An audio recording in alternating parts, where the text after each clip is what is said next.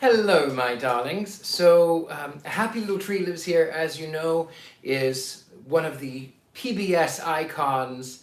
It is Bob Ross, and I thought since I am inspired to paint for my theater backdrops for my boys, I thought that you might enjoy seeing a little of my progress. As you can see, I got these cheap canvases that were printed and not really very good. And I thought that this one would be sort of a balcony. Now I'm going to eventually cut these out so that I can put the countryside behind it, or I can put drapes behind it, or I can put a throne room behind it, whatever it may be. So I'm not really going to be able to see you because I'll be focused on my work, but you're more than welcome to comment. I will try to explain my process so far. I painted the canvases black to start with, and then I went through with brown, and I, by hand, did all of these Gothic arches, and then I went over it with two colors. I went over it with this acrylic paint, this blue color here, like this, and then also this green color. I don't know what name it is, but I went through with this green color. Actually first with the green and then little hints of the blue, and now I'm just going back in for some highlights. Now, mind you, anyone who's an actual artist I may be doing it completely wrong, so if you're trying to follow it along at home, I probably am not doing it right, but I do it for myself. I do it because I enjoy it, and that is really what art is about.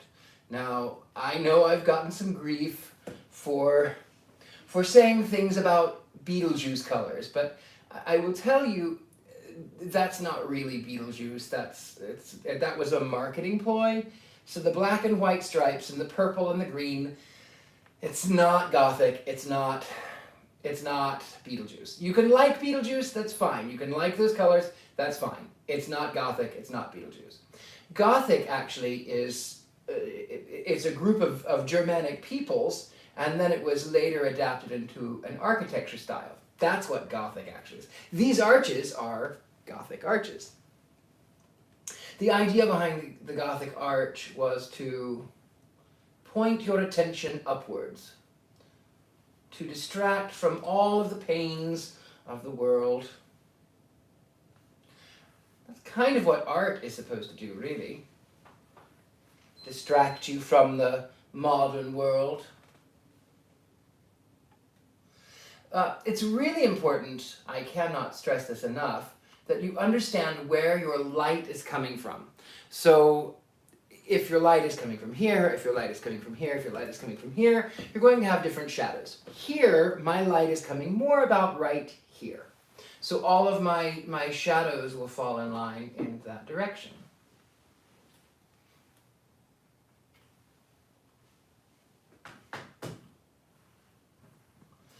Would you like some 1920s music to accompany? I think that might be quite fun.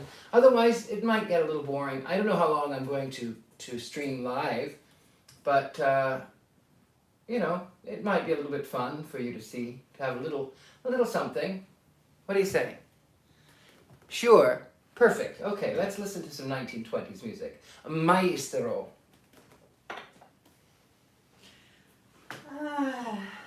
Alrighty. Hello all, I'm the DJ for the evening. Yes, you remember Lady Alexandra. She is here in this lovely, very white kitchen, which is not my design, by the way. Yeah. Not my design. I didn't design this kitchen. I mean, I have been spending more time in here lately, which is why it's a little bit of a mess.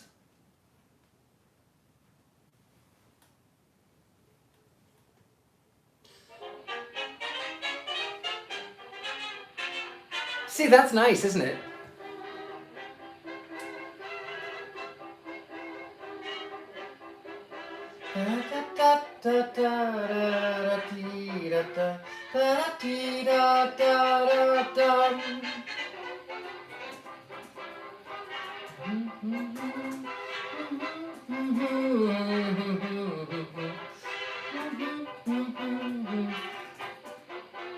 Bob Ross I'm not, by the way. What's this? This is the first thing I'm watching early morning. Oh, how lovely. Well, I'm glad you're here. Can we turn it down just a little so I can occasionally talk to my beautiful friends. Yes, happy days are here again. That's what art is for, my lovelies. Are here again.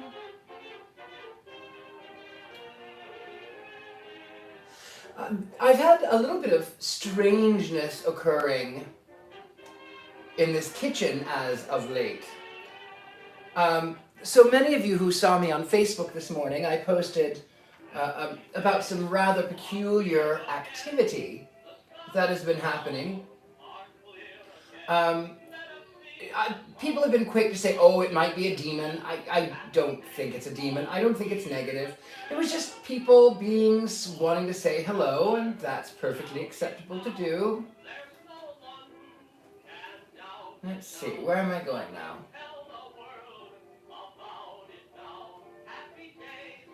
Here again. It's going to get a little bit monotonous, my darlings, because there's a lot of highlighting to do. Are here again. Da da da da dee da da da da dee da da da dee da da. Happy days are here again.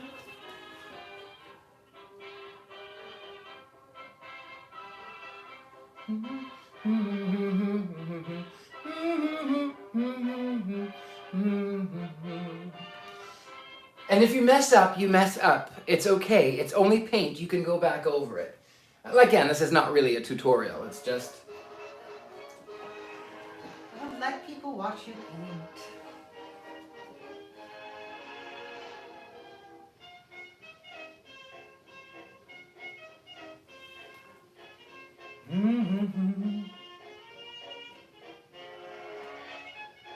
Also, those of you who think that I put on costume to present myself, I was literally just wearing this today. This is how I dress.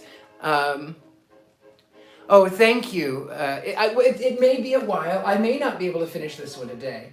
I'm not as speedy as Bob Ross was.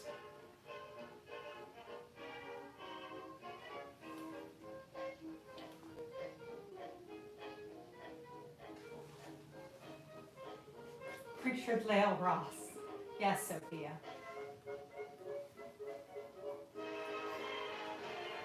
We need to get you a really frizzy wig. No, my hair is pretty frizzy right now. Will you look at that? Will you look at that frizzy hair? That's because I need to color sometime soon because this is... Yeah, I need to color again. My color is faded. I feel better when my hair is black. I feel better when my hair is purple. And that's the important thing, is that you feel good about yourself. Sorry. It's not the COVID. I shouldn't have said that on the whatever. Just public service announcement. The tea is really good, but don't try to breathe it. Also, we mailed off tea today. I did. So my top tier patron, D. Lucero, has been ever so kind and ever so gracious to me, and I sent her off a thank you today, including a specialty blend of tea.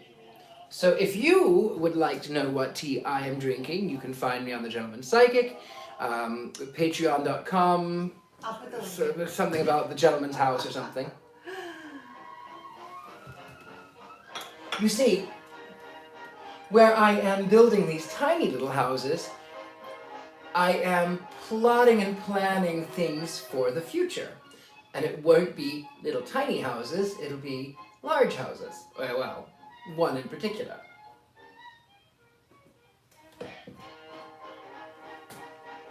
Alright, the link for the Patreon is up. The link for the Patreon is there in the description or whatever.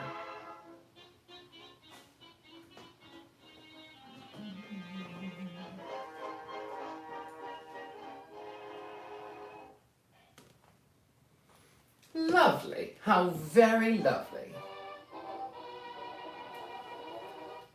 A happy little tree lives here.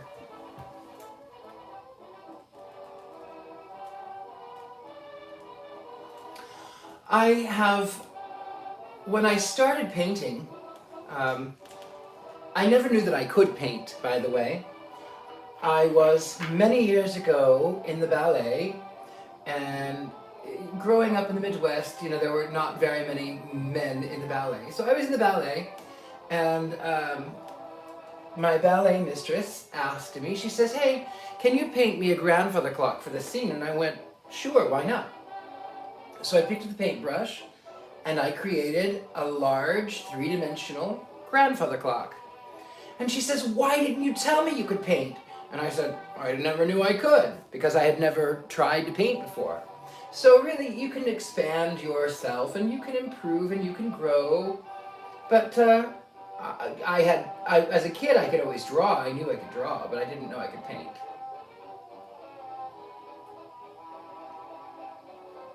Eventually, when I'm finished with this part. Oh, hello, Lauren.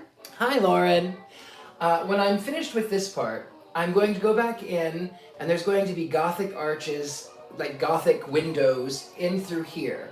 The reason I put the curtains behind it is because I didn't want to have to get an X-Acto knife and cut out intricate designs. So I thought curtains will be fine.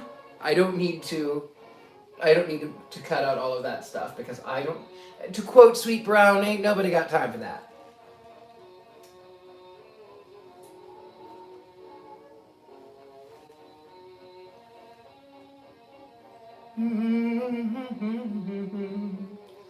Also, tomorrow night we continue with Peter Pan, and Lauren is in the chat here. You want to check out The Goodbye Family. He is, my friend Lauren Morgan Richards is a brilliant author.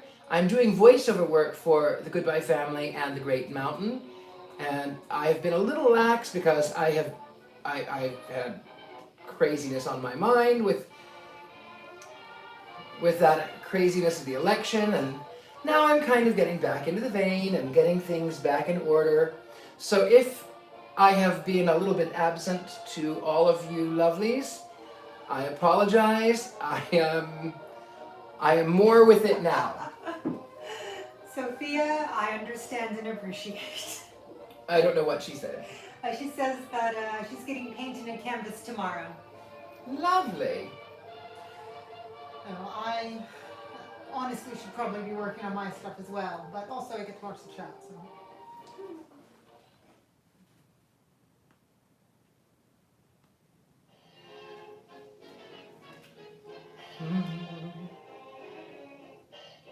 I love this song too.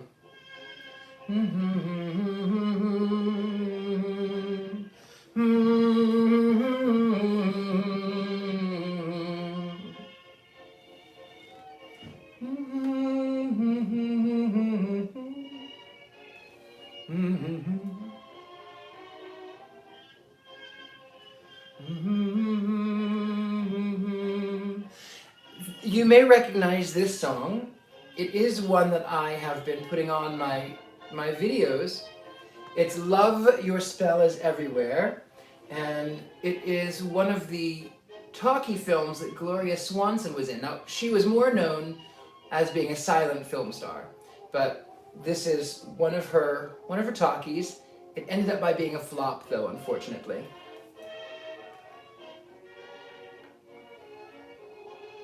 I love Gloria Swanson. She is one of my role models as far as professionalism. Sophia says maybe I should paint that Glendale lady. She says you'll know what that means. The Glendale lady? Yes. I don't know what that means. Sorry, I don't know what that means.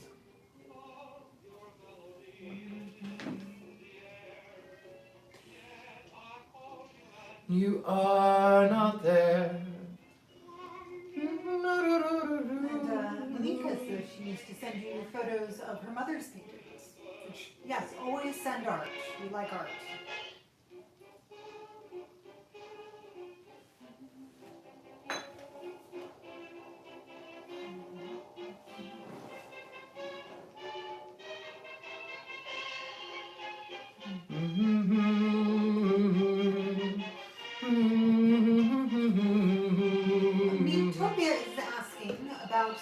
paintings?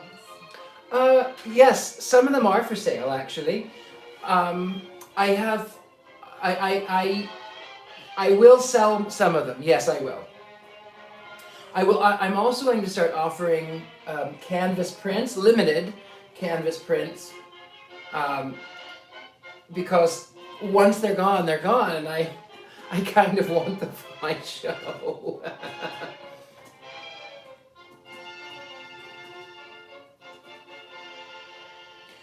We were also talking about prints. Yeah. So I have to figure out how to get them printed, but I want to make some prints of them. Lauren, I bloody well hope so.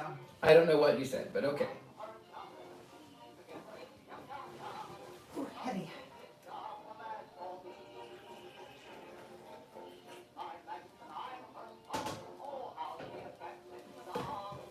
La la la la la la la la.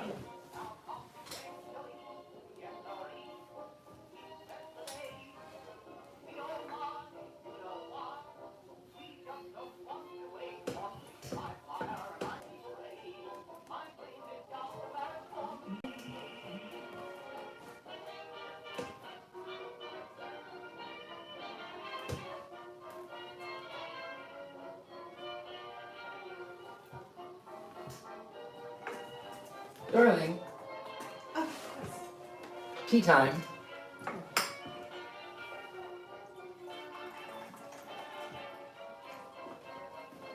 Thank you.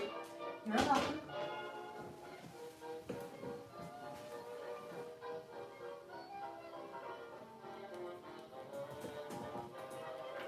Also, you're in my kitchen right now.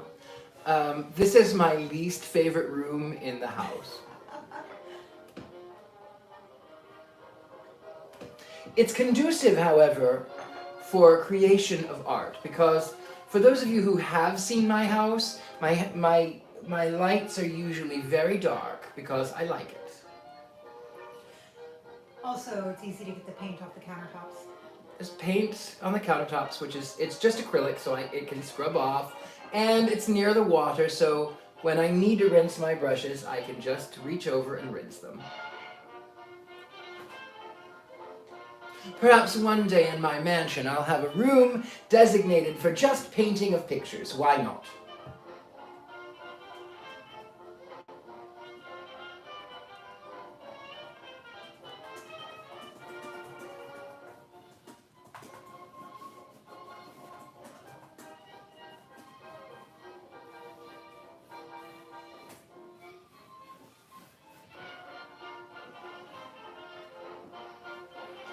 Have you done matcha tea?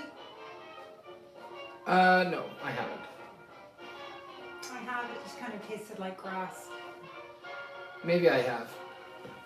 Oh, Lauren was asking about the plates and dishes behind. You should probably tell them about Oh. that. I like that. Right over here. So these are my favorite cups and saucers. And I have some plates there. So these are called Blue Willow. I'll tell you a little bit about them. So this is called Blue Willow. Yes, Laura got it. Blue Willow. Yes, Blue Willow. And it was originally from England, designed in England in the year 1790. This was for hundreds of years the most popular pattern ever. Now, not only was it so popular that people bought it, but in the early part of the 20th century, I believe 1913-ish, there was a film called Blue Willow, and it was based on that flatware. I mean, those dishes. It was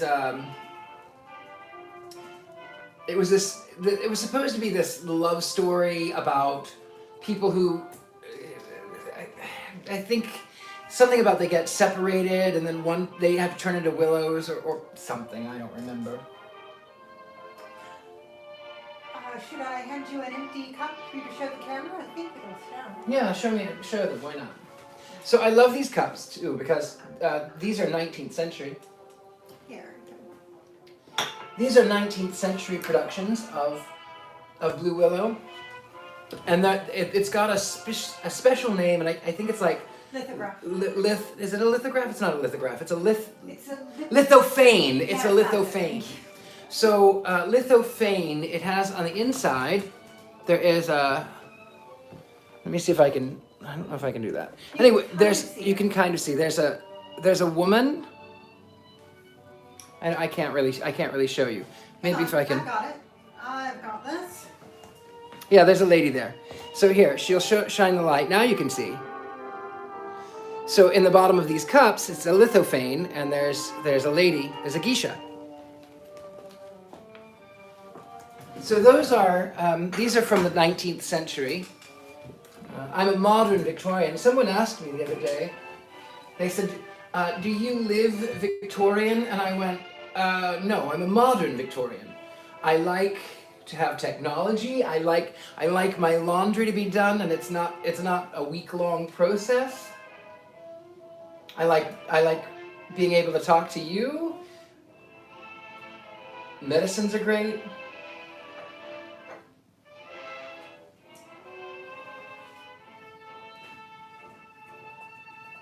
Take it from someone who's lived through the Victorian era.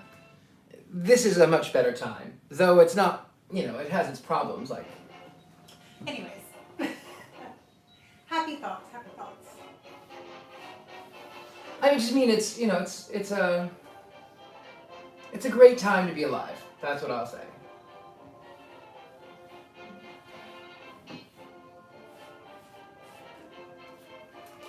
Got a couple of people who seem to have had these teacups. It's really popular. They were really, really popular.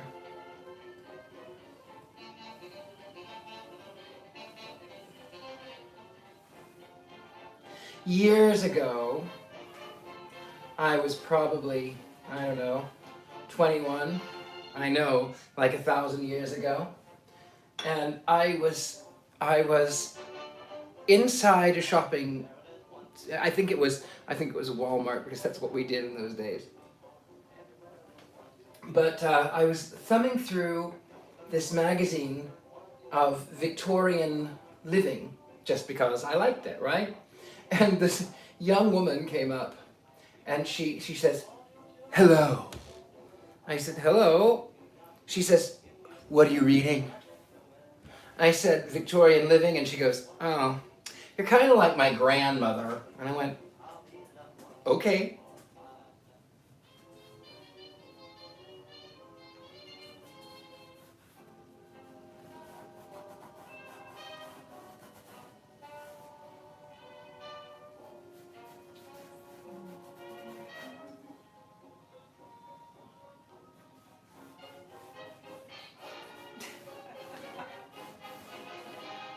Something in there that was amusing? I can't see you. I can't really see all of you. No, that was so. Somebody called Cemetery Appreciation Club is now following me on Instagram. Oh, lovely. Considering.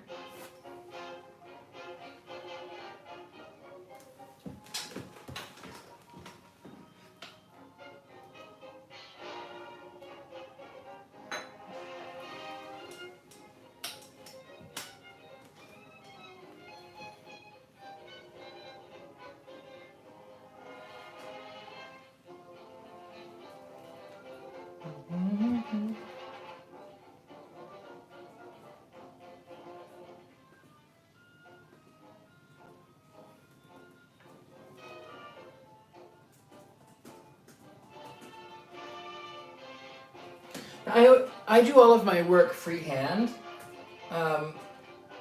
Some people paint better when they look at something. I paint what's in my head.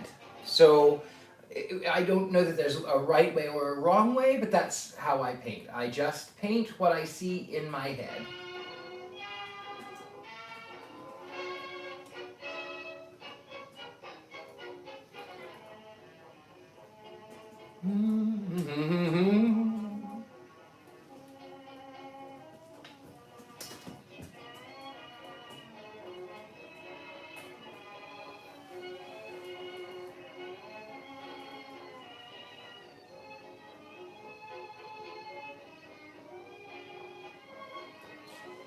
Terrence would also be interested in.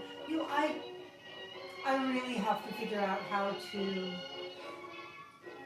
That's a thought. Okay, so I'm gonna figure out how to put like a shop on the web page, and we can do prints and stuff, because I do feel like that would be good. Yes, on the web page we're going to start putting a shop.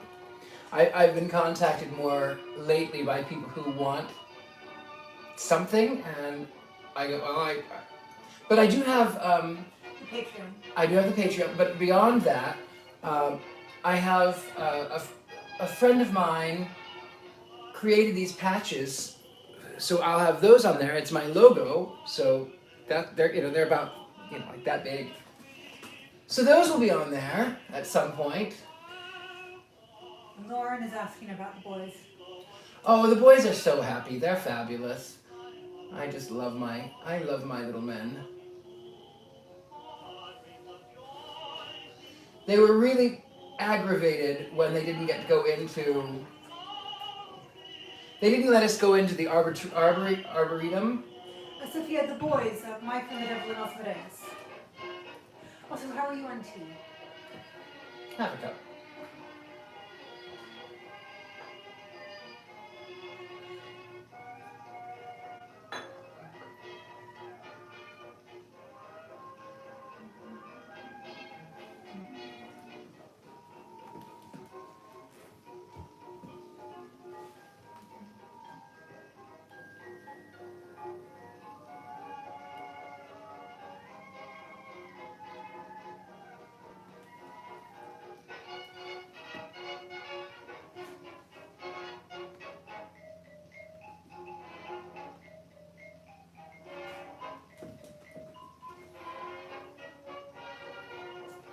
Is that a background for the boys? It will be a backdrop for the boys. It's going to be cut out. They're going to be able to walk back here, or maybe I'll put another painting behind it so that it looks like there's a continuation. I don't know, theatrical tricks. Sometimes I just paint whatever I see in my head, and I don't always know why I paint it or draw it.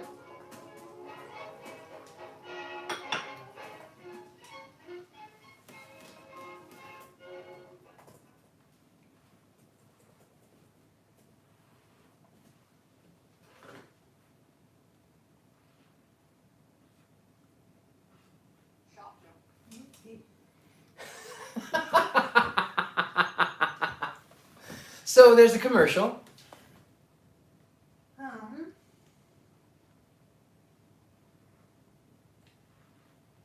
Let's see.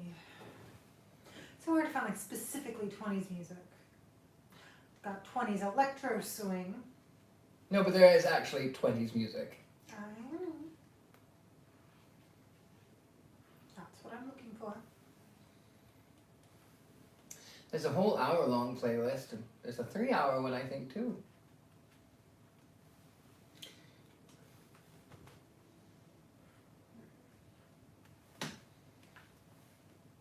I love these S&C scrolls, by the way. It is so Baroque, and that is in the 18th century. These S&C scrolls were on everything. Furniture and clothing and architecture, and even the music had that sort of feel to it.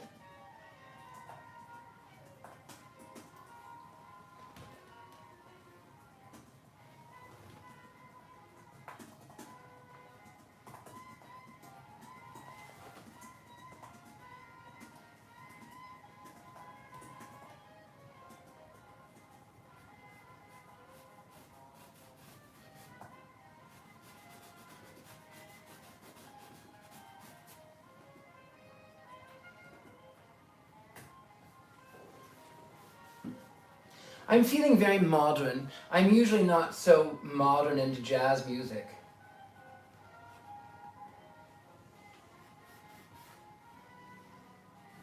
When your music is 100 years old and you're saying it's modern, you know, what do you do?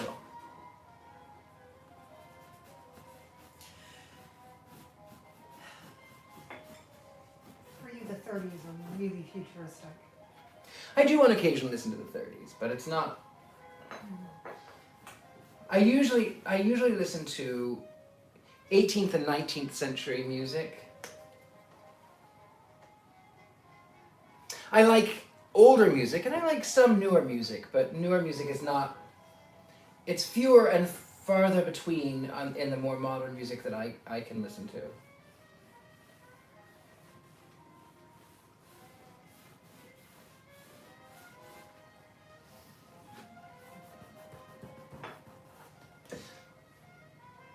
Also, I like these acrylics because oil takes so long to dry, and I'm impatient.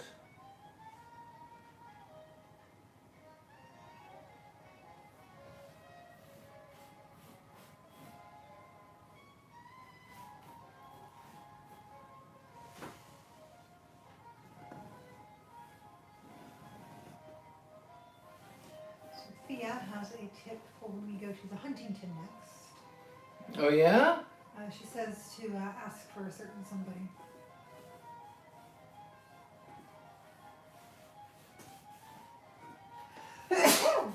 Hail Satan. Thank you. That's what I say every time someone sneezes. Hail Satan. It's better than mine. You can say it. I would like to blame this on my friend Jim, who I knew in high school, who will say, "Dark Lord, keep and protect you."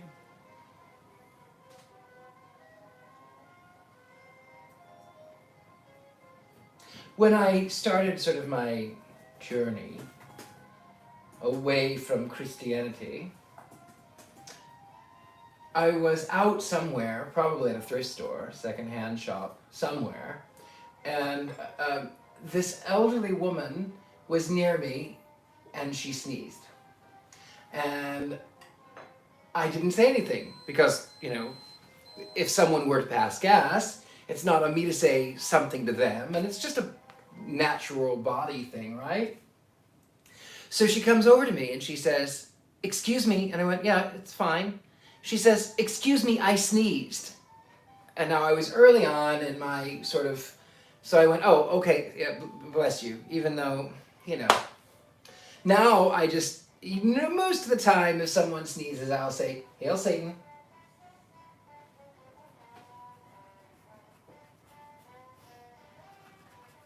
They usually laugh it off, I think. Usually, not always though. See, the good thing about mine is it's so long that they don't get insulted, they just go, "What?"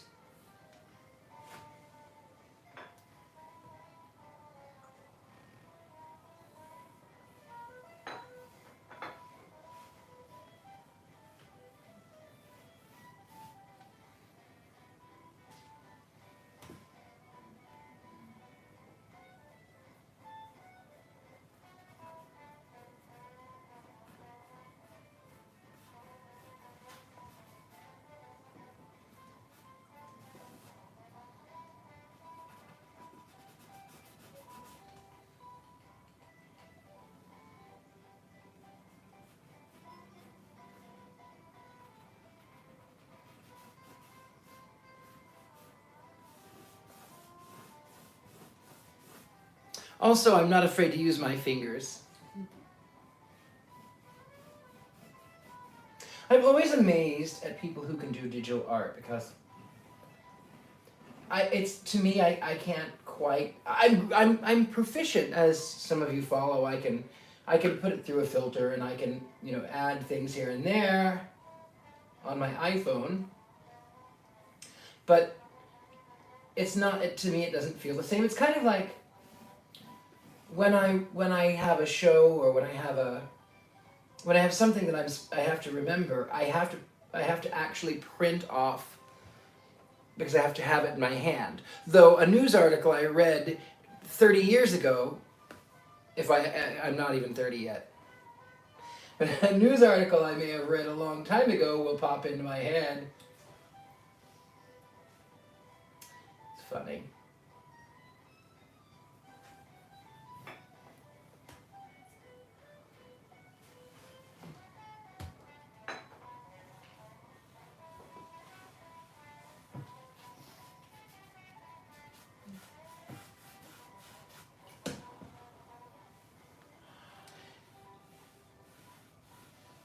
So my art borders a little bit between realism, surrealism, and expressionism. From the stage, it looks really real. Sometimes even up close it looks really real. But I don't know. When I had art shows, this is a long time ago now, but when I used to have art shows, people would walk up and they would touch my canvas and they would go, "Wow, I had to touch it. I thought it might be three-dimensional." Nope, not three-dimensional, just paint.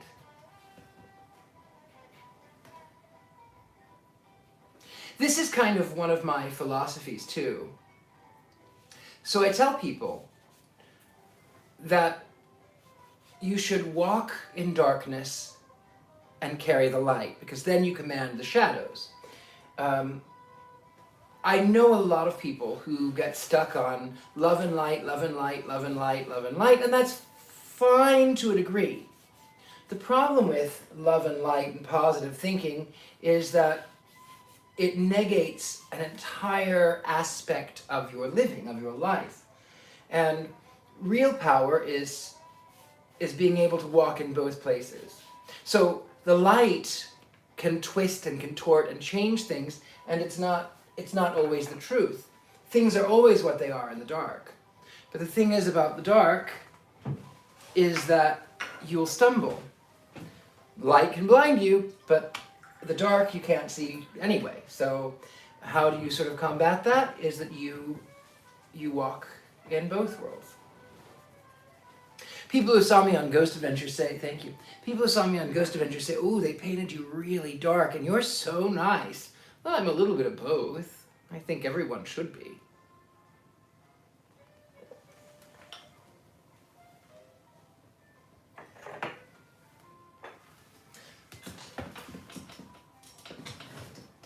You don't have anything coming up in Orange County anytime soon, do you? Not necessarily. I mean, I could if there's something you want to invite me to. Oh, for God's sakes, YouTube.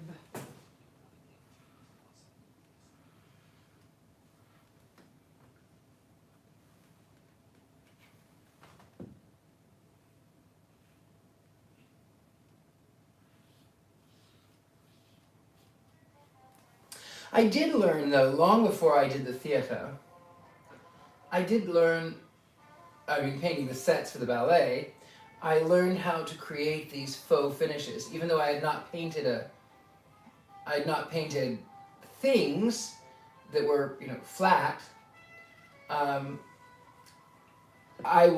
had learned different techniques of aging and bronzing and copper. It's one of my favorite things.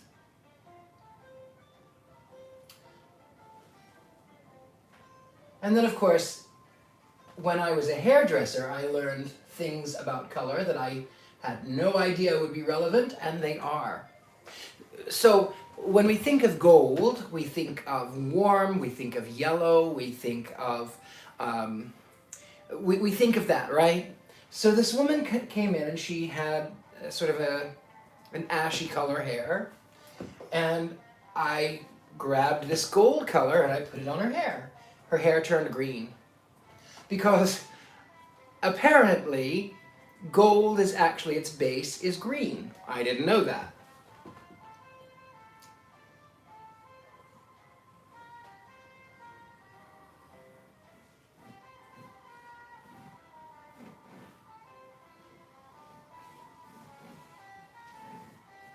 You've got some comments on folks who saw you at Jubilee, some folks who found you on Ghost Adventures.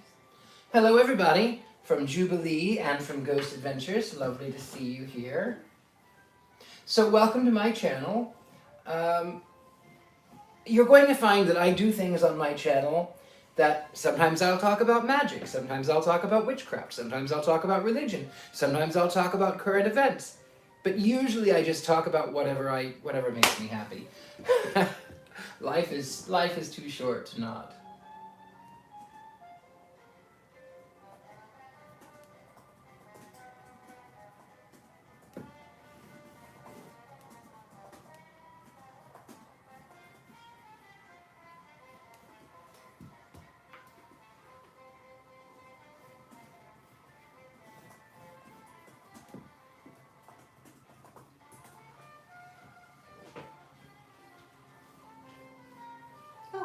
Luis was a 30-year hairdresser.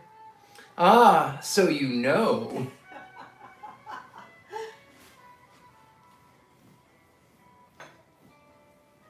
I did it. I was a hairdresser. I got to be pretty good at it, but I didn't love doing hair. And Brado says, nice beard and mustache. Thank you.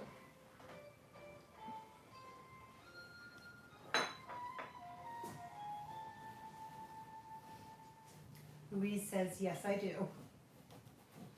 Mm-hmm. Yeah, I mean, the thing was, I when I lived in Vegas, I did hair for some of the major casinos. For the Paris Hotel, I did an advert for them. For Vegas Magazine, for the Wynn Hotel. I mean, I pretty big things, right? Unfortunately, I went by a different name in those days because I didn't like the way that Richard-Lael Lillard sounded.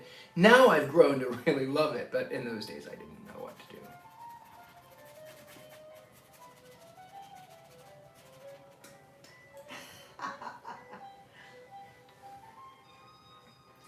Meatopia says, wow, I stepped out to make tea, and then these pillars are all detailed now. So pretty. Thank you. Also, what type of tea? This is a mix. It's my own special blend. So it has Earl Grey and walnut and cocoa and I don't know, I mix like 3 or 4 different things. I was asking Meatopia, sorry. Oh, you were asking. Yes. I know what you put in this.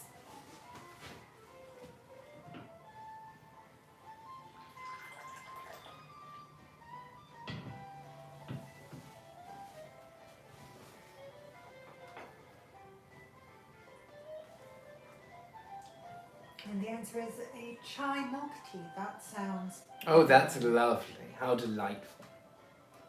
Okay, let's see. I'll move down a little bit so I can reach over here. Now, let's just go here first.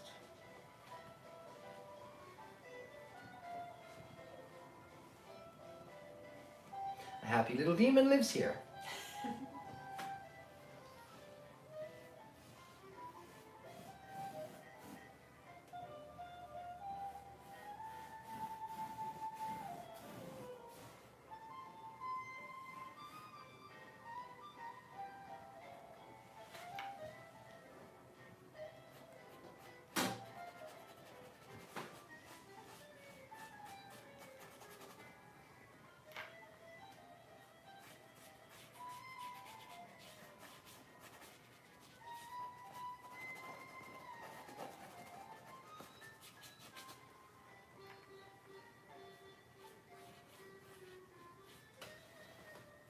Yeah, I have to move down here a little. Also, when you get into your painting, always be careful that you don't dip your paintbrushes in your teacup. I almost did that twice today. I've done that. Yeah, you don't want to do that. Unless you like the taste of chalk and paint, then go right ahead, be my guest. But Also, don't drink paint water. It's a bad idea. Because I've done that too.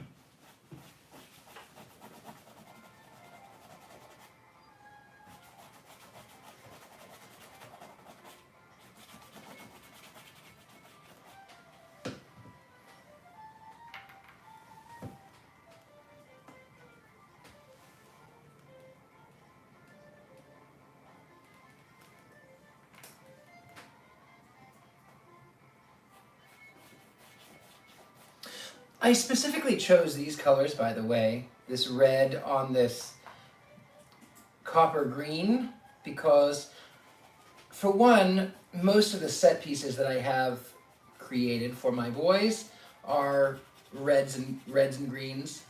But red is the opposite of green, and so it's that weird juxtaposition. It's they're opposites, so they sometimes can complement.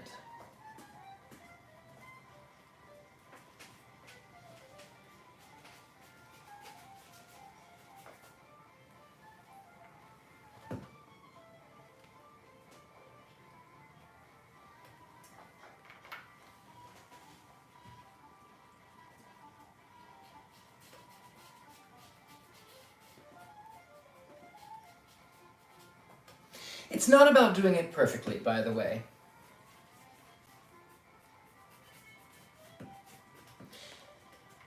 Art is an expression of your soul, of your spirit. And one of the world famous artists was technically not that good, but she became world famous, was Grandma Moses. And she was rather primitive in her artwork, but she was very happy and she loved it. And so did other people. Meanwhile, I have a very good friend who is a brilliant artist, but he doesn't paint anymore because it doesn't make him happy. So it's not about being good, it's about having fun.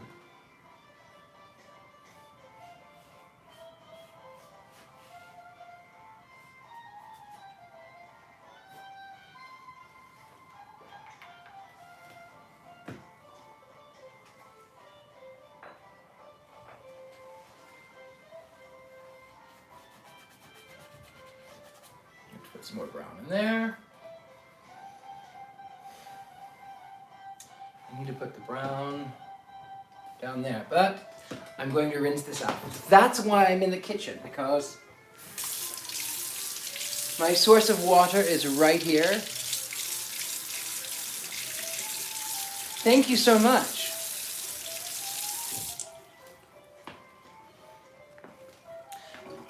Yeah, so let me see if can I pull it up a little bit so you can see? I don't know if you can. So it's going to have a lot more shadowing. The trick is you want to go light on black. I remember years and years and years ago now when I was in the ballet, we did a tribute to Wassaic Story. And they wanted cars to sort of dance on that were sort of, it was sort of, even though it wasn't Greece, but they wanted that whole sort of movement. And I created these two cars for the opposing sides. The one side had a 63 Impala, and the other one, which we ended up by using for Greece, was a 1950s, I don't remember what now, but it was a car. And one of the fellows who danced with me in the ballet said, really what you need to do is just take black and like go around on the hood like this, and it'll make it look real. I went, no it won't. Trust me, no it won't.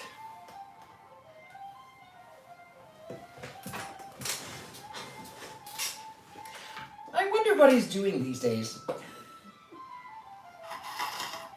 He and I were not good friends in those days.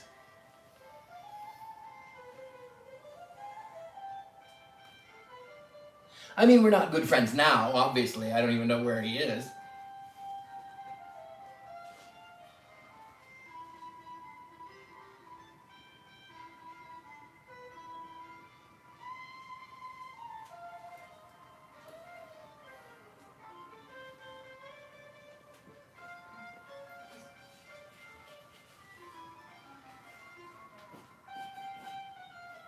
I'm going to let this brown dry a little bit, and then I'm going to move on. I'm going to go ahead and do the curtains, and then I'm going to, I'll do a freeze here, so there'll be, this will have something, but I'm going to do that after I do the curtains.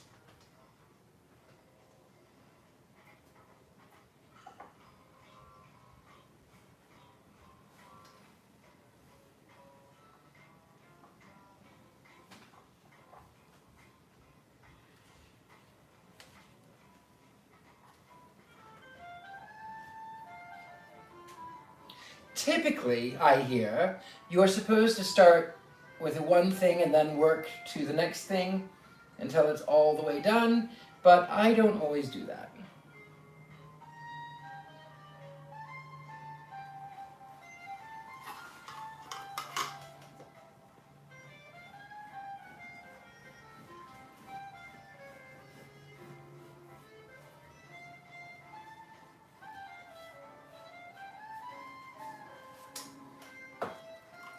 Okay, so while that is drying, I am going to move on to the draperies, which they look okay now. It's a good base.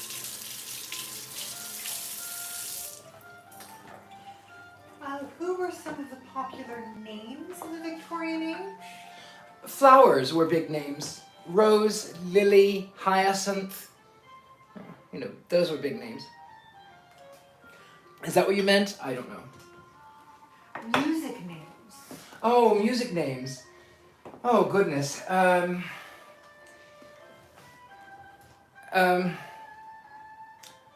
I'm drawing a blank. There was this fella who was, if you remember that movie, 1,000 Ways to Die in the Old West or something, there was a guy who wrote, you men who long for love, something, something, something, grow a moustache. I can't remember his name right now.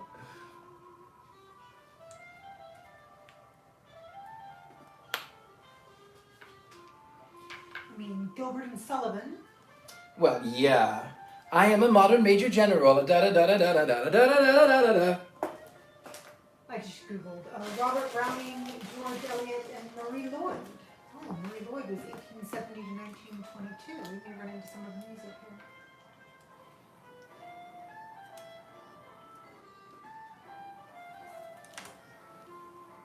Where's my red? Where did I get that red?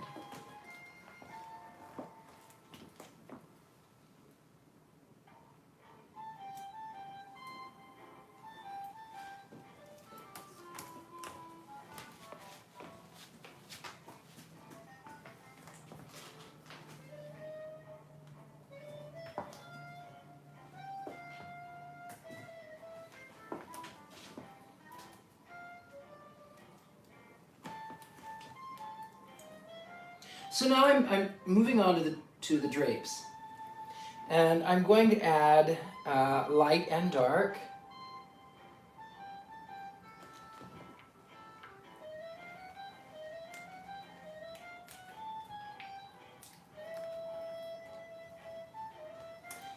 Of course, this one is not wanting to open, so I will find another color.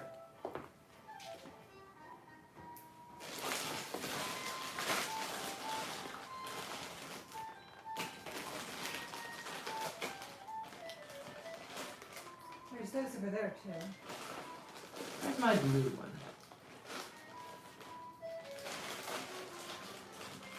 Oh, here. Yeah, that's a good one.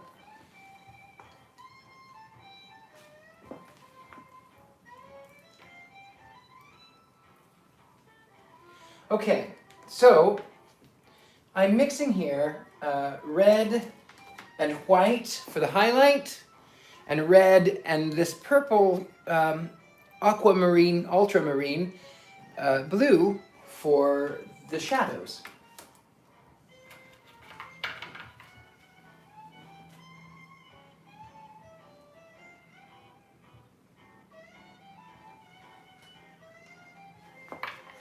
Add a little more red in that.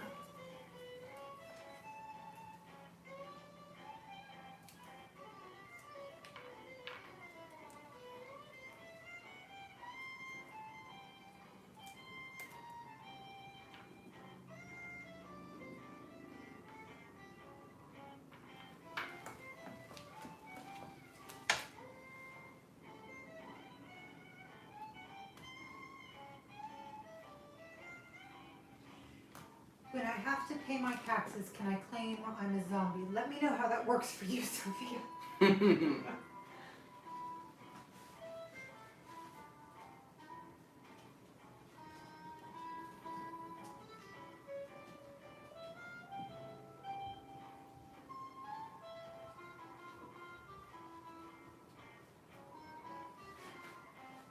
Now I'm going to, like I said, go back over this. There's going to be a grate over this, a Gothic, almost like a church window. But I'm going to paint the curtains in the background and then layer on top of it.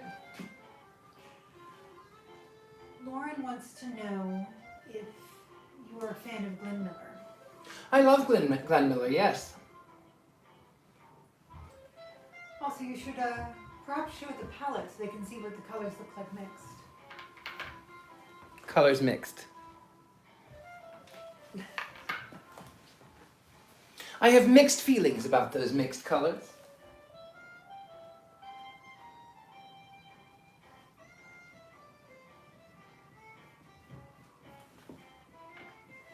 And Kyle says hello. Hello, Kyle.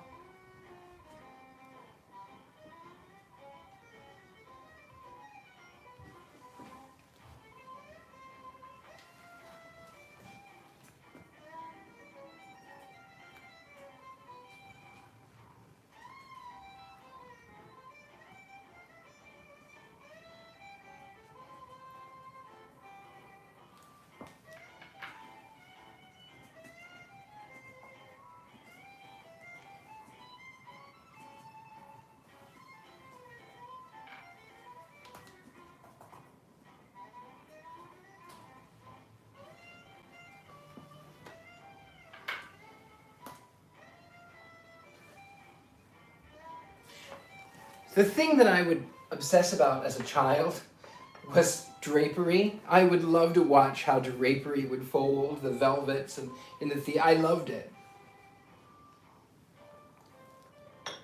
So years and years of observation.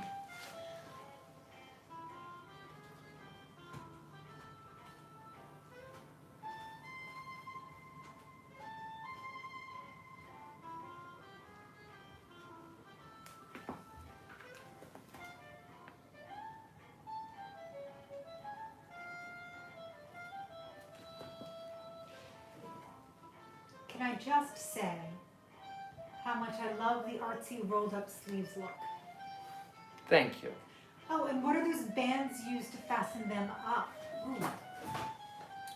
These are shirt sleeves. They're shirt stays. They're bands that use, like you said, to hold your shirt sleeves up so you don't get them too long. Yeah, it's not just a thing that looks good. May I? Please. Hi, sorry. So my other job is working at a vintage clothing shop, by the way. Shirt stays, you'll also see them called shirt garters. So when the American Civil War happened, that was the first time that clothing stopped being tailored and it started coming in sizes because they had to dress so many people in the same thing super quickly. So shirts would come in these sizes, which eventually evolved into our small, medium, and large, and then they would come in 2 different sleeve lengths.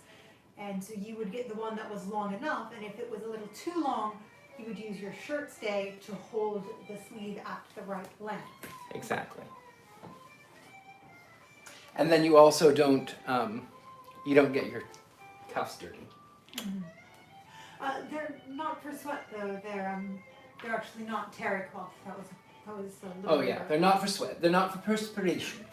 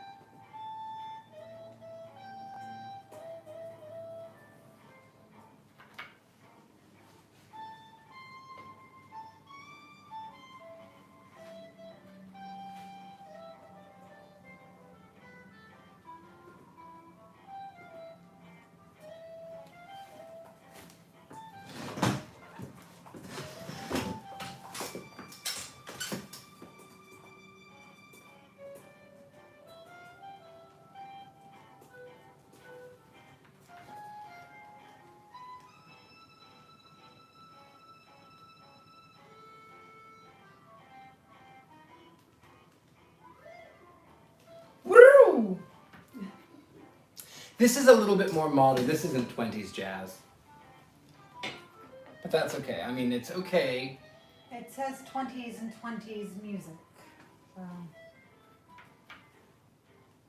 I can see if I can find something else. Do that Halloween one, that 20s Halloween one. I'll see if I can find it. It's in there.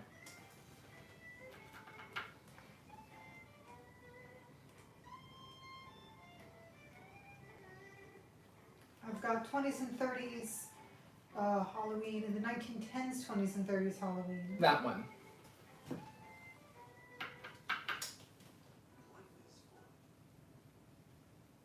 It's a commercial for pad thai. Misfortune to love Thai food.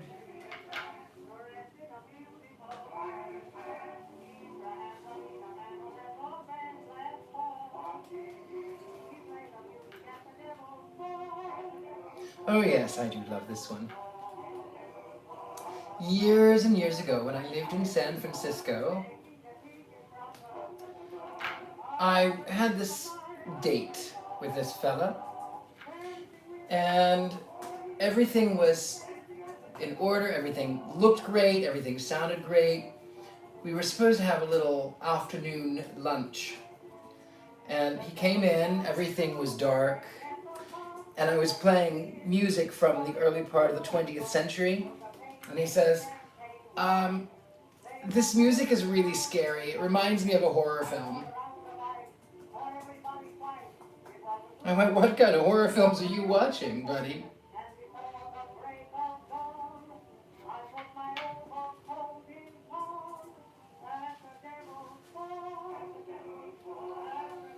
I need more of that. Kyle says, does anyone else feel like they're sitting in a parlor watching a master paint?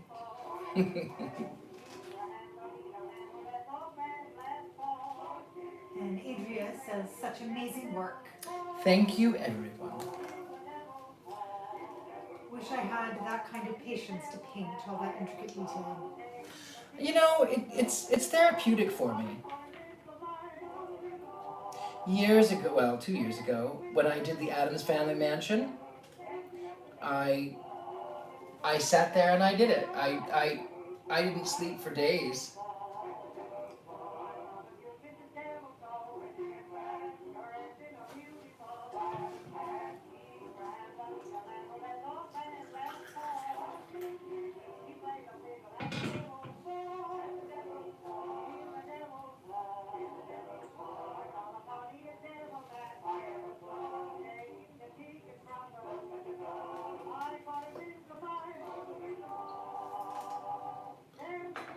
Oh dear, you've gotten a dislike.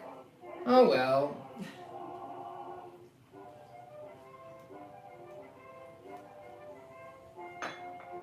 Not everyone will like you, not everyone will like your artwork, not everyone will enjoy your company, and that's okay. And CPL Peachy says, hello Richard-Lael. I do like the detail. You're quite the artist. Thank you very much.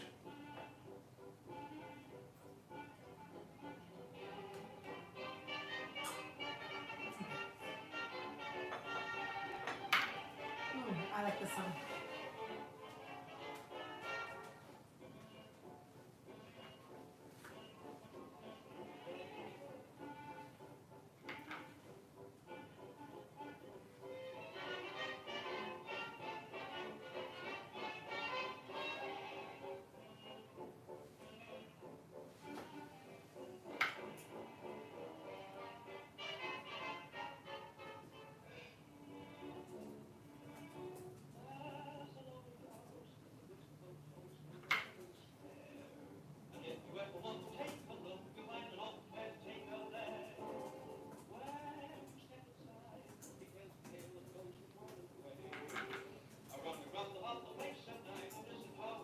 So tomorrow night, my friends, make certain you tune in, because tomorrow night we're going to be reading, continuing to read Peter Pan.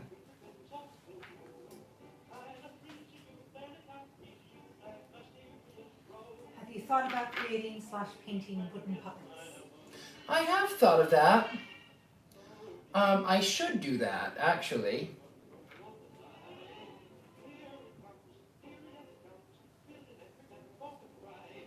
I should do that. I should make puppets. Though I've never done that before. Oops. It might be interesting to see.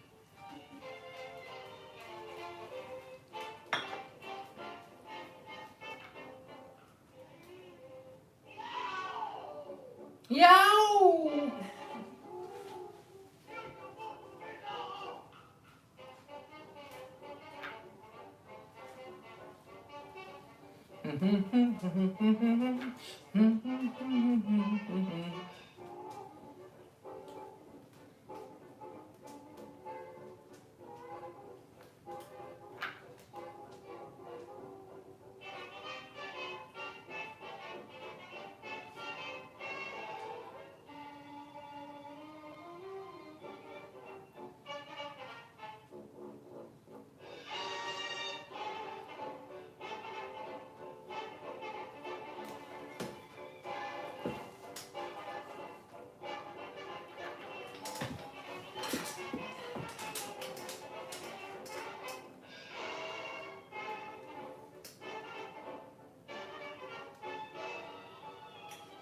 Oh, Sophia says, I don't know why, but puppets scare the daylights out of me. It's akin to seeing a clown. There is a real fear. Some people do have that genuine real fear, and as Alexandra pointed out the other day, it's that almost human that's scary. It's like some people are scared of artificial intelligence, of robots, because it's not quite human, but it is. Also, earlier on, dolls, puppets were created. They were created to inhabit the souls of the recently deceased.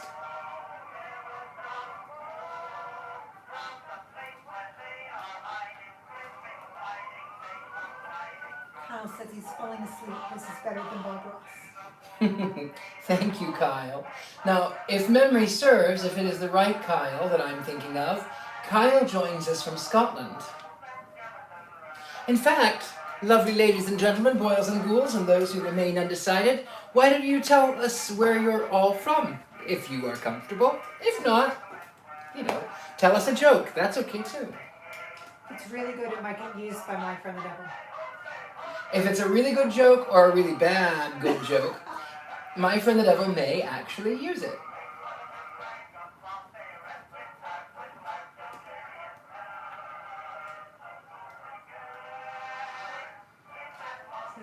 So Sophia is from Bend, Oregon. Malika is Washington State. Meeptopia is from Pullman, Washington, I think that is. WA? Yes.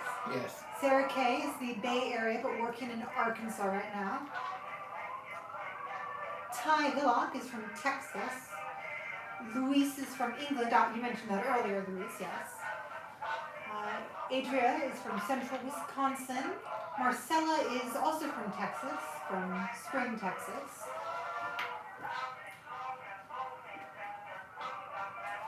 Kyle says, I grew up in Scotland. Didn't tell you that. Oh, Nottinghamshire, England, to be precise. How lovely.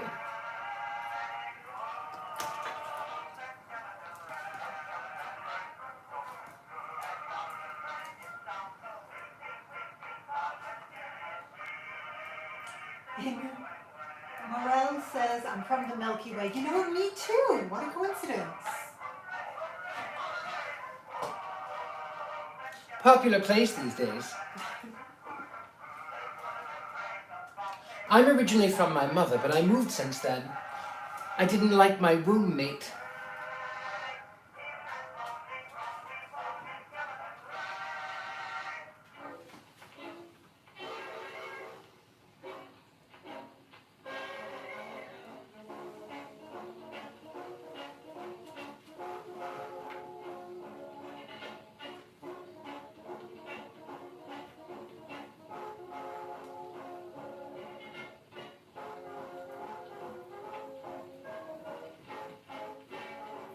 Two people from Washington, two people from Texas. You know what they say about Texas? Only two things come from Texas. Steers and all my exes live in Texas. You thought I was going somewhere else, didn't you?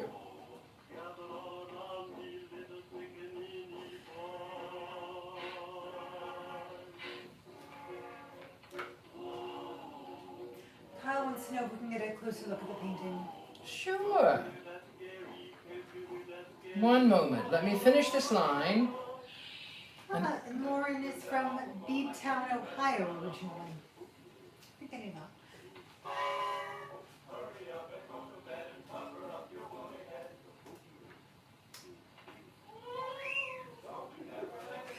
Sophie says, two things come from Bend, Oregon, hiking and weed.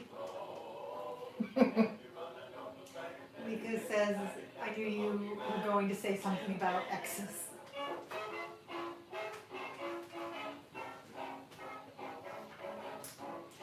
I drove through Texas once, just the panhandle. And that was pretty much the entire day.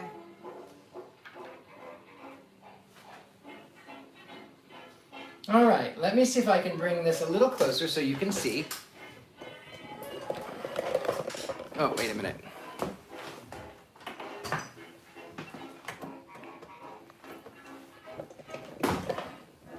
Oh, somebody's from Huntington Beach. See, now you can kind of see it a little bit better. Yeah? But bring it down just a smidge.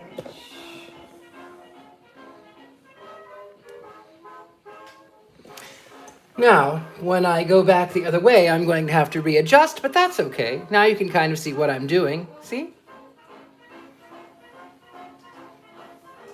I'm still working on the shadows. When I started actually painting, I did it opposite because I cut my teeth, so to speak, drawing with pencil. And pencil is absolutely different than paint. So pencil, you want to start light and go dark because you have to make certain that you have enough room. You have to make certain that you're not painting something dark that needs to be light. Well, I was still doing that when I started painting, and it was such a pain in my backside because I was going over and over and over the paint.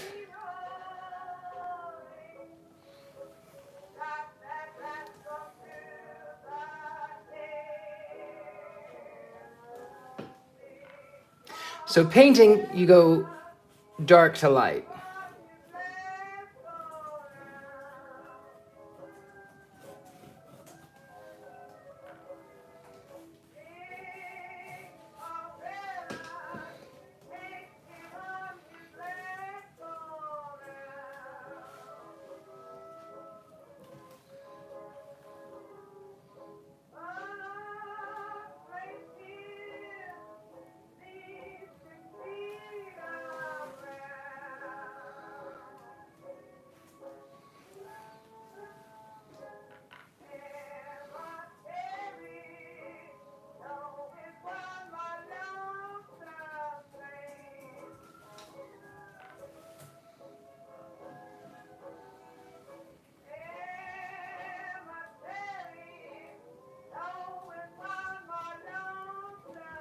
That's why I live in Tennessee. Is that where you hang your hat, Shrinky? I think that's Shrinky. I might be mispronouncing that.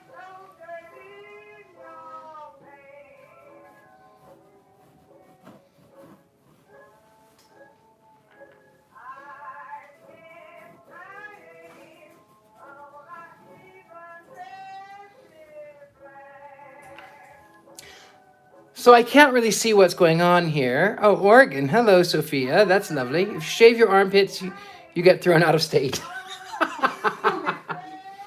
That's lovely.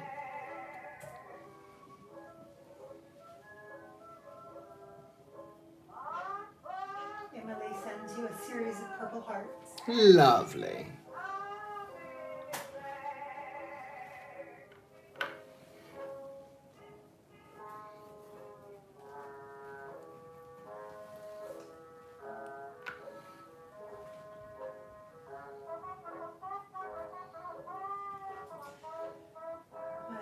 Denise asks, it's been asked earlier in the stream, but Richard-Lael, will you sell the artwork? Thank you for being the most interesting channel during this pandemic and making Jubilee Media a much more interesting channel. Oh, thank you. You are a treasure, sir. Thank you, darling. Yes, I will sell some of this artwork. It's going to go up. I'm going to have copies that are made, and they will be limited, and then I will also sell some original pieces.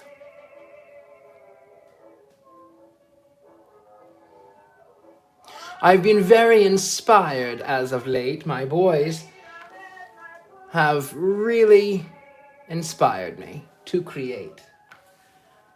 Emily Fox is from Austria. Austria, willkommen, meine liebe Frau.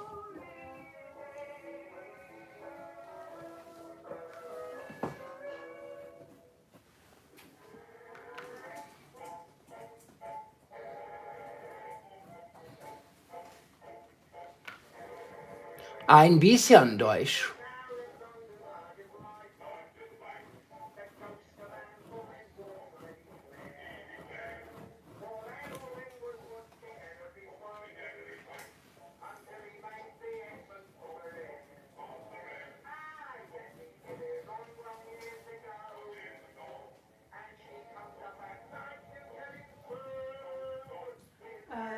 Emily Fox says, Dankeschön. Bitte, bitte, bitte. Sophia speaks Yiddish. I don't speak Yiddish, I'm afraid. I know a little bit of Yiddish.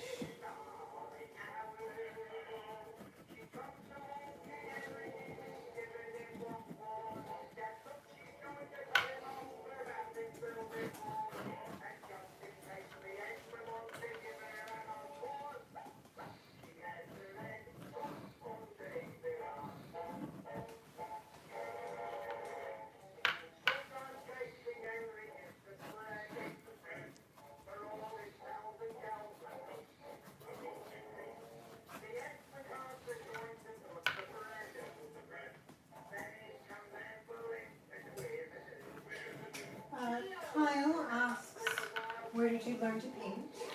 I learned to paint by accident. As a child, I had this world that I wanted to create.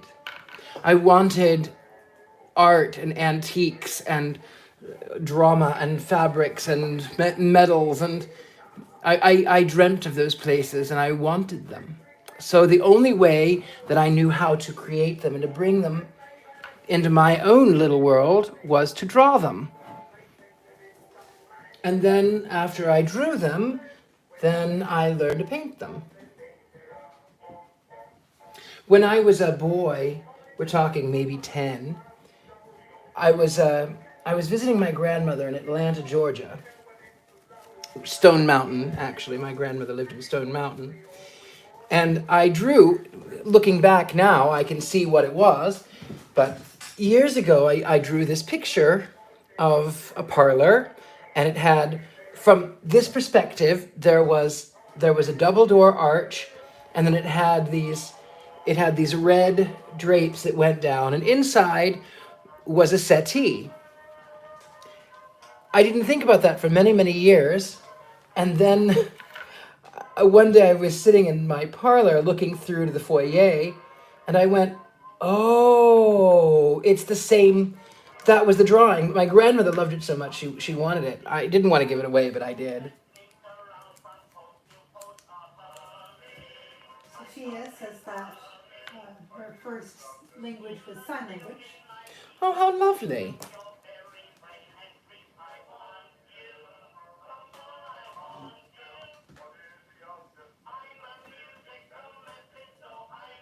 Emily says it's 4 o'clock in the morning. Good morning, good morning.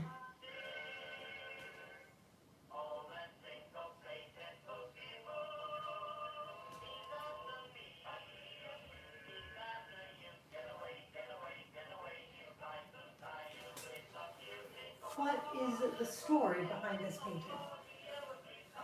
The story behind this painting is that I was, in my meditation, I took a bath and I was clearing my head. I let everything go. You know, I was soaking in my cocoa and my olive oil and the honey, all the crazy things that I put in my bath, and I had this vision of a terrace, and I went, my boys need a terrace. They need this sort of dramatic, gothic. The thing is, when you meditate, you have to acknowledge thoughts and then let them go.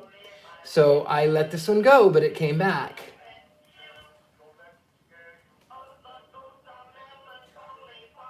Is there any particular artists that you draw influence from, or is the painting in your own style? It's my own style. I love all kinds of artwork. I love Da Vinci, of course, but I'm not nearly Da Vinci. I love the Expressionist movement of the 19th century, so there's a little bit of that. I love Salvador Dali, but the thing is, it's just how my mind interprets things. So it's my own creation, not really anybody else's. Kyle says that's ironic. My grandmother lived not far from Stone Mountain. Also, my grandmother lives in Lawrenceville in Gwinnett, Lovely. and I grew up there with my white witch grandmother. My grandmother was a witch, but she didn't have a W, she had a B. Funny story about my grandmother. My grandmother was, in her youth, she was a woman of ill repute, of loose morals, a purveyor of pulchritude. Now, this woman found Jesus many, many years ago, and upon finding Jesus, felt that her brand of Pentecostalism was the only way you could get to heaven. So her neighbor went to a church and got religion, and she comes to meet my grandmother and she says, "Oh, sister, I am so excited. I found Jesus. I'm so happy I found Jesus." And my grandmother says, "That's nice. What church do you go to, dear?" And she says, "Oh, I went down to this little Pentecostal church on the corner." My grandmother says, "Oh, praise the Lord, sister. For a moment I thought you were going to the Baptist church. They're not real Christians."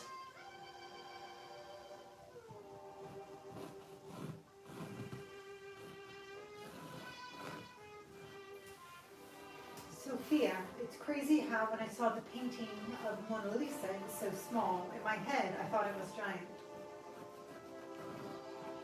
Yeah, it can do that. People talk about my puppets, my boys, and they go, "Oh, I thought they were going to be a lot bigger." I go, "No, they're 10 inches. They're just little fellas.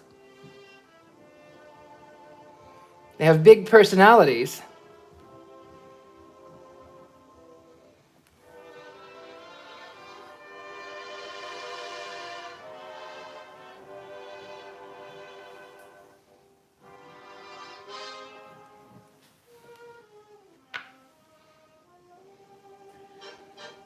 We may have to address this in a separate video, but Dennis asks your thoughts on Dr. Anton Zandora-Levay. Oh, I love Anton LaVey. He was really theatrical. He is, for those of you who do not know, Anton LaVey was the founder of the Church of Satan in San Francisco. He was a former organist. He played for the circus.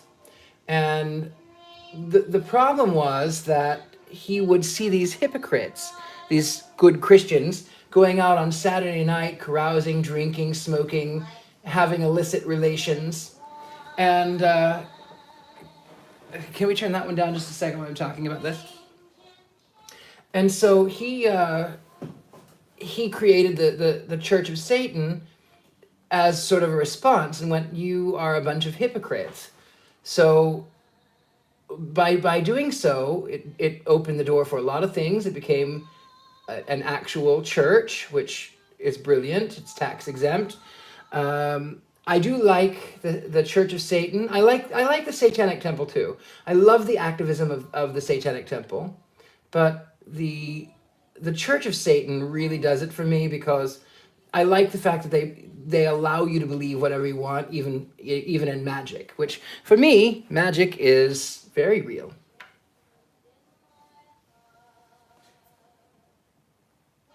Letha says, "I love the devil, I love spirituality." Yes, well, his full name, like my name, is Richard-Lael. His full name is My Friend the Devil. People think it's just My Friend the Devil, but he's actually My Friend the Devil. There's a 1917 film called My Friend the Devil.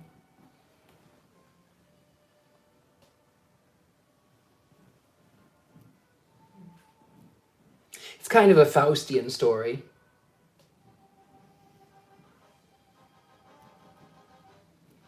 Asmodeus, or Asmodeus, as he's correctly called, but I call him Asmodeus. But Asmodeus is one of the chief demons of hell, according to the Goetic books.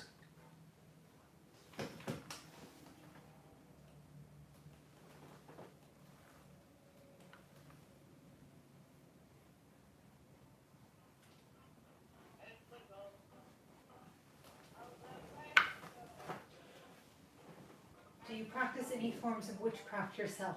Yes, I do. As far as witchcraft goes, I am a mixture of world cultures. I study Christianity and Buddhism and Hinduism and Islam, and I study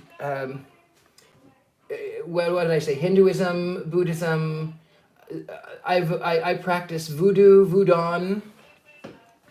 Yeah, all kinds of world religions. Why limit yourself? That's what I say.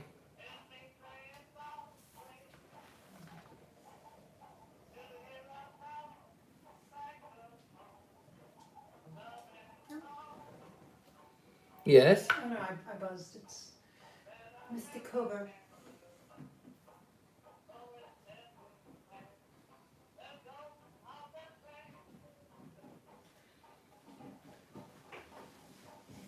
Alright, this is not an AMA. It's okay. I don't mind. If you don't mind, I don't mind. You can ask me anything. Alright. What do you think of Judaism? I love elements of it. I love elements of the Cabal. I do have problem with most Abrahamic faith, even Christianity, even Judaism. There are elements that I like in everything, but there are a lot of elements that I dislike in everything too. Do you also practice astral projection? Yes, I do. I do practice astral projection. Do you ever practice Wicca? There are elements of Wiccanism that I do like. Witchcraft is witchcraft, so it's just going by the energy of the source and not going by a name. But there are elements of Wiccanism that I like. Is that Wicca? I guess it's just Wicca. Exactly, never limit your theological philosophy. And then, Dennis, thank you for answering the questions. You are both honest and courageous people, unlike the, quote, believers that are found in the three Abrahamic faiths. Yeah, I have a big issue with Abrahamic faith as a whole, because it's where I don't have a problem with the people necessarily. It's oftentimes, though, the theologies of, I'm right, you're wrong, I'm right, you're wrong, there's no other way but this way, this is the only way. Any practitioner in any faith who tells you, this is the only way, thus saith whatever deity, they are wrong. Which is kind of why I like Hinduism, which is kind of why I like Buddhism. Buddhism is an offshoot of Hinduism. Buddhism said you don't need all of those gods, you can kind of become your own god, which is great, but it just depends. I'm going to need to rinse this one off. Mary Jo King says hello. Hello, Mary Jo King. Lovely to see you. And Louise says, you're right about not limiting yourself. Mm-hmm. Yeah, life is too short for that.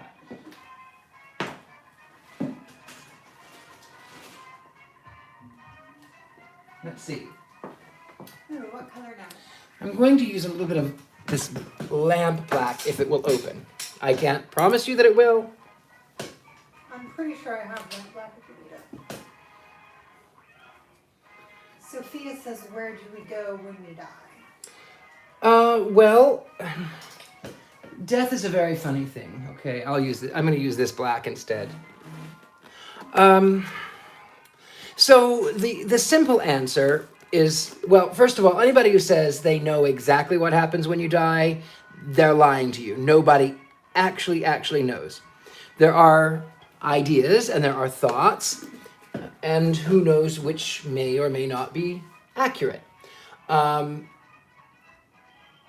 will tell you that what I feel is that when you die, you die. Your body ceases to exist. Your functions stop.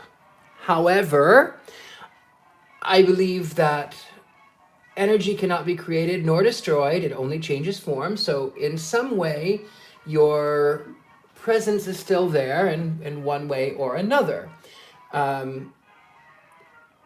It's also about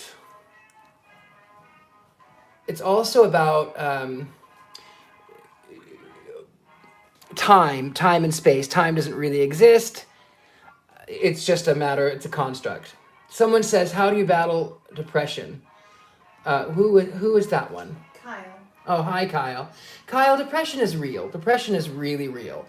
And, I usually try to stay pretty positive. But sometimes I'm human and sometimes I'm not so perky and happy. So how I battle depression is I have to sometimes do something. I have to get up and create, or go for a drive, or meditate, or take a bath. Or you just have to find something that speaks to you. What are some of your favorite philosophical schools of thought? Philosophical schools of thought. Well, I love the Thelemites in Aleister Crowley. Schools of thought. There are elements of Friedrich Nietzsche that I really enjoy, but not everything. I think he was a lunatic.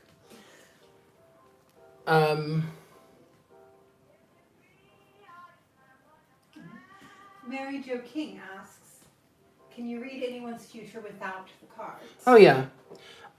So the cards are not magic. The thing is about reading people, reading their reading what's going on in their world. Sometimes I can do it unconsciously, but other times I have to. If it comes to me so frequently that I have to sometimes shut it down. I have to say, no, you can't come to me this time, and then it takes a little bit of meditation to get me back into that vein of things. Cards are not magic. Cards, it makes things a little bit easier. But no, they're not magic. I don't always require cards to read. It does make it easier, though.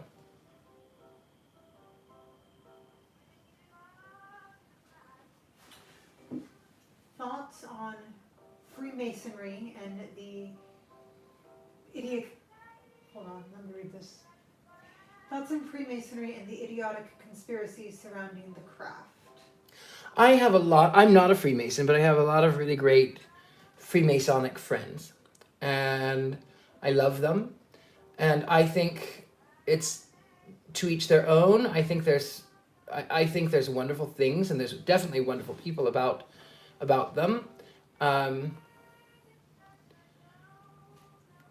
I love the Freemasons. I have a lot of my cousins are Freemasons, so I don't have an issue with them. There are idiots that think that it's the Illuminati, and really, typically, Freemasons are a group of men who sit around and talk about fishing. That's normally what they are. Also a question about the price range of the artwork, which... Oh, I don't even know yet. I don't even know.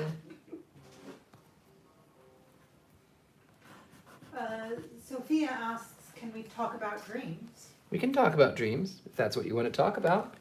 What did you dream last night, Richard-Lael? I dreamt about a cat. There was a cat that was in the street, and I found it, and it had my mother's name tag on it, and then I brought it to my mother, and she said she didn't know who it was. She said it was first she ever heard of it. And then also there's a little old lady that has been for 3 or 4 days very prevalent in my dream. She's been very, shall we say, persistent.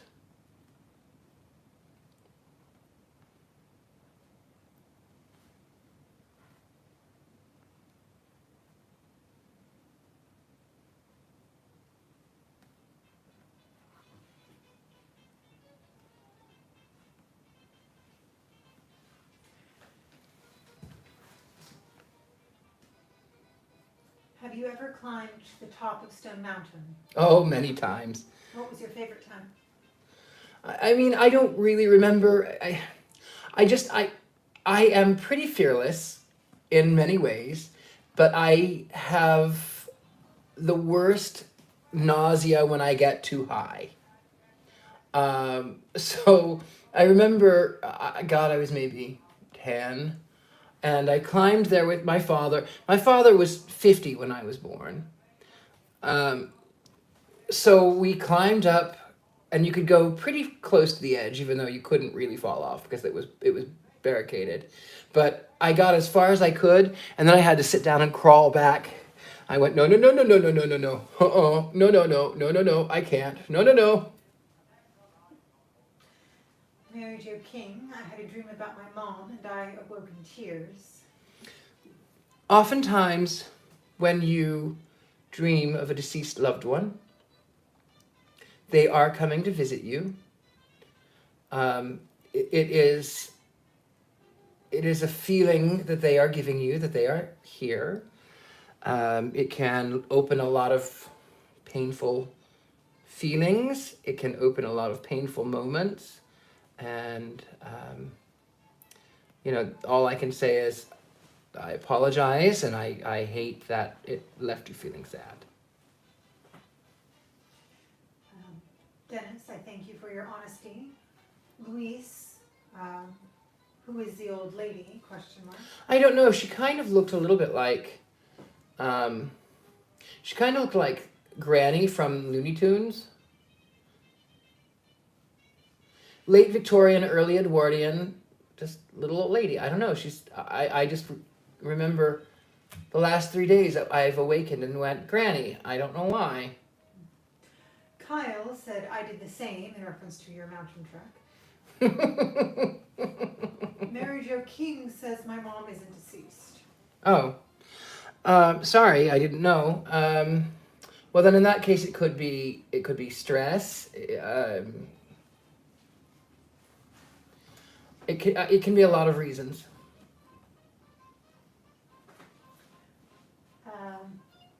Malika, may I ask how old you are?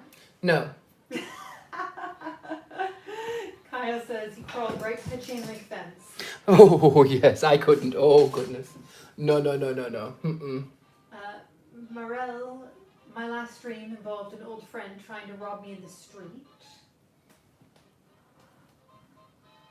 And Sophia says, I have horrible dreams every night, wish it would stop. That is something that I'm going to have to do a video on, about the dream world. Because it is terrifying at times. It can be. So, yeah, I'll have to do a video on that.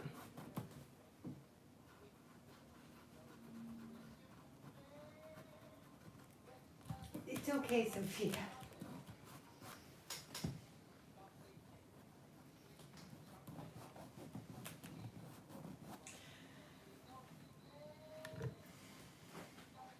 Sophia says, sorry, I'll not share. You can share, Sophia. You can share. No, that wasn't a rebuke of any stretch. It was just that nightmares are real. Night tremors are real. Night terrors are real, and it is something that I really need to cover in a video because it has been requested on more than one occasion. Luis has been 21 for the last 20 years. From Faust. The neighbor lady who's good friends with, was her name Goethe, I think? No. Anyway, the neighbor lady. she'd been in the book. It says that she's 36 and has been for many years. Kyle says we're all friends here, which I would like to echo. And Utopia says, "Whoa, those drapes." Thank you.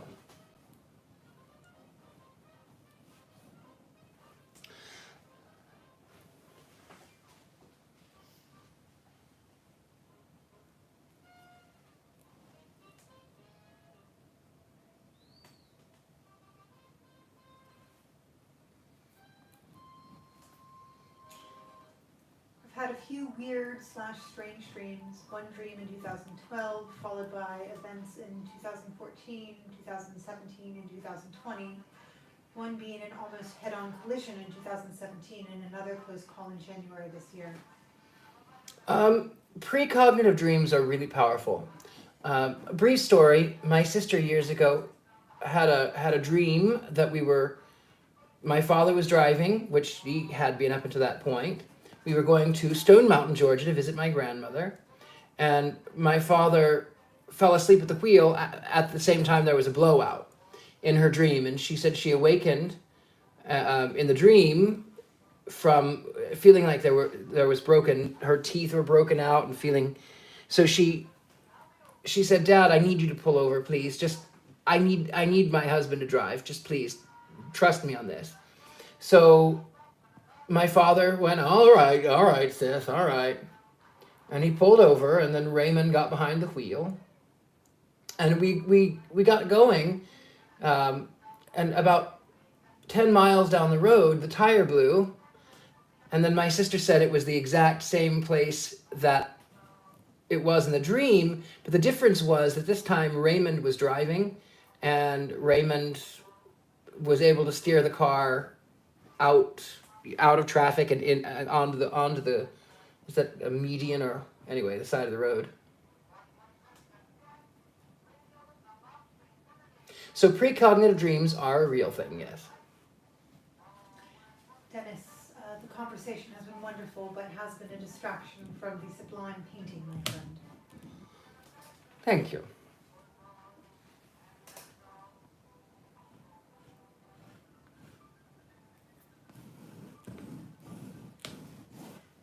Adria, I don't have nightmares despite all the scary shows and movies I watch, but that lucid dream I had in 2012 was the first nightmare I had.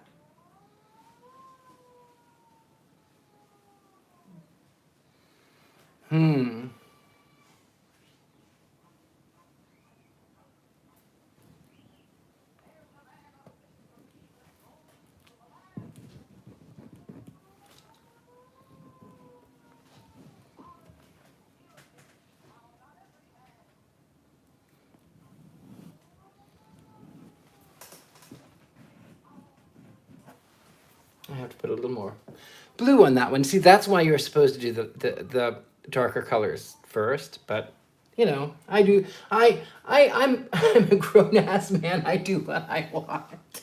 All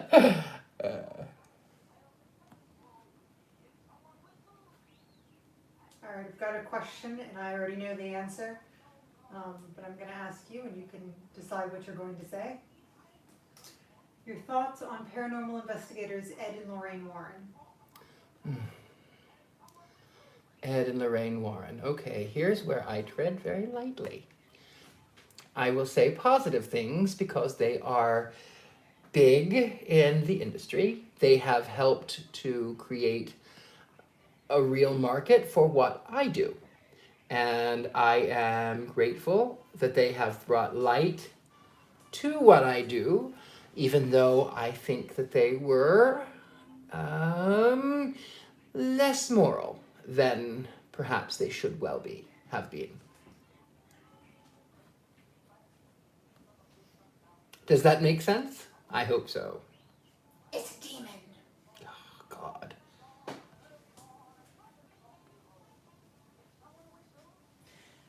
Kyle says, I love how you antiqued the pillars almost like it's native old copper. Thank you. Yeah, I love tarnished copper. It's one of my favorite textures in the world.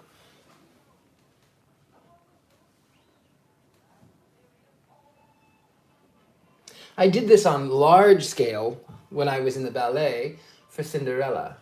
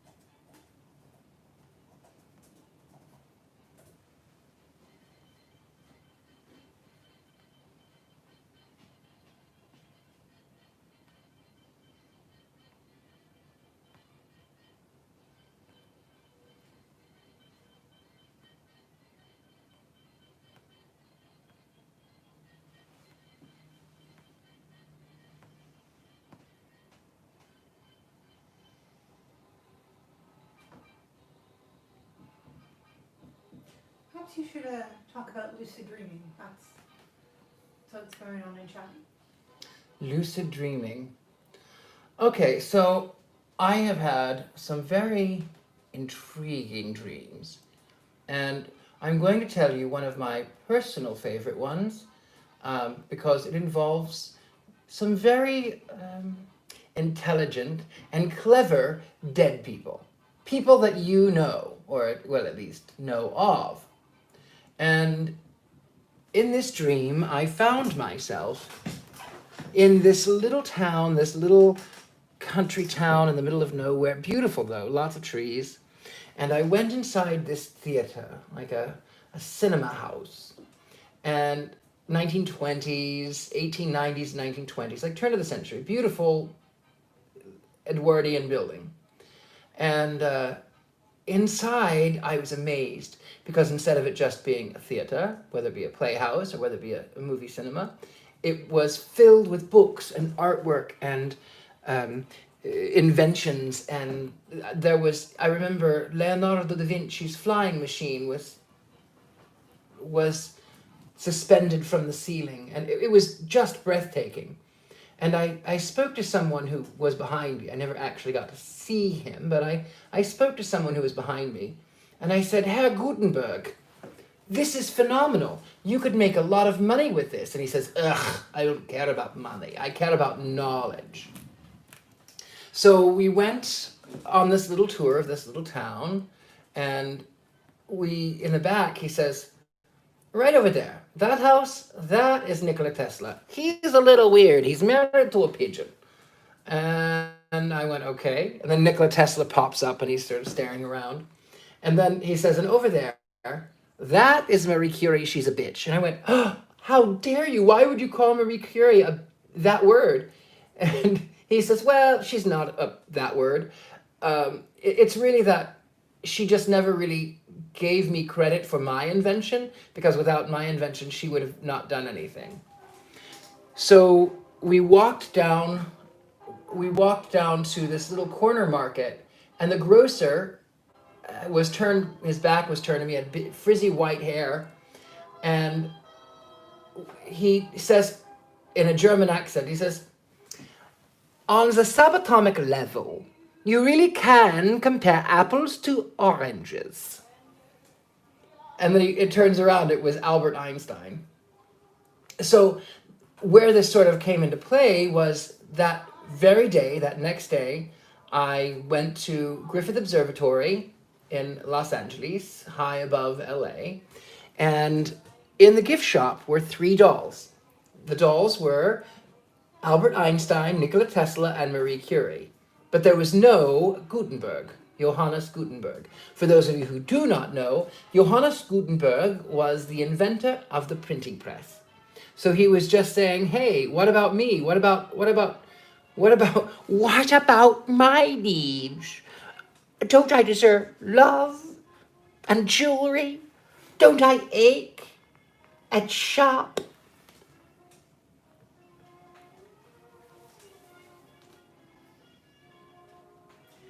Sleeping Energy 45 says, I just finished painting clay objects. Oh, lovely. I want to get into that. You're very welcome, Dennis. Sophie says Marie fried herself, which is true. And Unboxing King says, today I drove on a street called Albert Einstein. Fabulous. I like Albert Einstein. What a treasure. And then Kyle says, I wish I had dreams like that. I've encountered some really famous people. Freddie Mercury I've encountered several times. Prior to me playing Freddie Mercury, I encountered Freddie. Carried full-on conversations with the fella.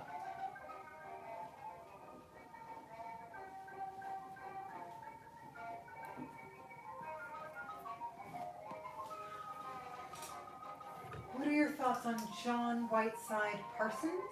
Oh, Jack Parsons, yes.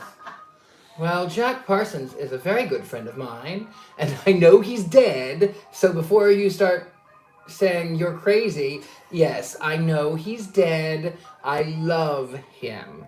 So he's come here several times in seances, and this one particular time, it made me laugh because I was doing a seance for a group of acquaintances, and I didn't have my fingers on the planchette, but because I didn't want to be accused of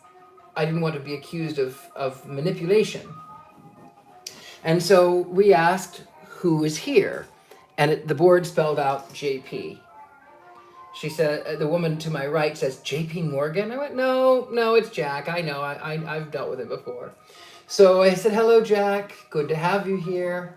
What would you like to tell me? And he spells out some call letters, and I can't remember now what it was. CRJ1K, I think. And I went, Jack, I have no idea what that means. And now I may be off because it's been a little while since I did that seance in particular. And I said, I don't know what that means. So another fellow says, well, maybe it's sort of like a jet-propelled engine or something. I don't know, maybe. I said, Jack, I don't know what that means, but what would you like to tell me? And he says, H.H. Holmes.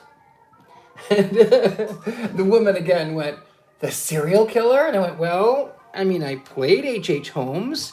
Maybe that's what you're trying to tell me? I don't know. So I said, Jack, what do you want to tell me? And he spells out book. And I went, I know, Jack. I am supposed to write a book. I'm supposed to. And then I think I got that one backwards because it was actually first book and then H.H. Holmes. Anyway, after they left, I Googled Jack Parsons, H.H. Holmes book. And apparently, back in the 40s, and I read it, great book, there was a book called Rocket Ship to the Morgue by Anthony Boucher. And his pen name was H.H. Holmes. But in the book, there's a character that's based off of Jack Parsons, and it was really, it was his way of ribbing me that I haven't written my book yet. If you could visit any place, time, event, people, or excuse me, if you could visit any place / event / people in time, where would you go? Oh God, I don't know because I go there. I don't know. I go there. I have been to ancient India. I don't know. I've been to the Middle East. I don't know. I enjoy all of them, so I don't know. When you have an interaction with a person that passed away, is it a memory of who they are or a connection to that energy? Both. So when I've encountered people like Albert Einstein and Gutenberg, that was more of them just, hey, this is a memory, this is just representational, this is, remember who I am, talk about me.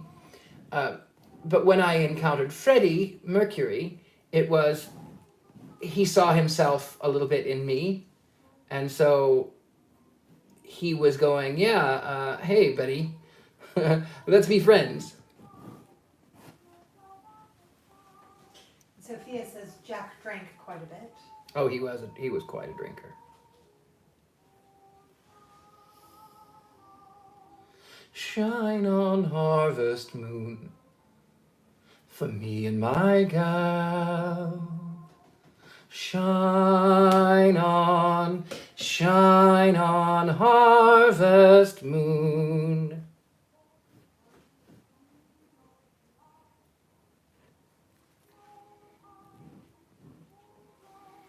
Mm-hmm. Ba-ba-ba-bum. Ba-dum. Da-da-dee-da-da. Da-da-da-da-da.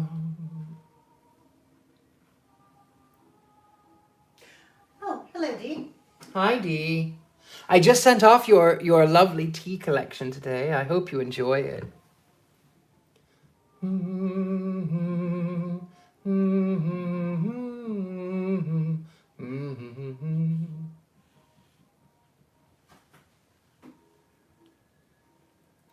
Dee-dum, bum, bum, ba-ba-da-da-dum. Dee-dum, dee-da-da-da-dum, ba-da-da-da-dum. Oh, also, I'm wearing the earrings. She's wearing the earrings. I don't know if you can hear. You could probably hear. Is she standing right there? She's almost as close as I am. They can hear me.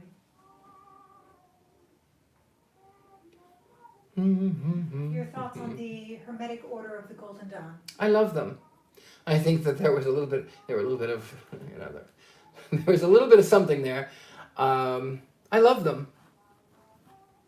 That's my thought. I love them. There were elements that I go, okay, that was a little bit, that was a little far, but mostly I love them.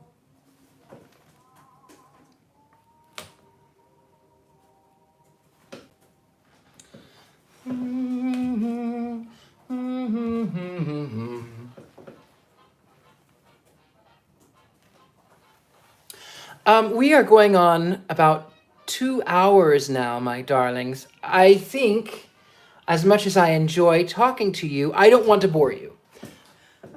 You have a couple other... Oh, go on. Okay, let's talk about that. Kyle, I have a reoccurring issue with a friend, TJ, passed away years ago, and she keeps coming up in my dreams, which is why I was asking. It's disconcerting. There's apparently something that I would say she's looking for. Message me personally, because I feel like that's one, you're my friend. So message me personally. Yeah. I think there is a reason that she's coming up in your dreams. What brand of tea do you drink? A mix of teas? I don't know. I like the Adagio teas, but then I love Twinnings. I don't know. I drink a lot of tea. Anything but I won't say it. Lipton.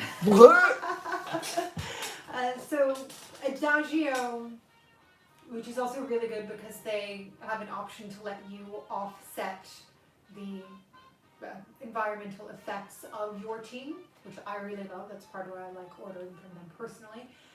We also get a lot of tea from a LA-based black-owned company called Naya Tea.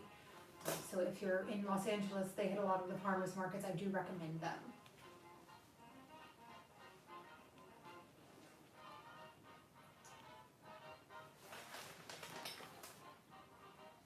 And Emily says you're never boring at all. Well, good. I mean, I'll keep going because I'm still painting, as you can see. I don't want to bore you. I don't want you to go, oh my God, this guy.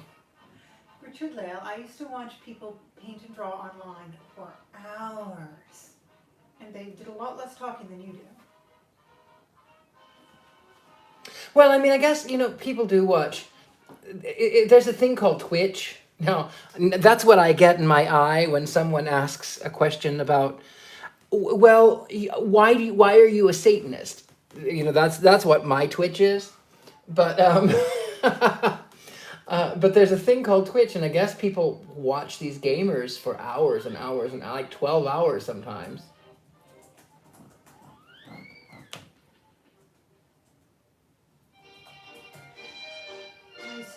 Twitch, and Picarto was the other one. Picarto is specifically for art streaming. Dee says, please keep going. All right. Well, then I'm still going to sit here for a while anyway because I'm in a position where I want to paint. So as long as you're here to join me, you can join me. Don't feel obligated to stick around though. I love having all of you, but I just know how it is. It's sort of like I read this article a long time ago about the life of a piano tuner, and he would come in and he would tune the piano, and then the family would gather around and they would watch and they would listen, and it would be plink plink plink plink plink plink plink plink plink plink plink plink plink plink plink plink, and after about 10 minutes, everyone would get up and walk away. One at a time. Oh, well, okay, I think I've got, things I gotta do. I mean, this was back in the day when you could make a living as a piano tuner. I don't think you could anymore. I guarantee you can't. My opa was a piano tuner. But Luis says, I broke my tooth, smashed a glass, and then smashed a mirror. Should I worry? Well, I'm sorry about the tooth. As far as the glass in the mirror, no, you'll be fine. Take a salt bath, you'll be fine. Ground yourself, touch something iron. Sophia, I'd never live in LA again. Too much traffic and the ghost of my father. Understandable. LA is not for everyone. It's not really for me either. You're much more interesting than Bob Ross. Well, you can have a little bit of art, and you can have a little bit of occult, and you can have a little bit of tea. But I'm out, so I have to get some more. Topless goes up, and then I'm actually going to go to my sketchbook because chat is, and I thank them for this, very well behaved generally. So I feel like I can actually draw and trust things to not go explode. I won't be able to see your comments, though, my lovelies.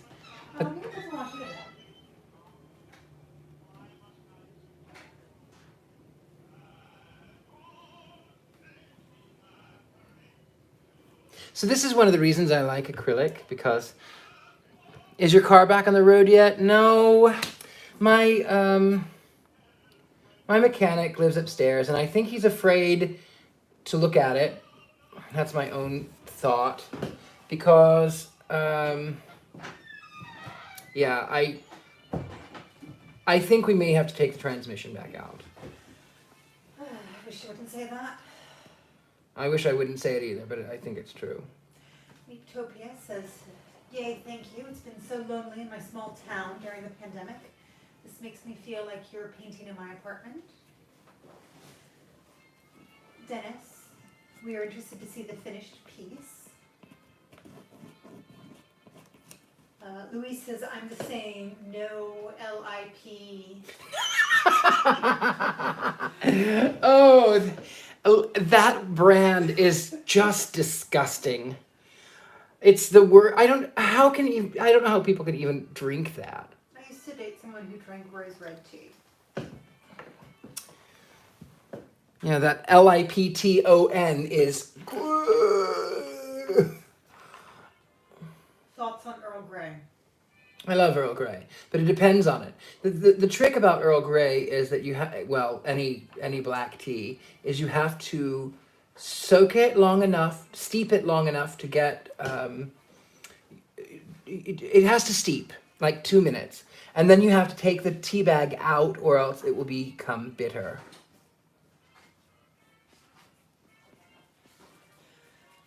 Let's see here, I love Bigelow tea, but I don't like LIPTON. It's too bland in flavor. Yeah, I can't deal with that brand. Los Riley Munoz, welcome. It's a very nice way to wind down for the night to watch you and chat casually. Yeah, it's kind of fun. Luis says, thank you for the reassurance. I'm guessing that's about the twos. Yeah, no, absolutely. Listen, you are the director of your own movie. I have people who talk about, I been cursed? I feel like I've been cursed. I feel like this is happening. And I go, your feelings are valid. You feel these things, it's valid. The truth is, however, that we are the masters of our own book. Dennis, you are very welcome. Thank you. Thank you for the time and consideration. Sarah Kay says, I love Lady Grey for that reason. It doesn't go so dry like Earl Grey. Yeah, Lady Grey is good. I mean, again, if you take the tea bag out, it's not so bitter. Kyle says, I may be able to put you in with a good older car mechanic. I have to get my car done. I have to get it fixed. I have to. And Louise says Lipton is just dishwater. Oh, it's so disgusting. You know that meme with Kermit the Frog drinking the tea? That's all I can think every time I see it. I go, oh, God. I know he's a puppet, but ugh. He's not a puppet, he's a muppet. All right, he's a muppet. But still, ugh. Lipton. Earl Grey is to be brewed for precisely 4 minutes and brewed from freezing cold water. Mm-hmm. Have you seen that? There's a video going around about these Americans who decided they were going to make British tea, and it was Lipton, and they called it British tea because they put milk in it. And I think she made the water hot in the microwave even. Yeah. Disgusting. Utopia says the tea that must not be named. Yeah. Ugh. I mean, it's dishwater. It really is. It's gonna be like it's gonna be the channel meme. I need somebody out there to make like a gif of Richard-Lael with the tea that must not be named. Earl Grey is to be brewed. I already read that one. Sorry. Love Twinings too. Just sipping a cup of Lady Grey. Mm-hmm. Lipton is bad. As bad as drinking Coors beer. Yeah, that's true. I don't drink beer. But, ugh, this is the thought. I have once, I think. Ugh. I used to MC years and years ago. When I was emceeing the burlesque shows, I used to MC at a microbrewery. And it was amazing. The problem is nothing else that I've ever had tastes as good.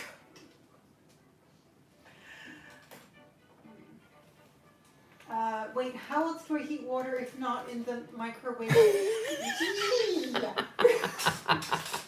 Well, a kettle. A kettle would be nice. Now listen, I'm going to tell you a little dirty secret. I put mine in a coffee pot, just in the filter. I know, it's bad. You're not supposed to do that. You're supposed to boil it with you're supposed to boil it. But I run it through the coffee maker because I'm lazy. And it comes out the perfect. Sorry. Yes? This is from Lauren Morgan Richards. So he's a writer, so there's a reason that he's got this wit. Only 2 or 3 things will survive a nuclear bomb. Share, roaches, and Lipton. Oh God, it is so disgusting. It's so nasty. It is 11 p.m. in upstate New York, and I'm about to put on the kettle. My mother is British, thus my fascination with the proper cup of tea. Good job, Dennis. How lovely. Oh, you know, I drink a lot of tea, and I have since I was little.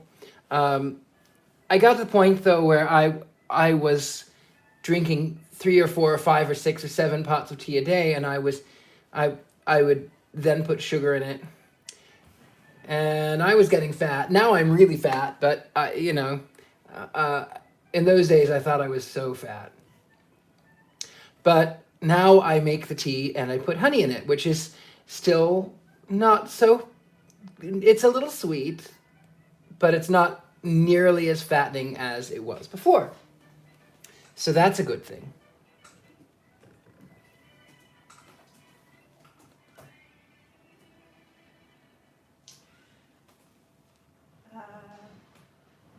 Louise says, believe me, English people can't make tea. I know. Louise is the one who lives in England. Also, Louise says, yes, we need that GIF. Yes, please, make GIFs. We need GIFs and we need memes. And then Kyle says that he's going to start with Kermit sipping.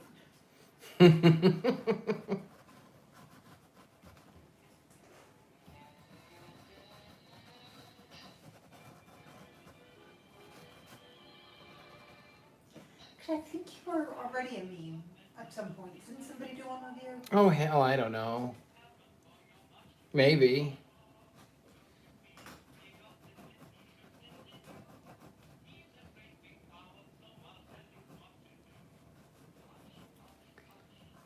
Like I said when I was in England, when I went to England, I don't know, darling. I'm a celebrity. I don't know where my face has been.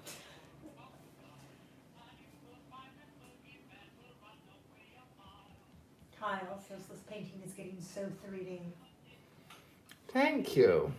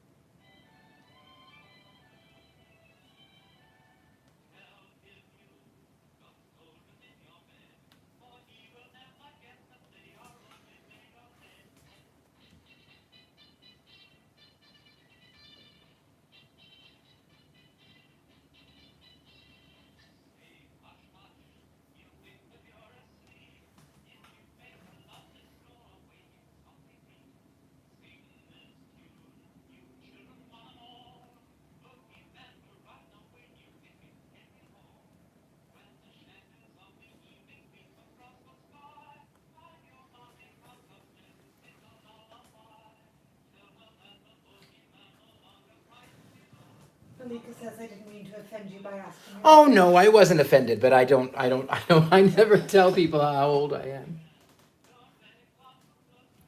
And Louisa asks, will you be visiting England again? Yes, it is possible. I do have a lot of friends there. I would like to go back. I love England. Miss the weather.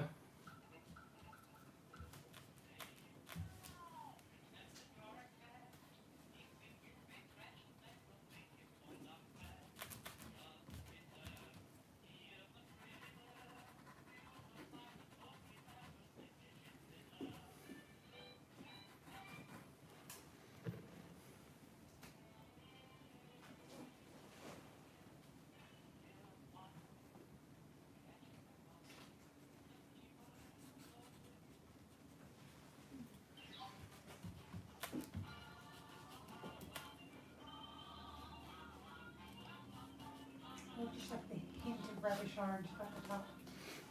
Pardon? I'm enjoying the hint of reddish orange at the top. Thank you.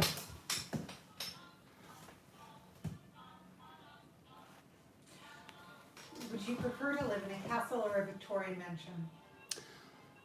Castles are cold and drafty, but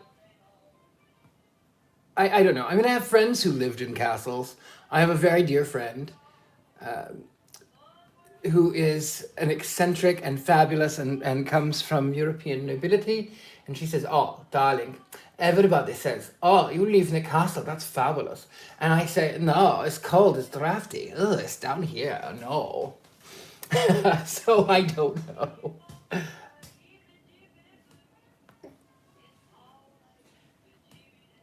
you ever used white to accentuate the edges of your painting? Yes, and I may go back in and do that. Just a little. ever been to Newcastle upon Tyne? No, Thoughts on the Pet Shop Boys? I don't even know who they are.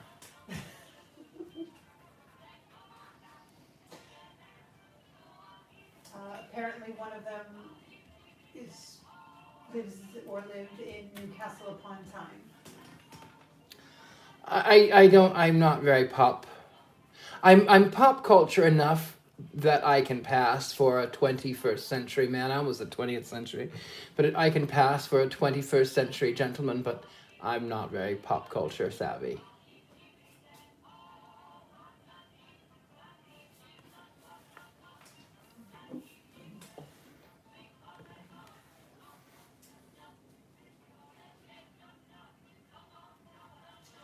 Louis says, I hope when you visit England again that we become friends enough to meet for a cup of tea.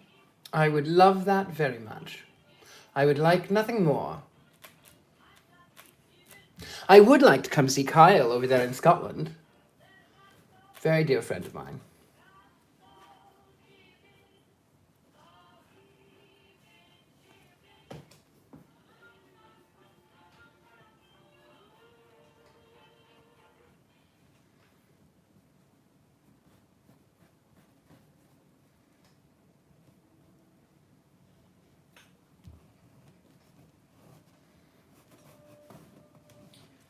Kyle says, I love how each face is different on each pillar. Thank you.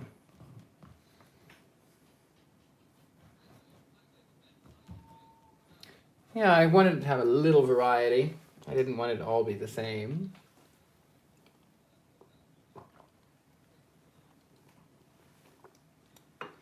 I love the Rococo era for that very reason, where all of these S&C scrolls became really popular because everything was balanced, but it wasn't exact.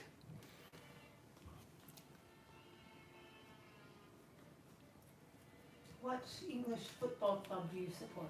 Oh, you know what? I'm not really into football. The only thing I know is that when I lived in England, I lived there very briefly. My friends were, my friend was into Manchester United.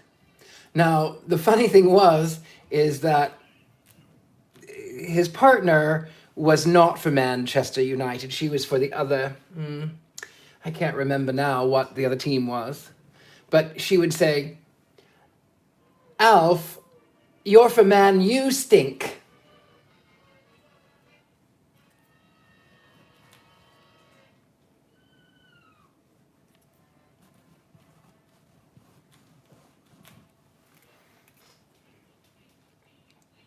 You know, I was originally going to put Gothic work in here, but I'm really kind of liking this.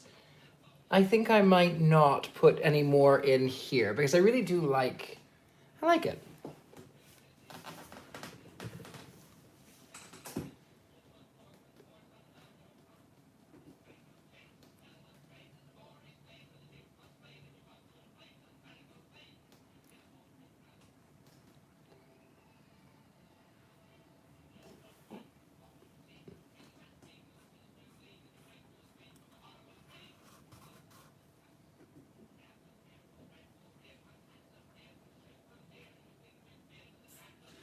Kyle says that more than likely a giant lockdown is going to happen in a week. Yeah, there's going to be. Denise says she was a red Liverpool. Oh, yes. Louis says, don't worry, I'm not a football fan. I'm not much of a sports fan of any genre. I love when people play. I don't mind watching it, but I'm not really,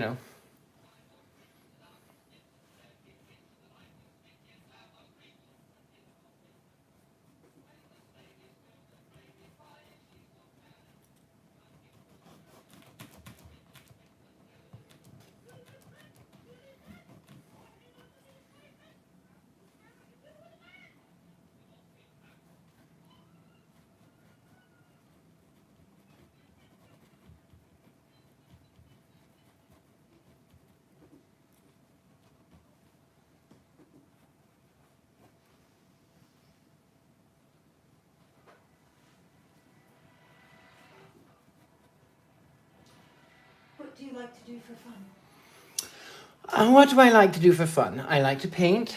I like to drink tea. I like to sit around in a dark old house. I like to put on clothing and go for a drive. I like to paint. I like to go to an antique store or a thrift shop or a second-hand store or a charity shop, as it is called in the UK. Yeah, that's what I do for fun. I read books. I don't know. I'm kind of a homebody. It's safe here. Out there, I have to deal with people. And I'm not always good at peopling, by the way. I'm just not. And it's mostly because, online it's fine. But in person, I have to field questions. Why are you dressed like that? Where are you going? Are you in a play?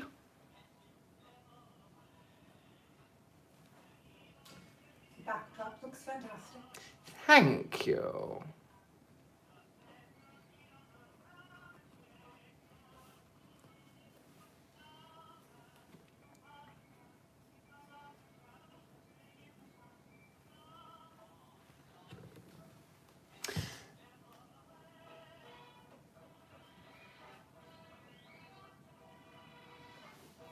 I love you just the way you are.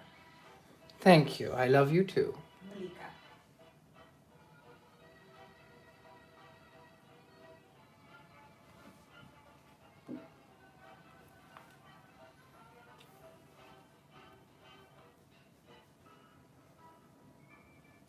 Kyle, I'm going to hit the sack, my friends. Forgive me.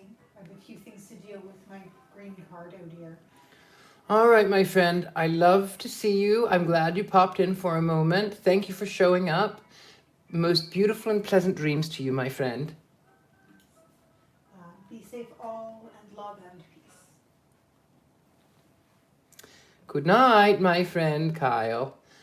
I will share if I don't finish it tonight, I will still share. If I do finish it tonight, I will share.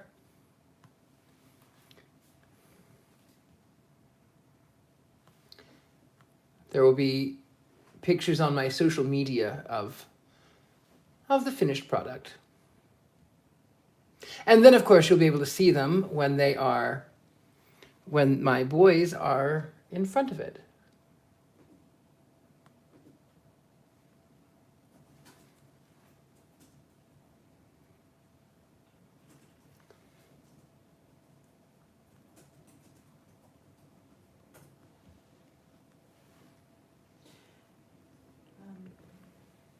Morel?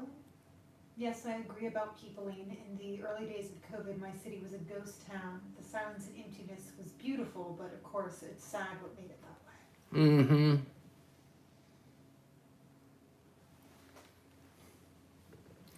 Yeah, it is kind of sad.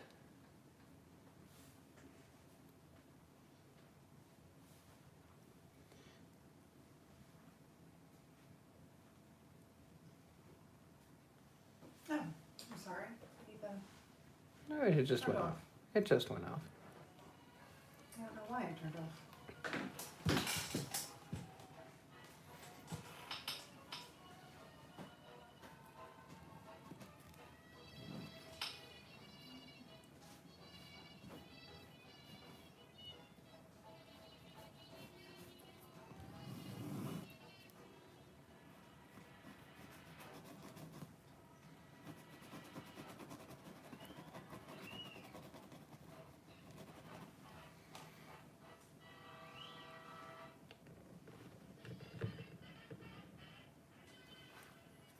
It's a little much there.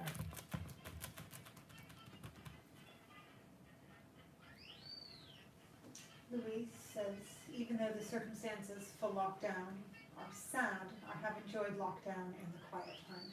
Me too.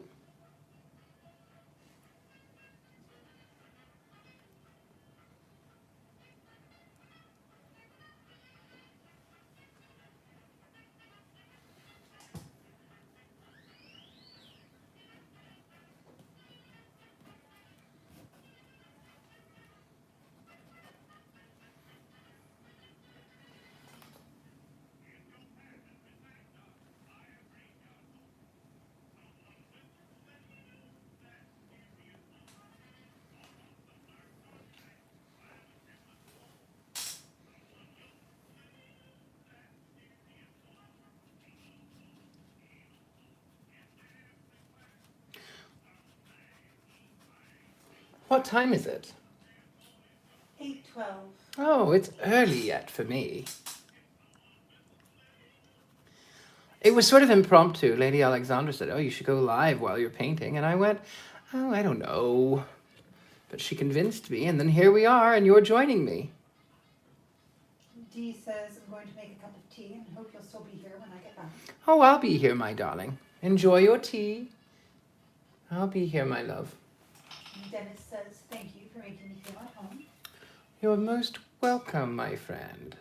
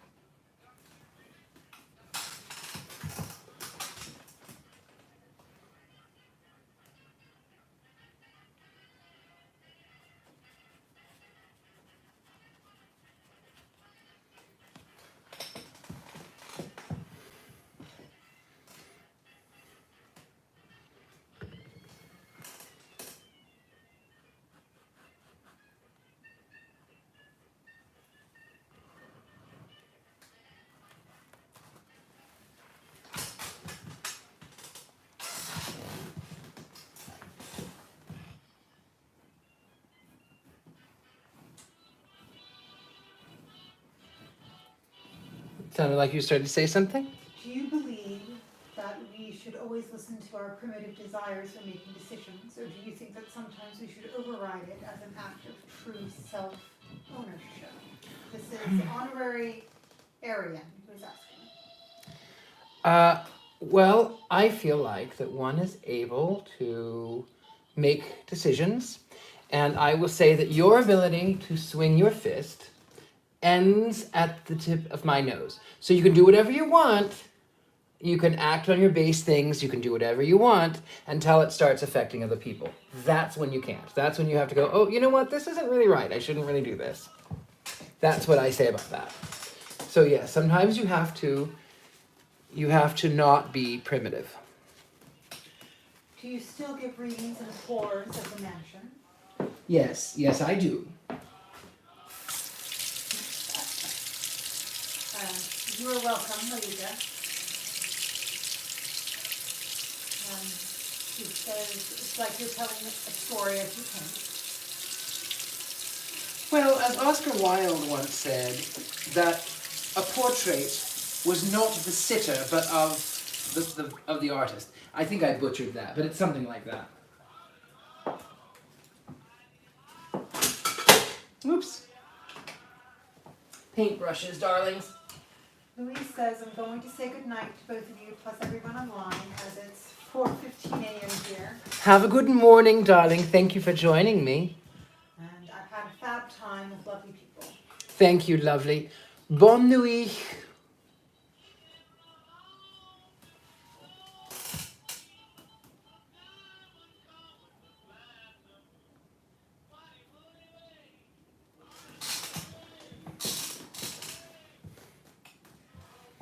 Yes, you are welcome, everybody. I will try to talk them into going live more often.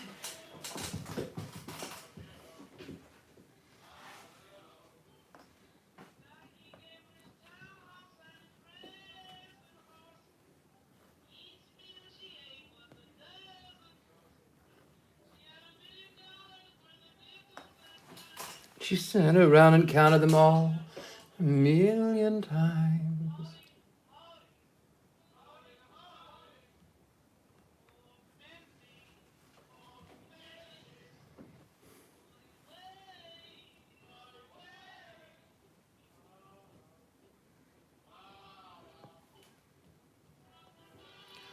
Bum ba bum bum. Bum ba bum ba bum bum. Bum bum bum bum. Poor men. Ask you to mind the chat for just a minute. She's going to step out for just a moment, and I'm going to, she says to be good, behave, those of you who are here. I trust you, I believe in you. So I can't really watch both. So, thank you, Michael. Yes, it's just fun. Just fun time.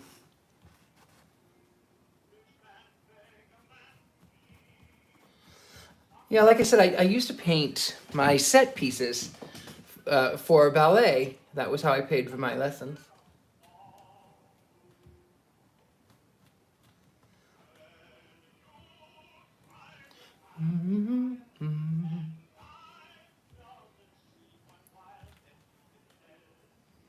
Under the spell of the blues.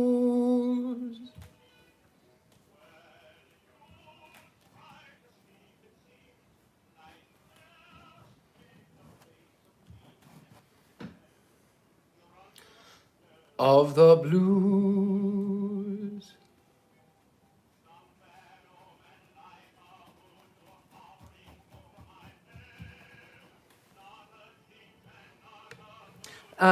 Led to their own detriment. Could this potential to... Sorry, Michael, I couldn't see you, and Alexandra stepped away for a moment. Sorry, I was not really paying attention there. It makes it really much easier to do live chats when there's someone who is able to watch and tell me what's being said. I wish there were an app that would... I wish that the voices would come in and talk. That's what I wish. Someone asked, I think Michael asked a question. If you would be ever so kind as to read it for me.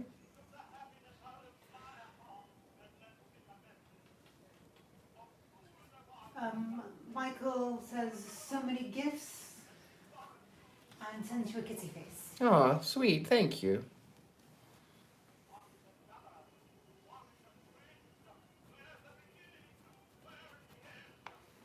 Wasn't there something else said about detriment? Yes, I'm reading that now.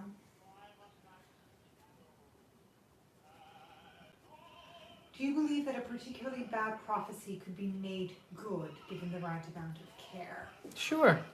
I think anything is possible. And besides, good and bad are subjective. An example would be if someone was destined to say or do something that would lead to their own detriment, could this potential detrimental state be of benefit? Yes. Because you are the master of your own world. You are the creator, you are the director of your movie. So things that are not meant to be, things that you don't want to be, don't have to be. They don't have to exist. So you can go in and go, yeah, I don't like this. But at the same time, here's the deal about making something to the benefit, okay?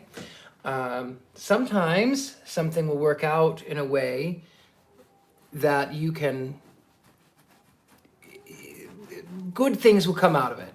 So there's been a lot of emotion over the last 4 years of the current until the end of the month, end of January administration. The good things that have come out of it, whether you are on one side or the other, is that more people are involved in politics. So one could argue, this situation was bad, but the good thing is that more people are interested and participating in the political realm. So yes, it's relative.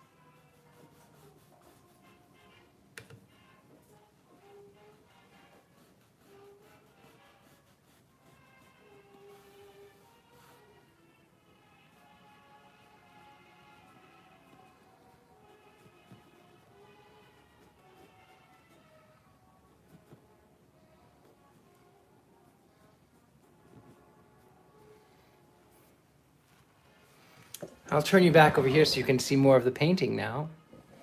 I turned it that way so I could kind of keep an eye on chat, but I get distracted very easily when I'm painting. It's okay, I'm keeping a very close eye on chat. Got some interesting usernames popping up. I noticed a few.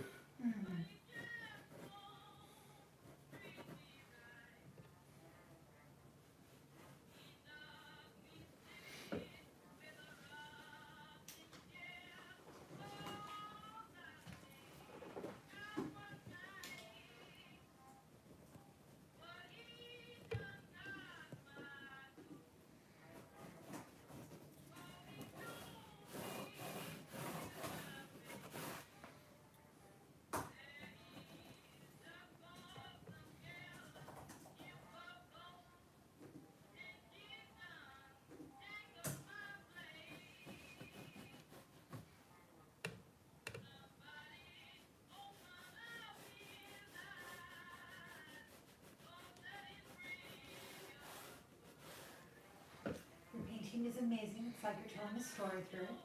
Thank you.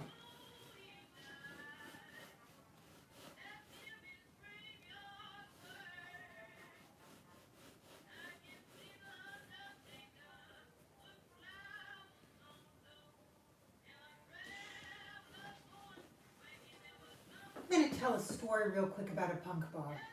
All right. There's a man sitting at a bar, dirty old punk bar. And this guy sits down next to him. And he's just ignoring everyone. He's not really paying attention to the bartender or anything. This guy sits down next to him and says, can I have a beer? And the bartender looks at the guy and says, get out. And the man who is sitting there is confused. And the guy who's come in says, well, why? I'm just asking for a beer. And the bartender says, get out. And sometimes, most polite people need to get out. Oh, I understand. Because, I tell to everybody, because somebody just got blocked from channel, the man who came into the bar was a skinhead. And they always send the nice polite one in first. And then he brings his nice polite friend. And he brings his nice polite friend. And the next thing you know, you're a bar for the wrong kind of people.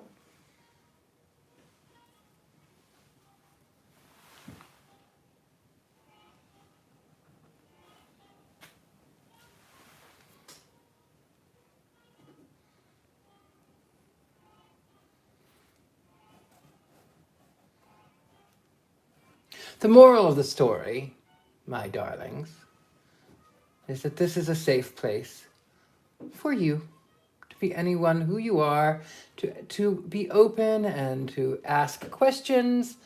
I may not answer them, mind you, but you can be open here, you can be free here, you are protected, you are safe here. But also we don't allow people who come in to try to prod.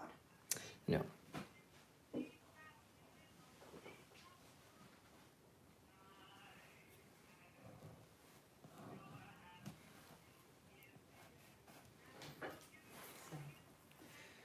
Certain individuals with very troubling usernames are no longer here. Yeah, I wondered about that one.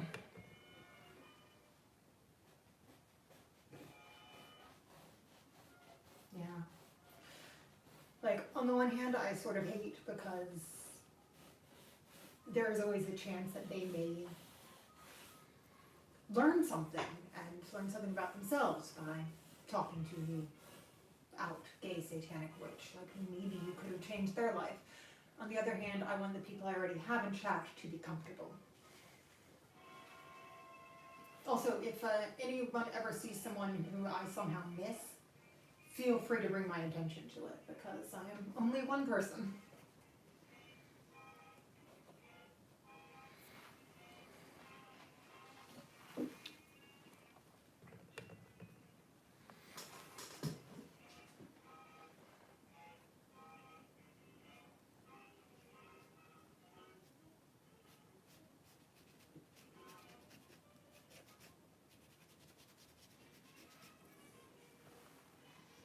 And Dennis says, thank you for being classy and considerate. You are very welcome from, I'm sure, both of us. Mm-hmm.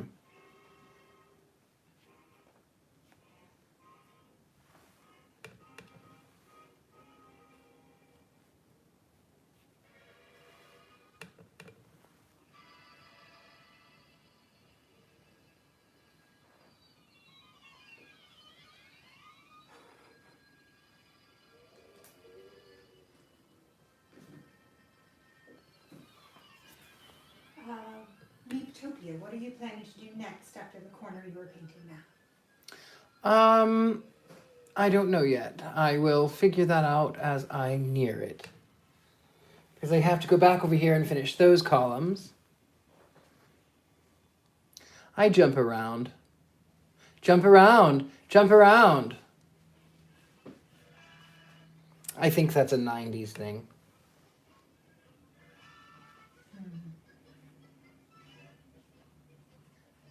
See, that's what happens when old people try pop culture. Actually, I have to be back once again because I have to get my charger. Uh-oh. It's not expecting a 3-hour stream.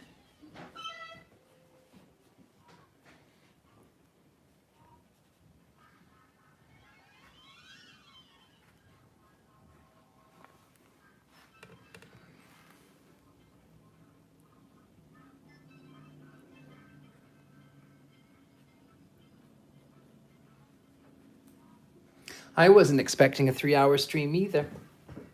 A 3-hour tour.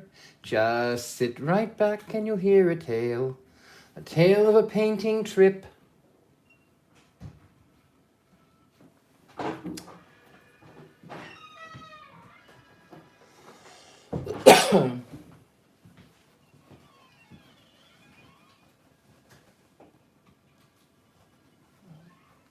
I went to the post office today too. The painting is developing quite well. Thank you so much, Dennis. I appreciate that. I went to the post office today to send off some posts for my Patreon and for friends and, you know, as one does in the post office. And they were undergoing a massive, hopefully, a restoration. And even through the mask, the dust started affecting me. And I'm coughing, and I had to go, it's not what you think. It's not what you think. Even in the mask, it's not what you think. I'm careful not to say the other word because then they will, you know, demonetize me. I said it once, so they may, who knows. It's fine. It is pennies. But Yeah, right now it's just pennies, by the way. yeah. That being said, watch videos, share videos. If you can stand ads, watch ads. It does actually add up and it makes a difference. It does actually. Although most of the support actually comes through the Patreon. Thank you, which is over there.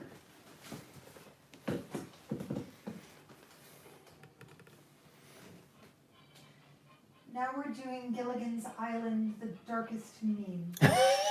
I was just singing Gilligan's Island. Oh, okay. 3-hour stream. Just sit right back and you'll hear a tale. If you come out of this with just like a series of streams, we're going to flood the internet with you. Good.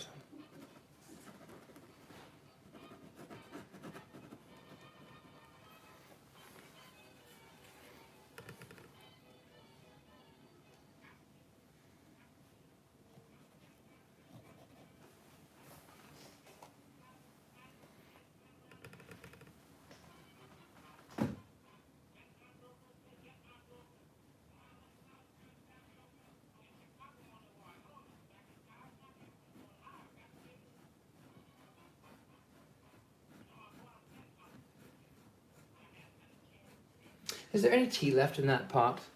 Don't know. Lauren says skipper. I think I can get it. Jeremy? Nope. Just one little drop. That's okay. Oh, you know what that means?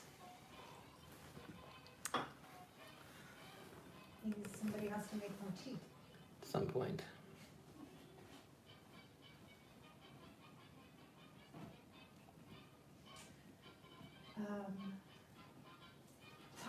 what kind of paint are you using? This is just acrylic paint. I mean, this is the cheapest black I could find. This is called, it's from Craft Smart. This is just the cheapest. But I use different kinds. Dennis, now that you've mentioned the mask, please, Richard-Lael and Alexandra, remain healthy and safe. Thank you very much. Malika, what kind of other pictures do you paint? Sometimes, I do a lot of what's called trompe-l'oeil, to fool the eye. But I haven't really focused on painting in a very long time. Dennis I says, just haven't. continue. Go on. Dennis says ginger. I'm allergic to ginger.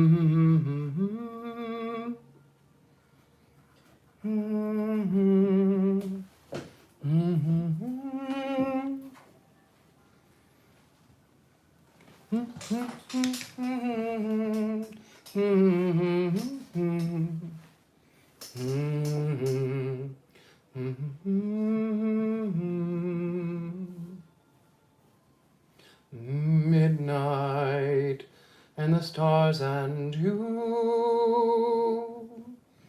Midnight and the whole night through. Your arms held a message tender, saying I surrender all my love to you. Midnight.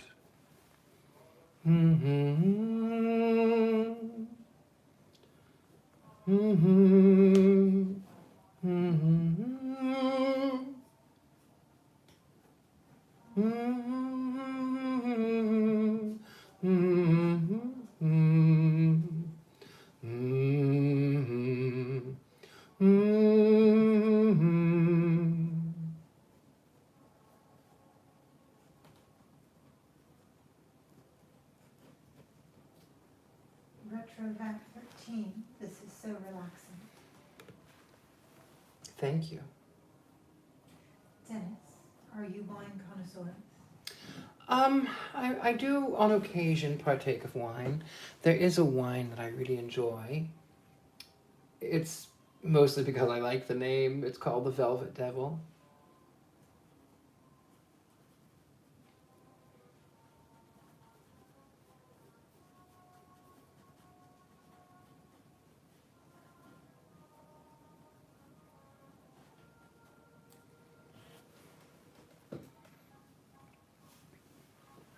Adria, the painting is really coming along. Love, I never noticed until now those were devil faces at the top. Surprise!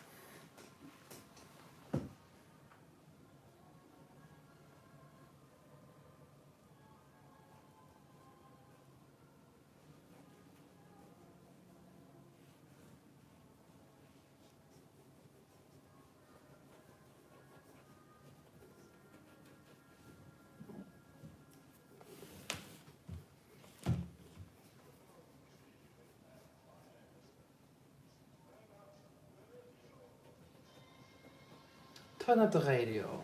That was the end of the video. Oh, I was hoping there were vampires.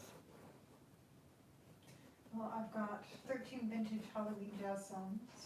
Sure. Well, it has to be, old, because otherwise... It's from the 40s and 50s. Yeah, we can't do that.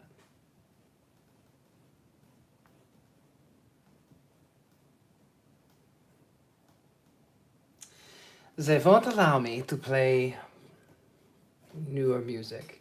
1928 is the limit. Oh, some of the songs on the last one might have been newer than that, I think.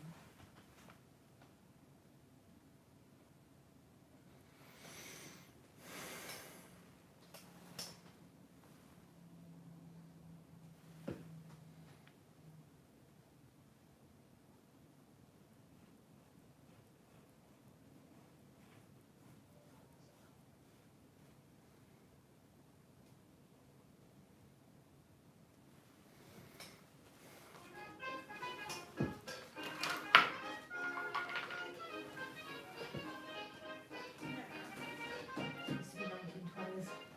Might have commercials. A little loud.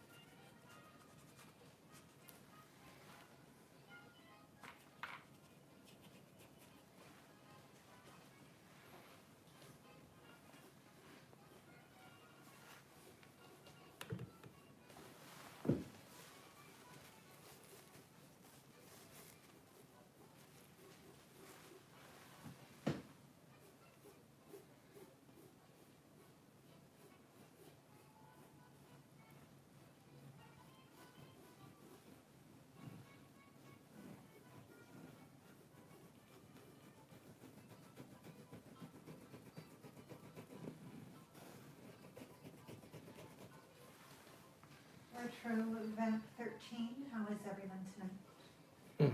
Fabulous, thank you. Welcome, dear.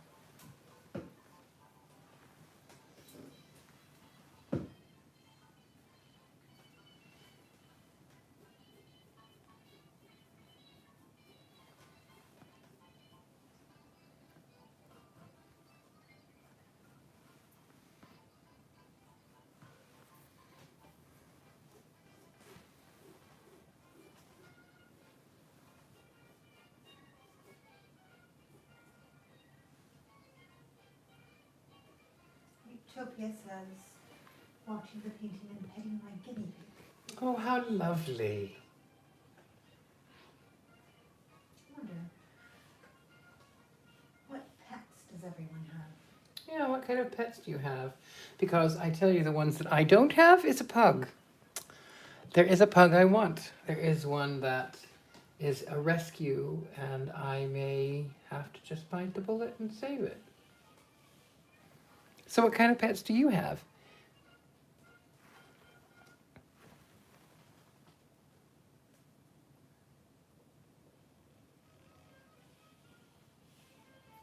Ariana says, hello, Richard-Lael. Hello, Ariana. Welcome.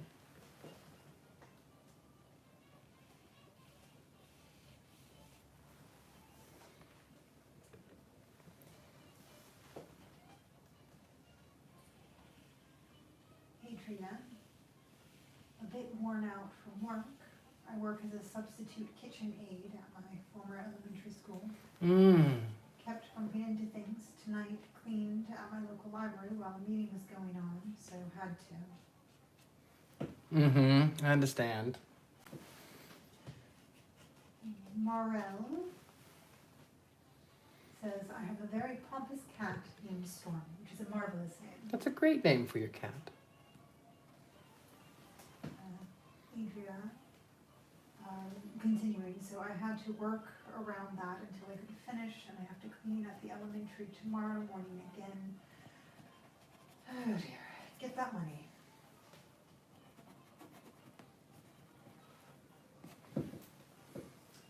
Meeptopia says guinea pigs, 3 of them. Also pugs are lovely. I had a chug during my childhood. It's a Chihuahua pug. Cute, adorable.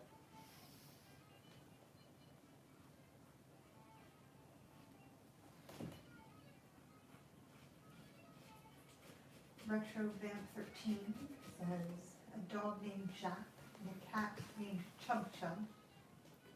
Cute. Adria says, I'm writing in my journal tonight too while watching this live stream. I'm glad that I can be here with you while you write. I want to know the story behind the cat named Chub Chub, because that's a fabulous name.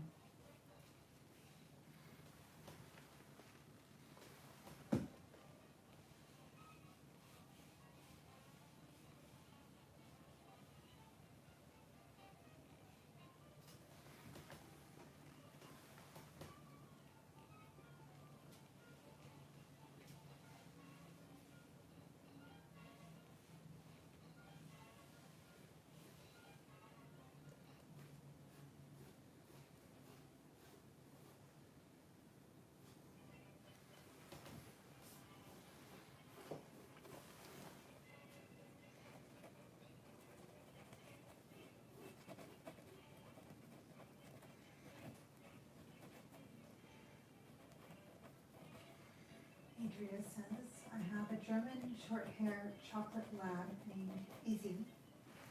She turned 14 in July, but still acts like she's 2. She's a bit lovey puppy, but she's an old girl. Aww. Chocolate labs are a lot of energy.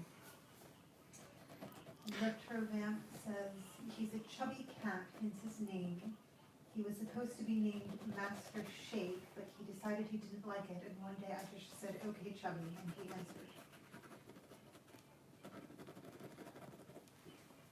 All right.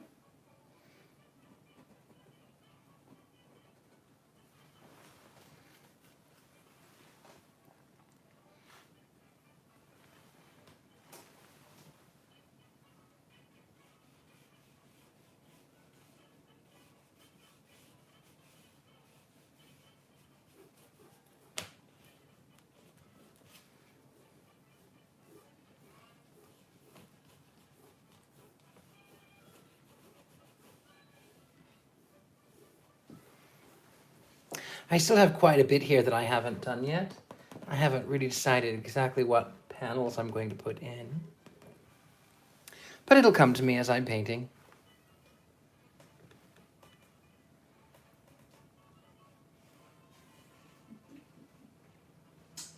Michael, I know a girl's supposed to wait for Prince to come and get her. The only prince I've ever met is my neighbor's Irish setter. And Richard-Lael Lillard.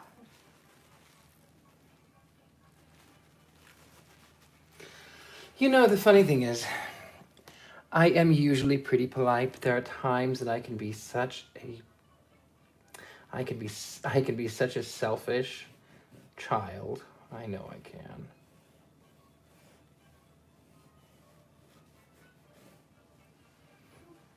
I think everyone is sometimes.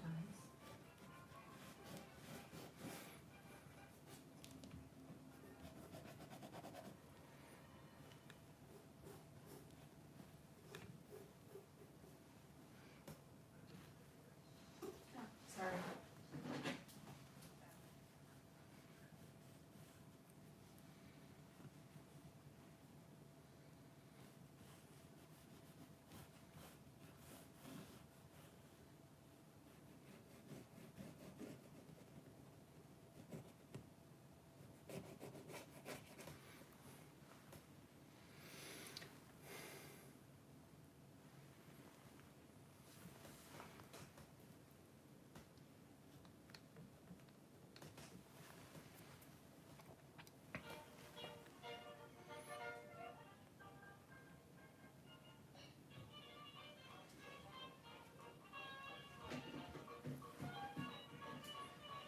Dennis, any more appearances on Jubilee?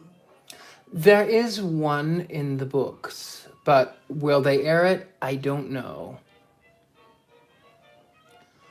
Jubilee is very good to me. Did you keep in touch with any of the Satanists that you appeared on the program with? Lois is a very dear friend, and I love her. She's fabulous.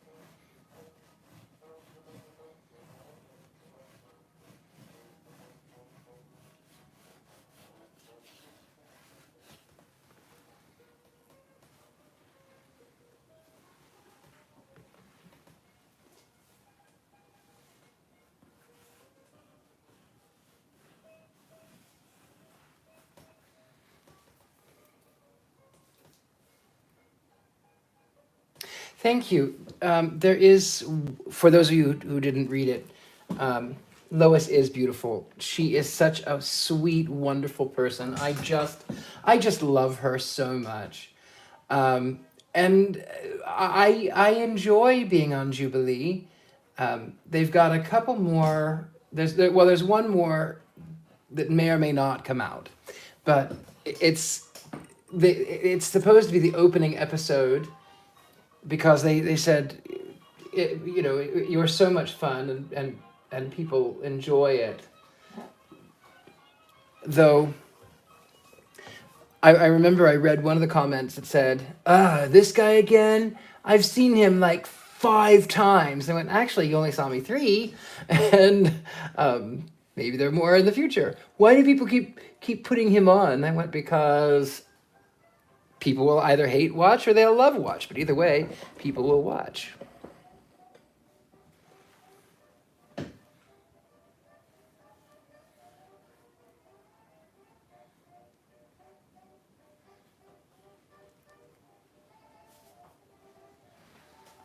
Have you ever considered writing a book or pitching your own show to a network? Dennis, I am writing a book right now, thanks to the spirits that have insisted that I do so, but I have been a little lazy. And as far as the show goes, there's been a couple of opportunities that seemed like they were going to go somewhere, and then they haven't. But one of these days, something will stick.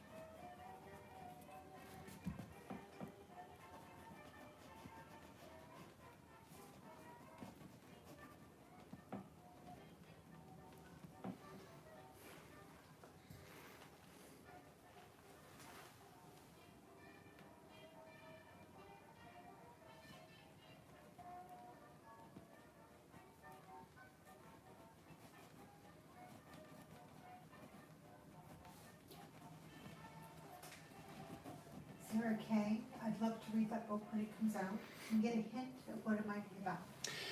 Yes, the book is, I can't tell you too much, obviously. I can't even tell you the title yet. But the book is about my life. It's about magic. It's about triumph of the will. It's about doing what is best for you, and learning and growing and trusting in your intuition and your magic that you possess. So it's not just about me. There's a little history about my father, about my mother.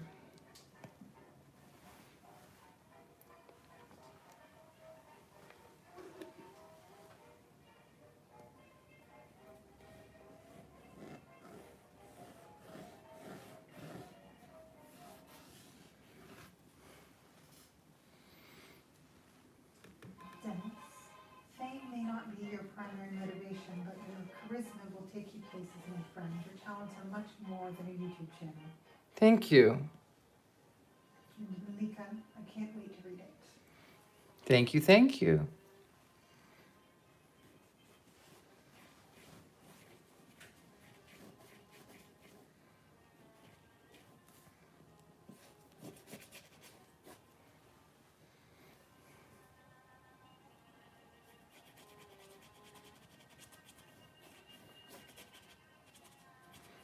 Mm-hmm. Okay. Yes? That's like everything that I love about this channel. I can't wait. I can't tell you how moved I was by a letter to Daddy. It really spoke to me on a personal level. Oh, thank you so much. I was really afraid that people were not going to get the reference to whatever happened to Baby Jane in A Letter to Daddy. I looked lunatic, but I was paying homage to Betty Davis in that classic role. But yeah, my father was a good man, and thank you for that. Dennis, I would purchase the book as well. Thank you. Yeah, I need to get my rear end in gear. I should be doing that instead of this. And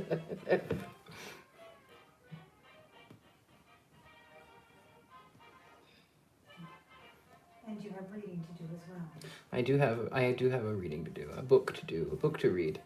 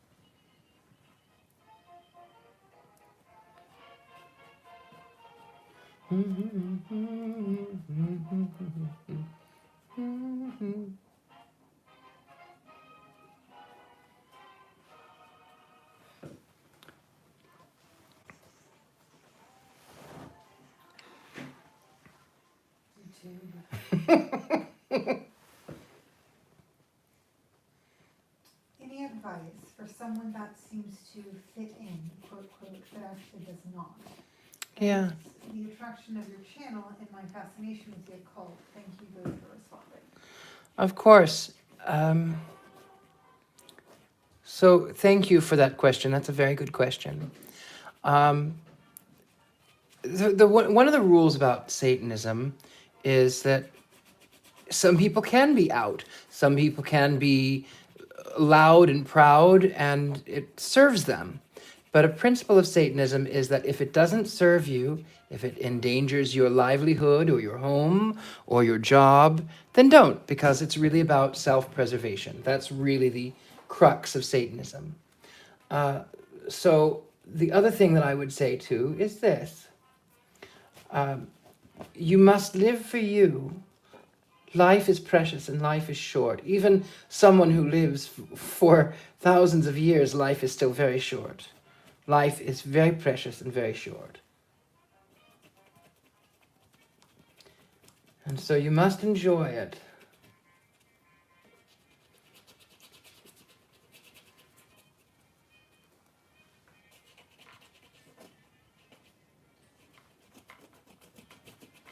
We've reached the 3-hour mark. How are you holding up? I'm doing all right. Is everyone still enjoying this? Because I still could go on a little bit further. I mean, I'm practically finished, by the way. I am going to go in with some highlights and through here, a few more just specks of light. And then I have to finish you can't really see it from here, but I'm going to finish these inserts here. Originally, I had painted them sort of a little bit, I was blocking them in, and I had this sort of idea that, I was going to do sort of something that looked kind of ornate. And then I went, I like it, but what I don't like is that people will think it's the mouse. And I went, nope, I don't want that. So I painted them all in, and I'm going to do something completely different.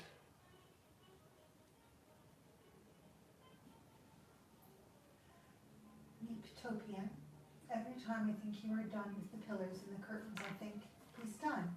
And then you place a stroke, and I'm like, yes, that's a good stroke. Thank you. Utopia also says, yes, I enjoy this. Of course, I'm enjoying, love it.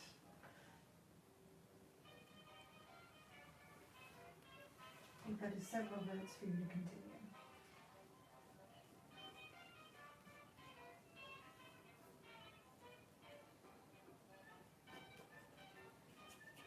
Indeed, absolutely loving this. Thank you.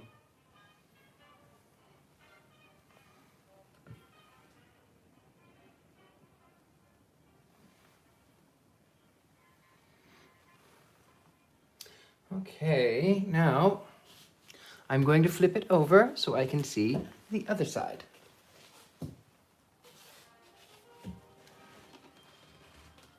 And I have to rinse this off.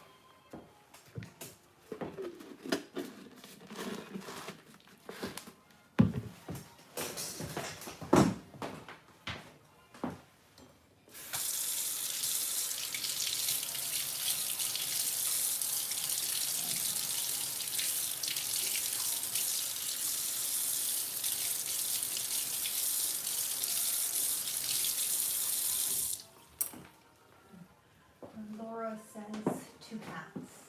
Sweet.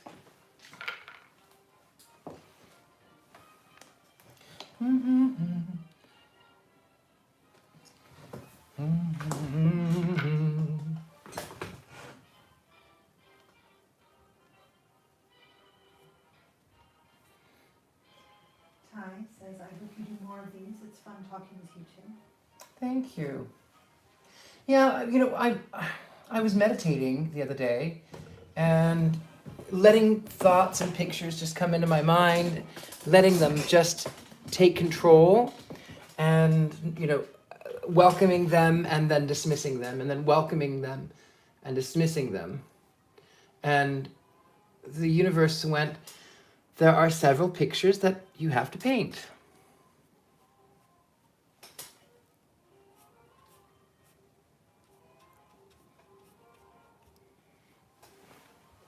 Dennis says agreed to Tom's statement.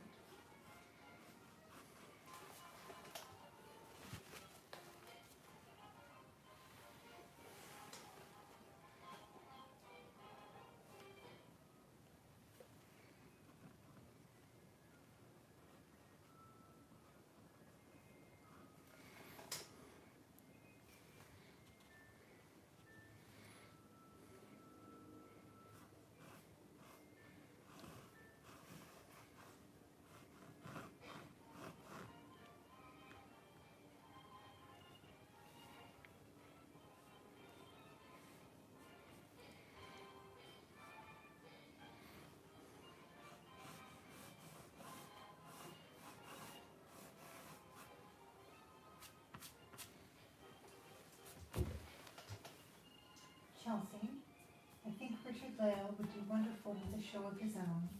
He's got charisma and individuality to really shine in front of the camera. Thank you.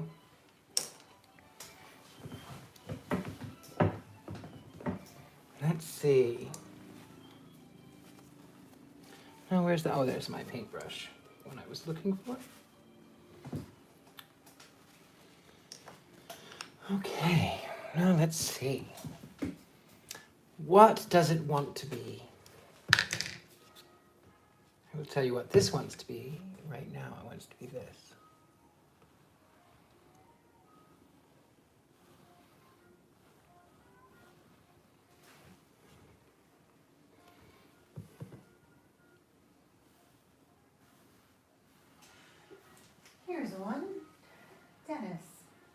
Have you ever encountered Zozo? Yes, I have encountered Zozo numerous times. Now, I have an idea about Zozo, is that he started off as a fictional character, but I do feel like other energies have latched on to that and have adopted, so to speak, his mannerisms or its mannerisms, because it's they want attention, and so if there's attention to be had, they're going to get it any way they can.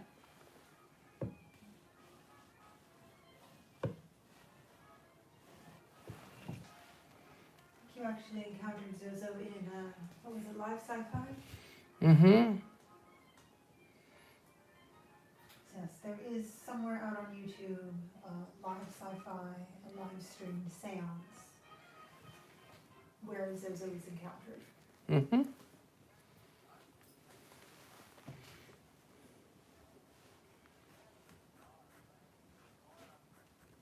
Marcella, funny, I was just going to ask, what are Richard-Lael, please? What are Richard-Lael's favorite divination tools other than the tarot and the talking board? You know, I really love the divining rods, because they're so simple. They answer your questions. They're so simple. I love them.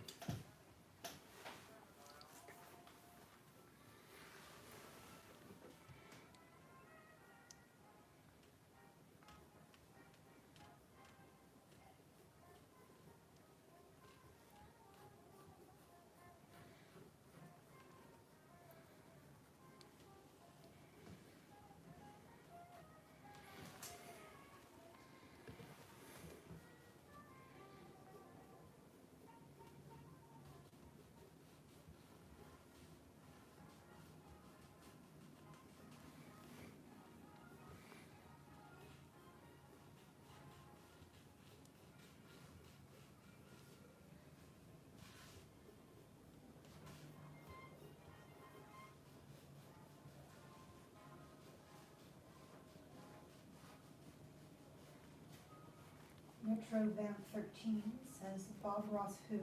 Bob nobody. That's who.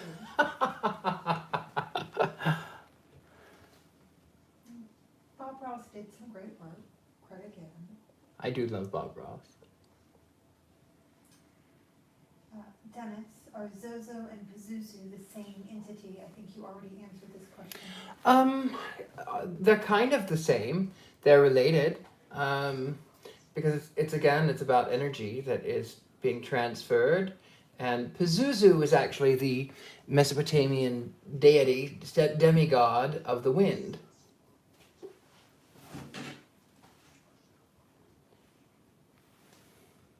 So in some sort of way, they're related. They really get their relation together in because of the 1972 film The Exorcist.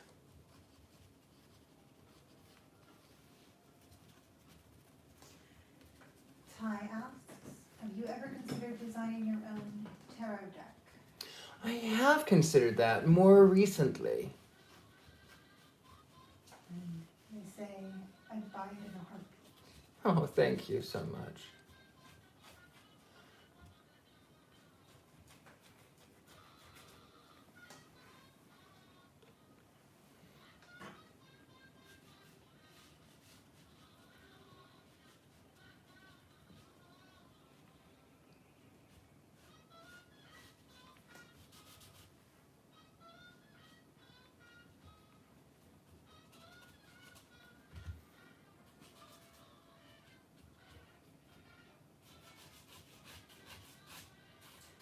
Marcella says, me too, and an oracle deck that matches. Mm-hmm. I love the tarot, but I really, really prefer my oracle decks because, I mean, you can divine any playable card. And the tarot is wonderful and beautiful and powerful, but there's something so sort of relaxing and creative about the oracle decks. You should tell them about that one deck you used. The one deck I used. any playable card. Oh, yeah. So, my friend here, Alexandra, Lady Alexandra, as she is known, has this wonderful game. If you don't have it, you should get it. It's called Gloom, and it's fascinating and it's fun, and it's based off of sort of Edward Gorey. I'll come back to that one, Chelsea, about the difference between the Oracle deck and the Tarot deck. But originally, you were able to read people's cards with any playable card. Lady Alexandra has this card game called Gloom, and the point of the story is that you're supposed to, you're given a deck of cards that have your family and a house, and then your opponent is given an opposing family and a house, and you have to make the family your family miserable and make them dead, and then you want to make the other people happy and make them live. So if you can win by making them miserable. So I tell her, I said, really you can read anybody's cards with a playable deck, and I showed her. I read her cards, and she read mine, and they were very accurate. So the funny thing was, when she went to read mine, the card that came up for me was this head of the Victorian household, and I don't remember his name, Hemlock. And when I read her, things had laid out, and it was accurate.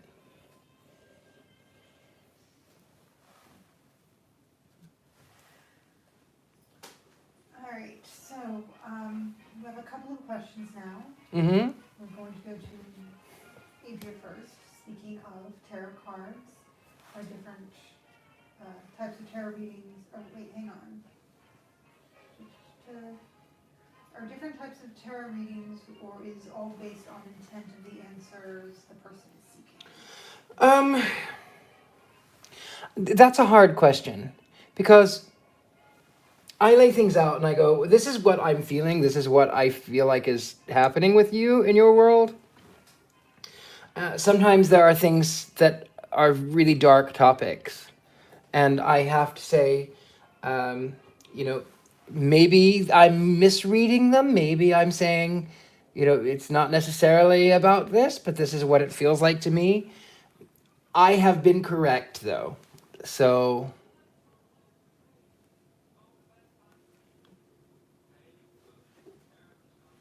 Slightly creepy song. What is the difference between an oracle deck and a tarot deck?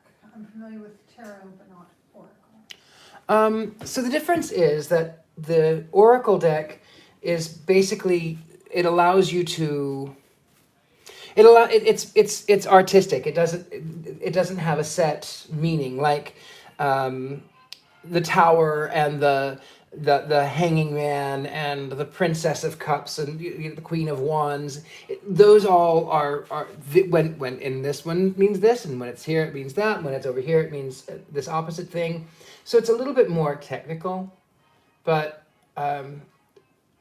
that's why I like the Oracle, because it's sort of it's open more for interpretation, and then it goes more on intuition.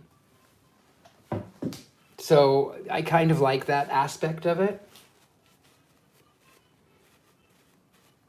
Do you find it common that people that are raised in a fundamentalist religious environment, whether it be Christian, Islamic, or Jewish, look for spiritual answers elsewhere, such as Satanism? Satanism is funny because it's not. Satanism is the way that you can become a Satanist is by saying I'm a Satanist. That's really how you do it. Do people look for Satanism? Yeah, I guess so. That's really gray. I don't want gray. I became a Satanist by questioning, like why is this that way? Why must I think that? Why must this be?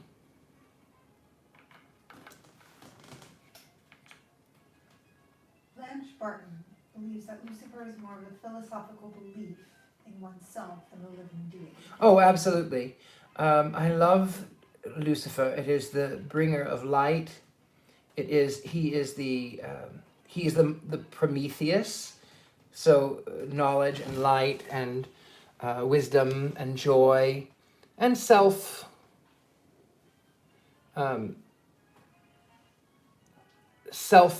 trust, I guess is the word I'm looking for.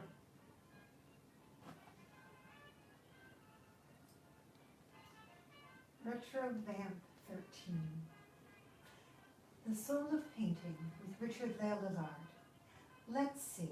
We shall put a little happy devil here and, oh yes, another here. Oh heck, let's just put those happy little devils everywhere.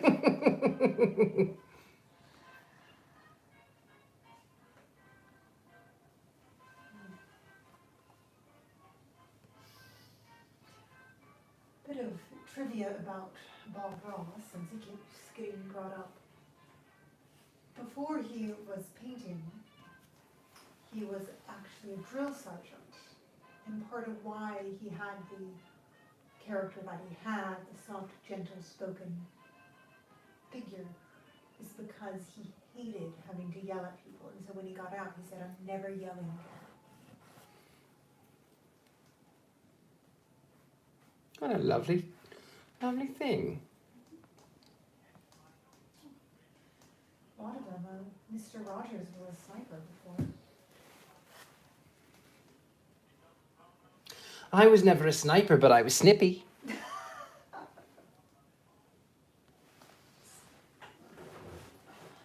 So I'm just going through and just adding a touch of highlight. Even though there's already been some highlighting, I'm just going in with a little more. Just to add a touch of light.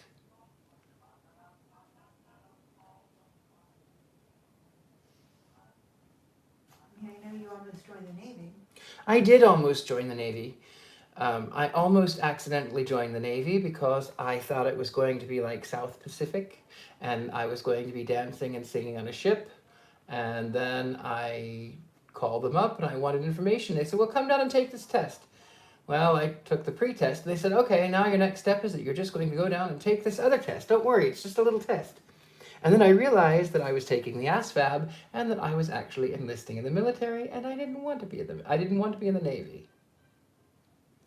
I will tell you, though, that I took the test. It was supposed to be a 2-hour test, and I took it in 30 minutes.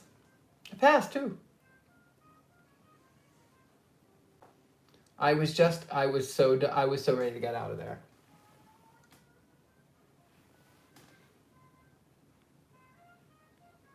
All right, well, I guess we'll answer this question. I was going to save it for a video, but this is the second person.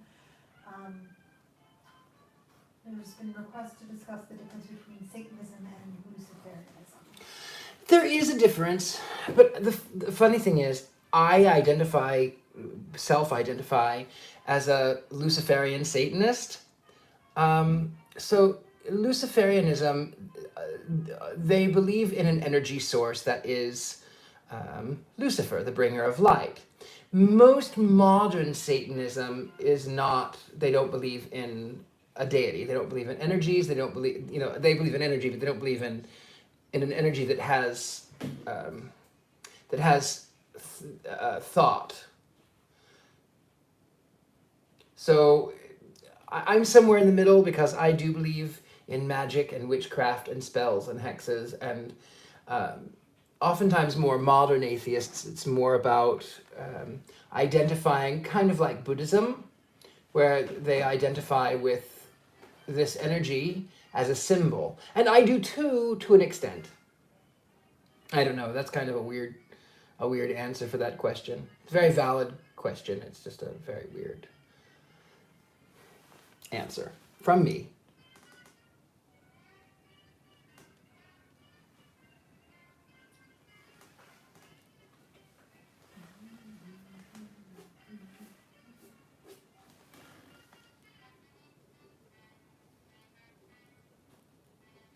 So I mixed in some white and some blue because I didn't want full-on white with this. Oh, you can't even really see what I'm doing there, can you?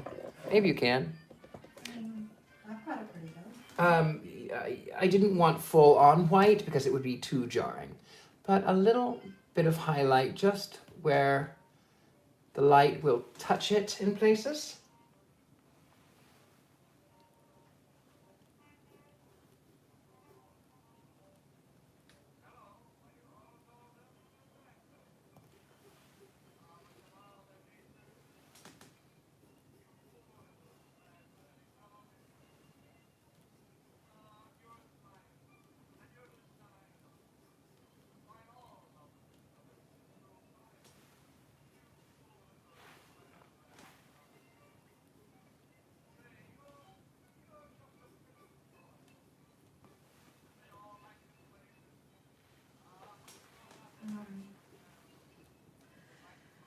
Luciferians believe that Jehovah's is an unrighteous, tyrannical ruler, and that Lucifer's rebellion was justified. Right, and that's I didn't mean to interrupt you, but yes. So Luciferians do believe that there is an energy that is actually the Lucifer, that he does actually exist. Yes. I don't, but I do, but I don't, but I do. That's kind of where I am. Sorry, I didn't mean to interrupt, but that's kind of. Well, I mean, it's believing in energy versus saying this energy is this thing. But I am a Luciferian Satanist. I know it's bizarre, but that's what I am.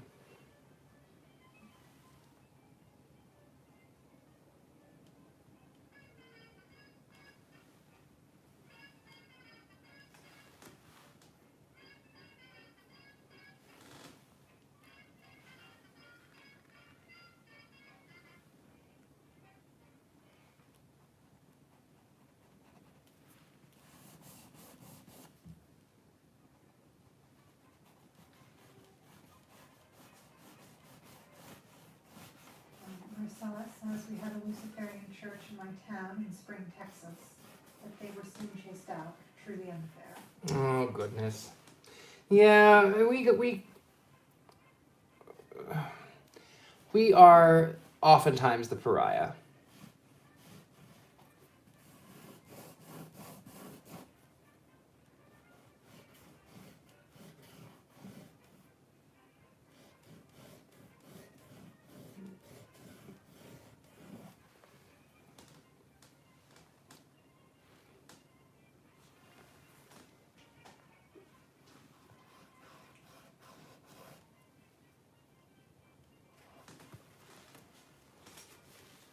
Dennis, you don't need to apologize for it. No, you don't have to apologize. No, are you kidding? It's a good question. It's just my mind is a little divided because I'm focused here on the painting, and no, don't apologize. Like I said, you're welcome here. You're safe here. I'll answer you. I'll answer questions. I don't get offended. It takes a lot to offend me.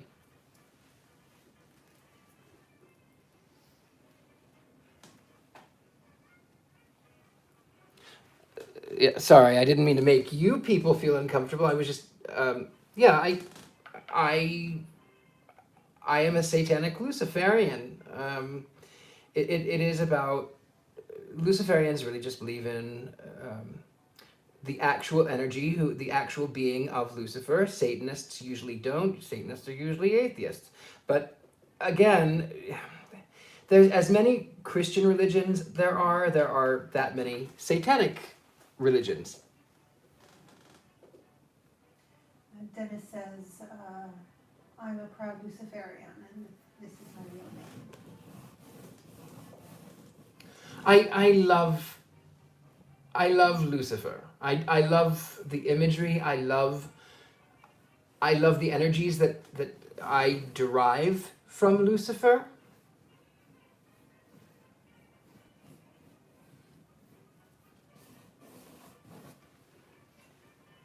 Chelsea says, there's the Abrahamic religions making everyone's life worse again, this time in Spring, Texas. Yeah. Oh, Texas.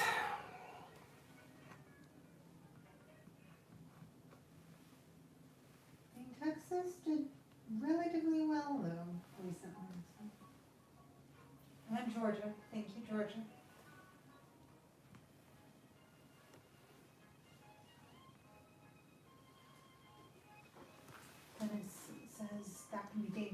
today's society.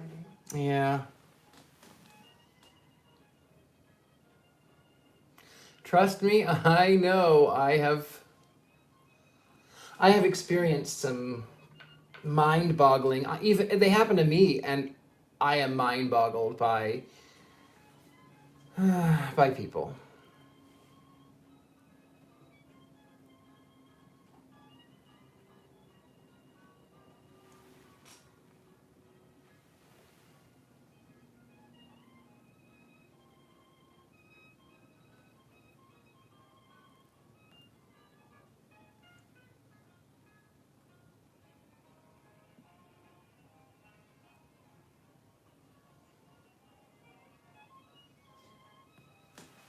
How is it so easy for you to not care what others think of you? It's something a lot of us want to achieve, but it's so hard. It is difficult, but I tell you, I tried so much to. I would go through these phases as a youth where I would try to blend in and only realize that I don't. So then I would just go out and be free and have fun, and then someone would say something, and then I would try to blend in, and then I would be unhappy. The last time that happened was about 5 years ago.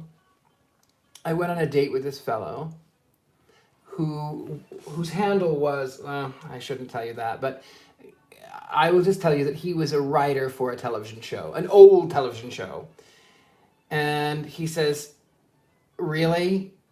You want to be in the theater, you want to be a performer here, and you're going to be like you are? They will never take you seriously. You might as well just hang up now because you are nothing but a drag queen. And I went, I am not a drag queen, but okay. So I tried to be like other actors in LA. I tried, and I was not happy, and I was miserable, and I wasn't getting any work. And I went, you know what? I'm not happy doing this, and they're not happy with me doing this, and it's not getting me work anyway, so I might as well just be me. And I was.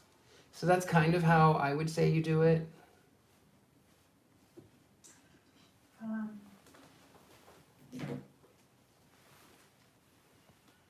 Yes? Sorry. You have the phone that doesn't get ads. That's true. That is true. Dennis says, meaning my admission in a public forum, I'm also a liberal and a heterosexual gay advocate. My sister is gay, and she is my best friend. She says hello, by the way. Oh, that is lovely. Thank you and hello. And then Dennis goes on to say, unfortunately, I look the part of a conservative, which isn't unfortunate. You look how you look.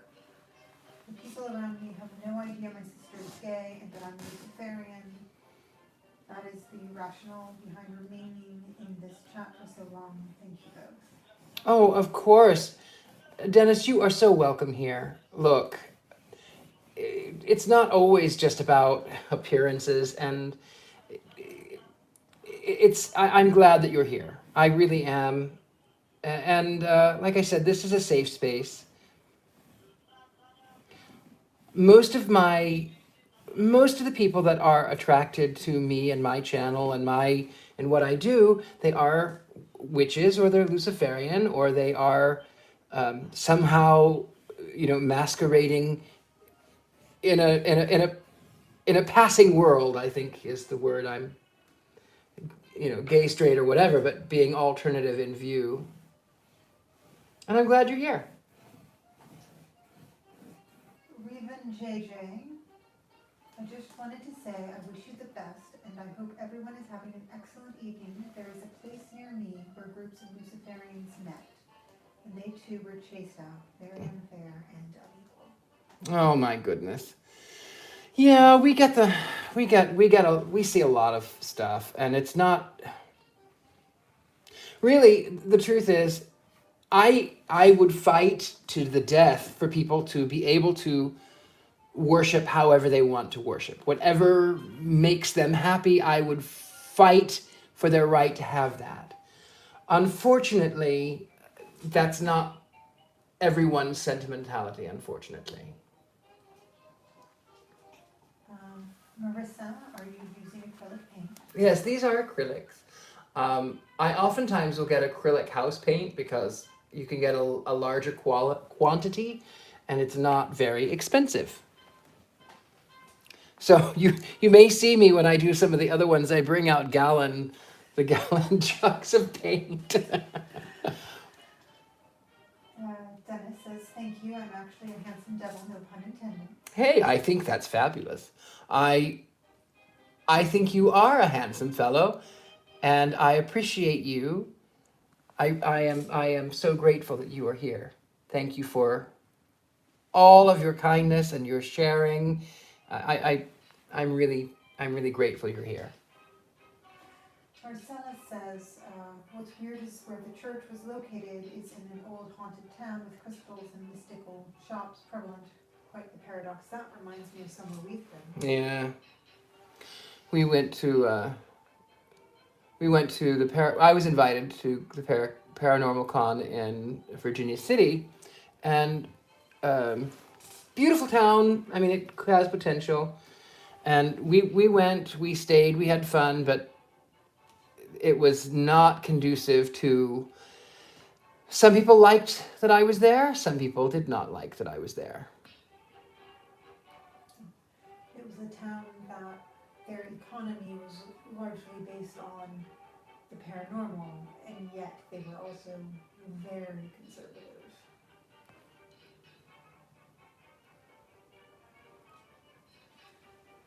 Meatopia says, any thoughts on the increased interest in witchcraft among the younger generation? For example, witch talk in TikTok. I need to look at that.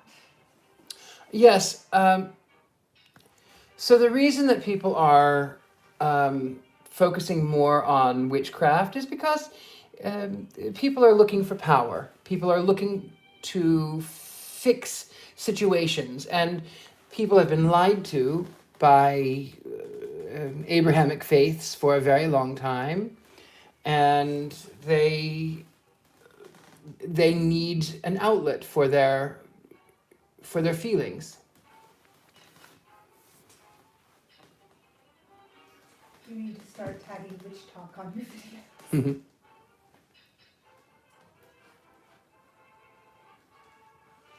You can follow me on TikTok, by the way. I'm on TikTok. I don't have very many videos on there because I just don't. I am trying to be proactive and modern and all of that jazz, but I'm not certain what the cool young hip kids are saying these days.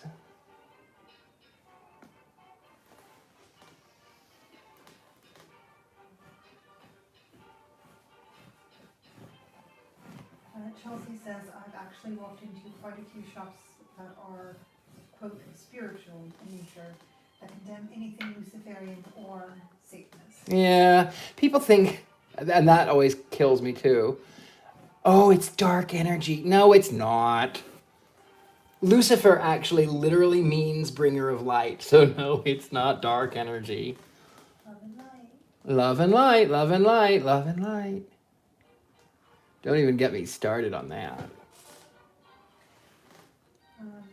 Marissa, well, I give props to you using acrylic. Love your blending, and you seem really good at it. I'm an art major and hate it. I'm terrible at it. I love working with oil and watercolor. I love oils, but the thing about oils is they take so long to dry, and I'm a little ADHD when it comes to my patience on trying to move on to the next thing. And so I even sometimes I'll do this and they just don't dry fast enough. So I've got a hairdryer sometimes. Dennis, I'm grateful that you are both making yourselves available. I am constantly on guard, being my current surroundings are not conductive to my sister's lifestyle or my beliefs. I am comfortable here. Thanks. You're so welcome. Like I said, I welcome you. This is supposed to be a safe space where you can be you, where you can just relax and you can not have to worry about what people are saying or thinking because they don't know you, for one, and two, it's a safe space. That's why that's what I try to achieve with my channel, is that safe space. That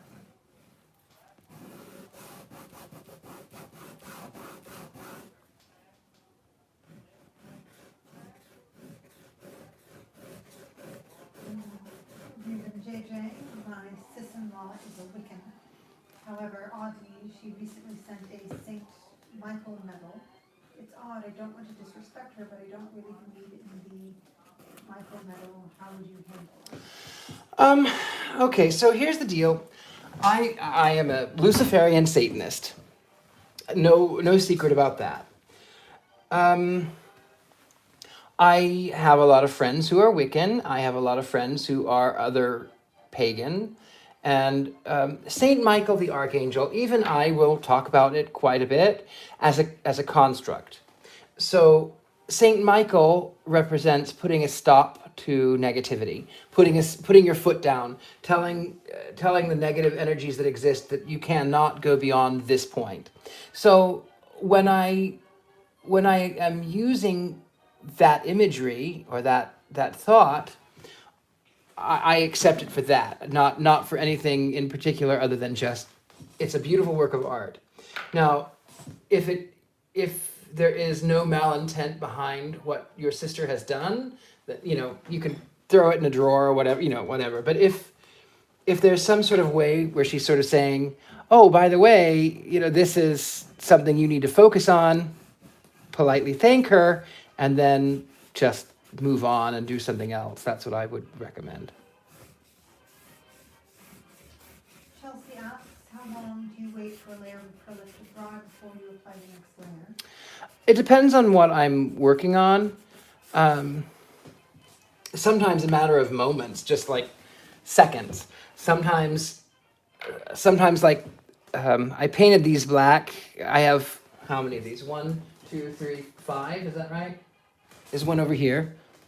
I think I have five of these cheap canvases that I got that printed on canvases, and I painted them all black last night. But the one, if you look at the one with the house, I painted that in a couple of days, and I let the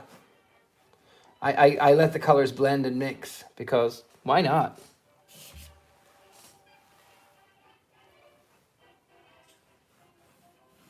Dennis, my ex-girlfriend is an evangelical Christian. Little did she know. My sister understood because she said she was hot. Oh, that's fabulous. Marissa says yes. Oils take too long. Totally understand about waiting. I could be working on an oil painting and want to move on, or we finish a section, but you just can't. So many layers upon layers. Laura asks, odd question, but do you think it's possible for a human and or animal to be born without a soul? The concept of a soul is a strange, uniquely human thing. I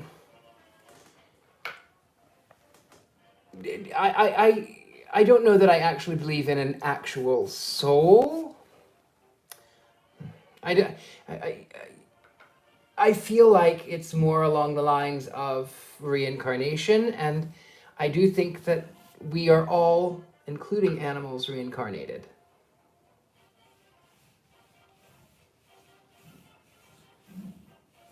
Rivana JJ, or Rivan JJ, says, wow, that makes sense. She said that it was to protect me, and thanks for the recommendations. Will do. I'll keep it as a symbol of positivity. Thank you, as always.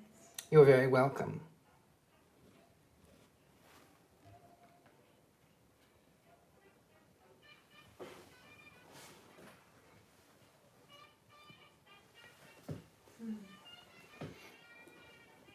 I may end a little bit sooner. I may not finish it tonight because I don't really know what I want to put down there yet. Down there. I don't know what panel, what's going to be in that panel. I don't know. Sad, I'm here yawning. Well, I mean, we've been communing for a few hours. And Alexandra, give it up for Alexandra, Lady Alexandra, for being here, because I couldn't be able to see any of you, and she makes it so much better, so that it's not just, me sitting here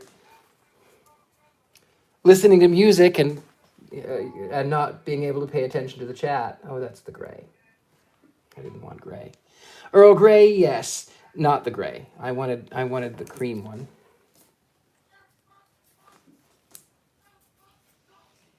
Thank you, thank you, thank you. You were all very kind.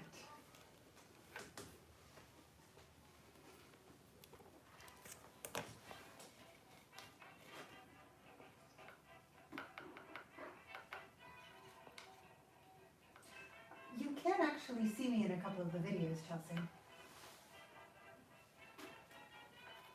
The Scooby-Doo one, that was fun. Well, if you look at the start of Ghost Hunting for Beginners, or no, Ghost Hunting Mistakes, Oh, I don't whichever remember. it was a while ago. I played Velma in the intro to that. Or in Ghost Hunting Nerd Girl, because Velma's copyright. But I'm also in a wig and done up, so. Thank you guys. Actually, you know what? You'll see me in the next video. Mm-hmm. Because we're talking about, Plants. yes, our good friend Lauren Morgan Richard. He was in the chat earlier. I don't know if he's still here. But he invited us to go to the Arboretum. Thank you, the Los Angeles Arboretum. But they didn't let me bring in my boys, and they were not happy about that. But it's a whole video on plants, and I'm actually more of a plant nerd than Richard-Lael is. However, we don't discuss Robert Plant. I don't know what that is. I told you we don't discuss Robert Plant. Is this one of those things that I shouldn't Google? Oh, you can do it. He's a musician.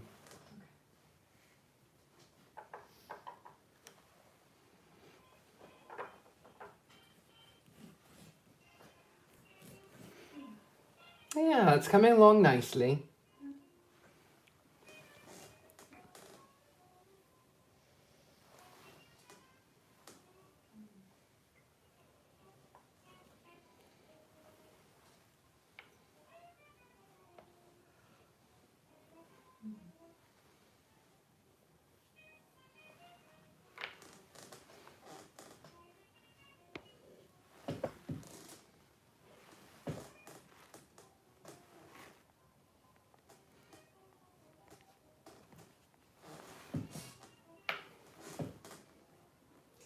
Oh my gosh. Utopia says I bought 5 plants. What plants did you get? What plants did you get, my darling?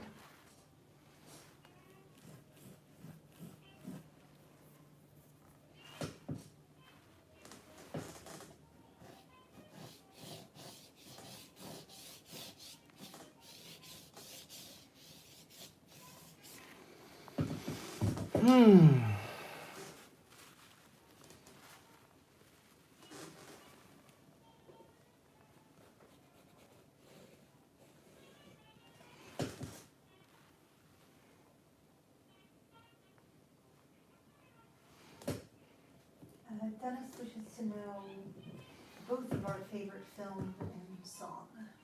You go first. God, why do you have to put me on the spot? Well, okay, I can go first then. So my favorite film, there's a couple. I love Metropolis, 1927, Fritz Lang. It's iconic, it's brilliant, it's breathtaking, it's powerful. It's an allegory for a modern world, truly remarkable, one of a kind. I love Sunset Boulevard. That film continues to inspire me to this day. I love The Dictator. Even though I'm not a big fan of Charlie Chaplin, I do love The Dictator because, again, it's very powerful. I also love Whatever Happened to Baby Jane. And what's the other one? There's another one that I can't remember right offhand. And as far as favorite song goes, it depends on my mood. Sometimes it's German polka. One of my favorite songs is Wooden Heart, as sung by, Elvis Presley, but then redone. So Musi Den, I love that. I love that one. And I love Your Spell Is Everywhere. I also love Midnight, The Stars and You. As far as sometimes it's If You Only Had a Mustache. I love that one too. So a lot of different songs I like. What about you? I'd say my favorite movie is The Cabinet of Dr. Caligari. Oh, that's a good one. However, as far as a modern movie that I can watch over and over again, I mean, honestly, probably actually Mirror Mask. I know it's a weird one, but I don't know that one. we have to watch it at some point. It's called Mirror Mask. It's very beautiful. It's actually done by the Jim Henson team when they, it was after Jim had died. And so it's largely CGI, but it's CGI used creatively, which is very different from what CGI is usually used for. I forgot to mention my other favorite films, and I should have. I don't know. I love them so much that it slipped my mind. So one of my favorite films is The Addams Family and The Addams Family Values, just because I cannot get enough of them. I love that movie, both of them.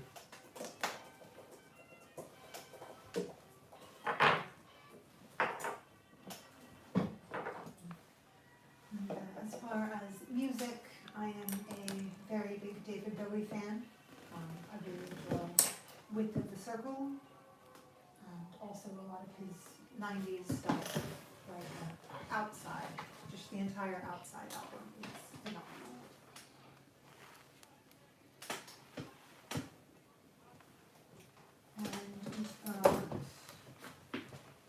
And Marcellus says Metropolis hands down. Utopia says I got 4 pothos, fourth pothos, the second polydendron, snake plant, string of pearls, and an African violet. How lovely. The Holly Burgers says yes to Elvis. Ravenna JJ says Tombstone for me. All Val Kilmer as Doc Holliday scenes. That was actually a really good movie. Such great taste from you all. Metropolis is most excellent. Thank you, Lady Alexandra, by the way, for your work as well. Thank you. Sarah Kay says, oh man, much love for the Caligari plug. Such a visually incredible movie. Actually, for anyone who's a Burton fan, Caligari is one of the major inspirations from a lot of Tim Burton. Sure is. A lot of his stuff is actually based more on German expressionism in the 1950s science fiction. For instance, if you watch, what was it, Teenagers from Mars, I think? We watched it together. I fell asleep. There was one movie called, I think it was Teenagers from Mars, and I'm watching it going, this is a Tim Burton heroine, this is a Tim Burton, like, this entire movie is just peak Tim Burton, but it was made in, like, 1960. Dennis asks, are you fans of David Lynch's work? I do like David Lynch. A fan? I like his work. Chelsea says, each little devil has a different personality. Thank you. Cloud says, hello, how are you guys doing? Fabulous, welcome. And Sarah Kay says, I never considered that. I'm a massive Burton fan. Then I would recommend watching Cabinet of Dr. Caligari and Teenagers from Mars or Teenagers from Outer Space. It's one of those. It will open your eyes. I bid you open your eyes. You have arrived at La Cage aux Folles. It will probably close your eyes, given how you are with movies. If anybody ever needs to really quickly put Richard-Lael to sleep, put on a movie.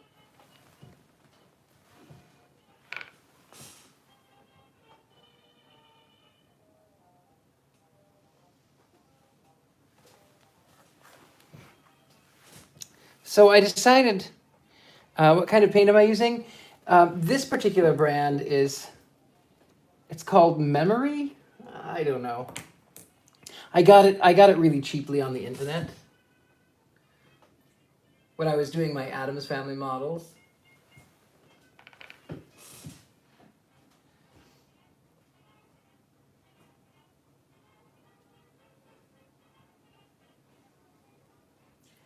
Thank you, Adrian. Yes, acrylic paint.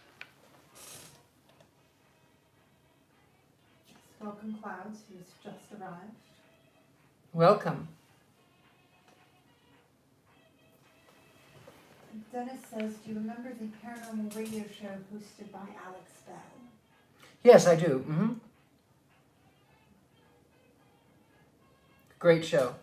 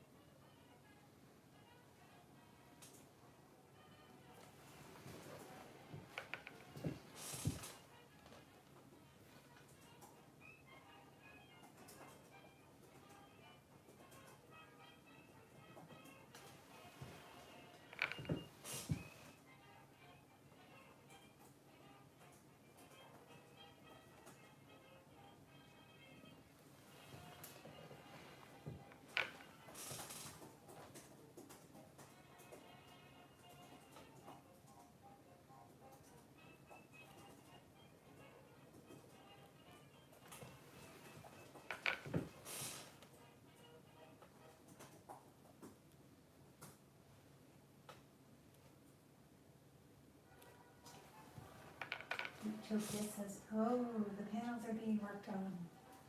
Yeah, it was so funny. I wasn't going to work on the panels. I thought maybe I'll end it, and then I picked up the paintbrush. 4 hours later. And actually, we've been streaming for 4 hours.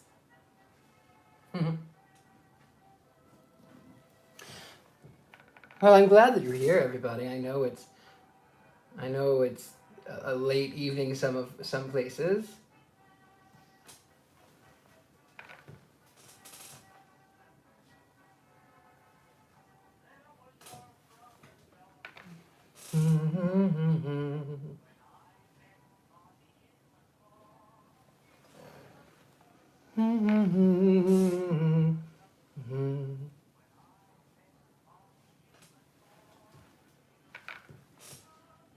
Dennis, Mr. Bell discussed the occult frequently, and I recall a dreadful former Jesuit priest by the name of Malachi Martin was a frequent guest.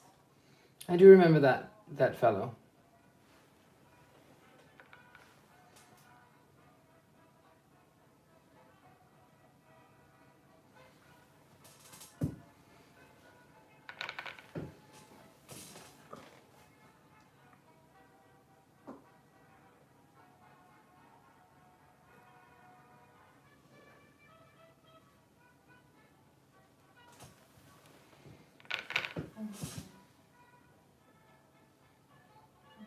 Revan JJ says, this looks so good, great painting. Thank you. I've been working on a novel trilogy for 6 years. You and Spooky, oh. I love Spooky. You and Spooky have inspired me to get started again. I got to 1,000 manuscript pages completed today. Congratulations. Bravo! Congratulations, my friend.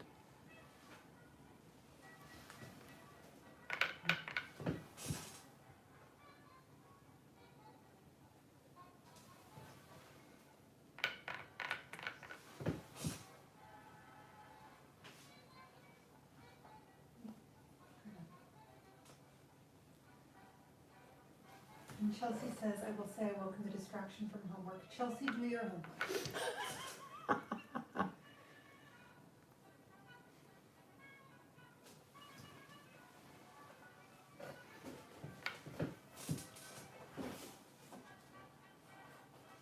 Don't be like me.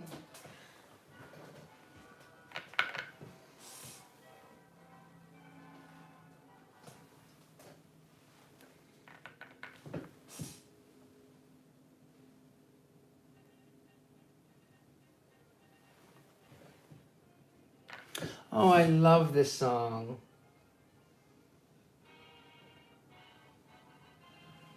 Something about the Sandman, I can't remember.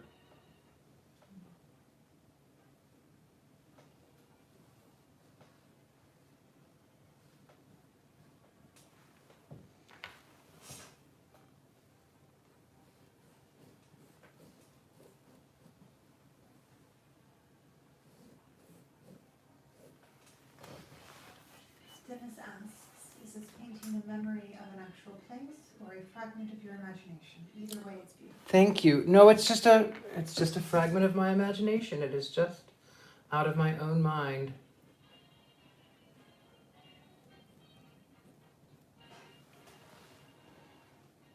If you could see inside of my brain, this is how my brain looks.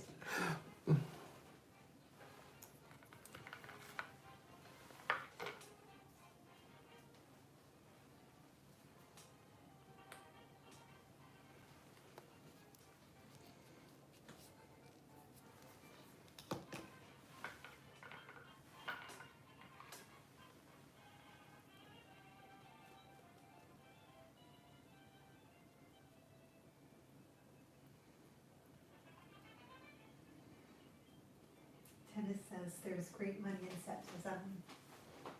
Thanks. I should do it here in LA. Chelsea says, tiny devils decorating a stage. I believe it.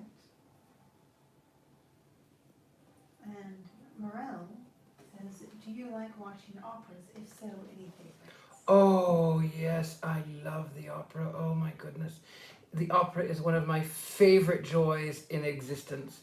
Oh, I just love the opera. As far as my favorites go, I really love the Markropolis case by Janacek. It's a contemporary to 1926, I believe, when it was written. I love Puccini's Turandot. I love that one. A classic one is The Marriage of Figaro, Mozart. Oh yes, I love the opera. And of course, The Ring Cycle by Wagner. But I can only handle one opera, one Wagner opera at a time, and that's like 5. So, yeah, The Ring Cycle.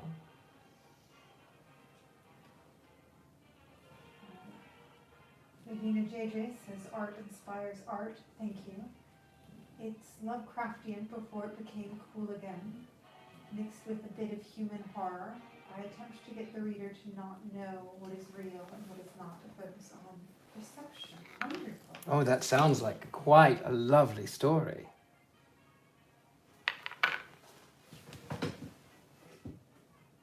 Okay. And Chelsea says, I dig that. Let's hear people's favorite books or favorite authors.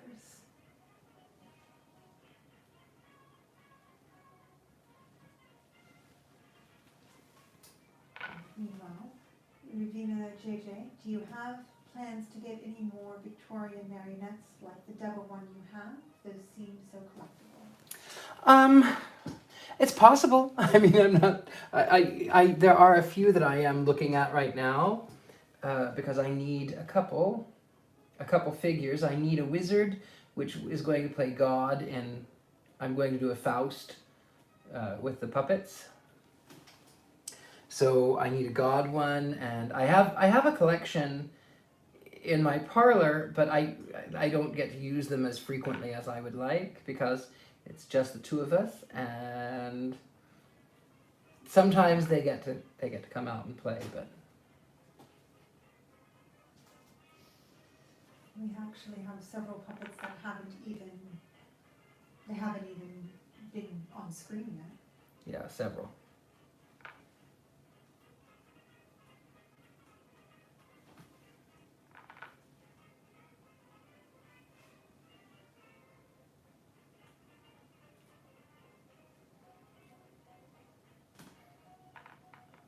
Couple of lovely ladies. Gloria and Emoja. Actually, they might be the only, because we've used the soldiers, we've used Sebastian, we've used Sirius. We haven't used Falcor. Yeah. So there's a Japanese dragon, or Chinese dragon. I'm sorry, but there's a good luck dragon that we've named Valcor, and he's not been on screen yet. Going off what Muriel said, do you also enjoy ballet? If so, what are your favorites? My favorites are Prelude to Afternoon of a Faun and The Bride of Spring. Oh, I love those two. I love the ballet. I used to dance in the ballet, and I love the ballet. So Swan Lake in its classic form, but also the is it Daniel Bourne version? I love that version. Cinderella is a classic that I really love. Midsummer Night's Dream.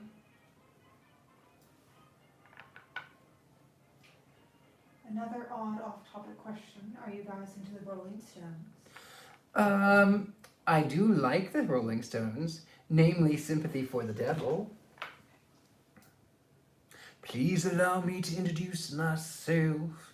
I'm a man of wealth and taste.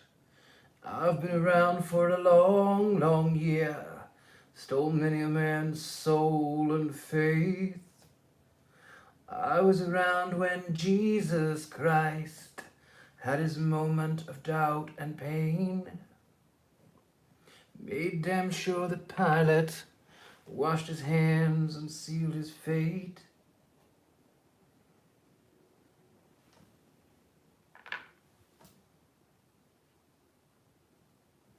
Sorry, the video ended.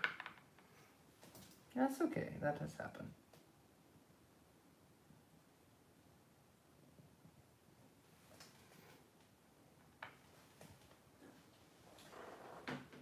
I'm also rather fond of Back in Black. Chelsea asks, does the devil really go down to Georgia? Yes, he does. And Marcella says, love Rolling Stones, have the tattoo.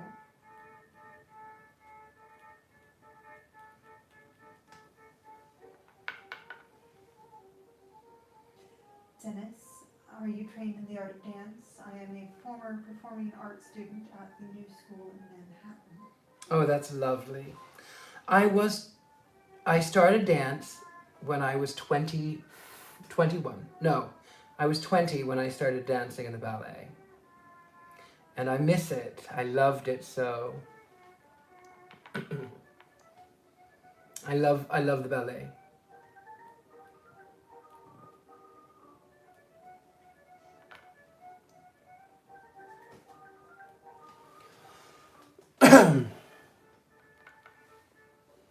Chelsea, have you ever participated in theater? I did. I was an actor for many years in the theater. I love the theater. I loved it. What can I say? I started when I was about 12. Marcella says, any plans on reading Faust to us? Well, I read Faust once, but I only read part one. So Faust is a two-part play story, and I read Faust, but I think I need to get Faust part two. It's not really my favorite because Faust part two, well, I'm not going to give it away, but it's good. It's just part one is my favorite. Dennis says, yes, I'm a former starving actor, no longer starving or an actor. I'm afraid, my friend, that does happen when you are no longer under the employ of or the searching of acting.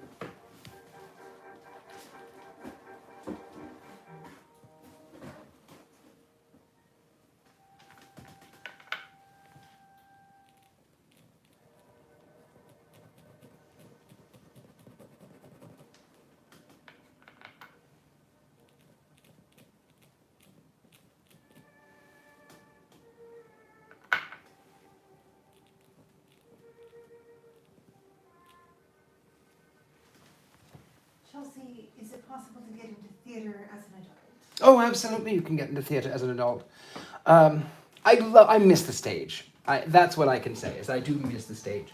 My recommendation is to go to a community theatre and do it. You can even, if you're looking for acting work in LA, you can do that here too, as an adult, but oftentimes it'll be background work, but it's fine. You get to be on set and you get to meet people. It's fun. I've done background work.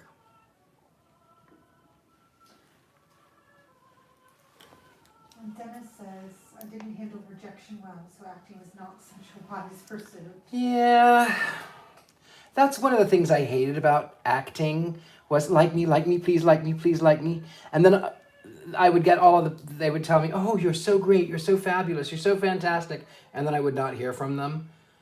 And it's exhausting.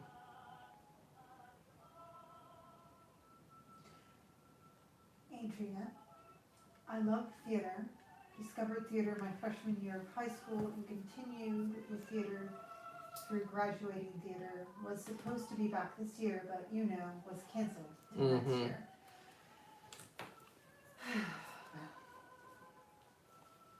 And Cloud said, I could never, I have stage fright. See, I needed the stage when I was a kid, because then I didn't exist. And that was what I wanted in those days. I didn't want to exist. And I needed the theater so that I didn't exist. The Holly Burgess, what is your opinion on John Milton's portrayal of Satan in Paradise Lost? Oh, you know what? I never actually saw it. I'm sorry. I wish I had an informed opinion on that.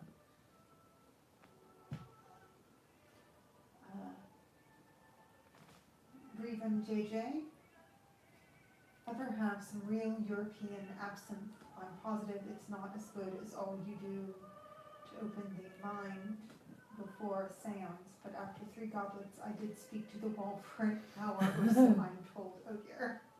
I've never had absinthe, even American absinthe. I've never had it. I have. Did it make you absinthe-minded?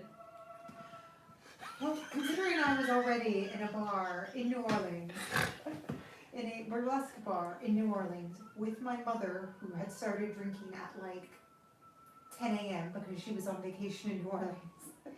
Yes.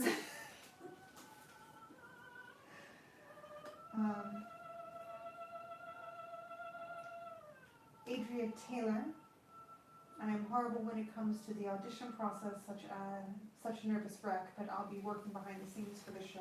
I'll be part of next year. Lovely.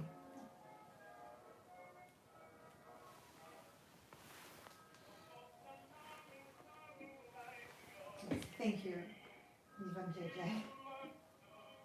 New Orleans is wonderful. You should visit. Carefully. I've only been one time, and I was like 12. Oh. I nearly bought a home several years ago in New Orleans, and my friend who lives there says, oh, New Orleans could be really great for you. They're very artsy and very artistic, and they could really love you. What's the address? Tell me what your address is, and I'll go look at your house. So I told her where it was, and she says, no way, no way, She says, I wouldn't go there, even during the day, because it's in the 9th ward. And I went, I don't know what that means. She says, do you want to be robbed in front of your porch, on your porch by 12-year-olds? Because that's what's going to happen. She says, it was devastated after the hurricane, and after it was devastated, it never recovered. And she says, this is not good for you. And then she ended up by telling me the one thing that made me really think about not moving there, in fact, the one deciding factor, and there are cockroaches the size of Volkswagens, and they fly. Ty Ty says, I'm going to miss doing high school theater. My senior year got cut short, but the memories will last forever. For some reason, I always got the part that resulted in me getting shot. Oh dear. Oh my.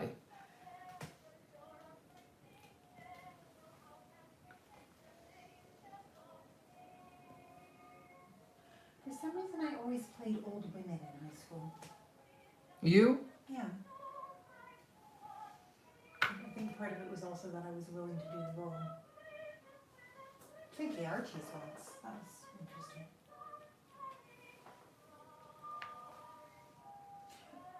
Ty says, my director said I was good at dying.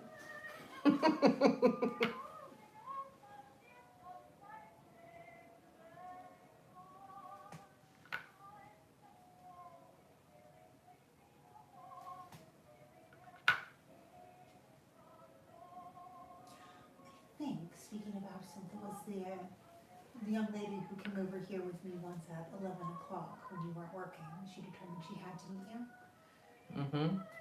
Who only had absinthe once, but it resulted in her lying spread eagle on the bathroom floor for several hours. Oh my.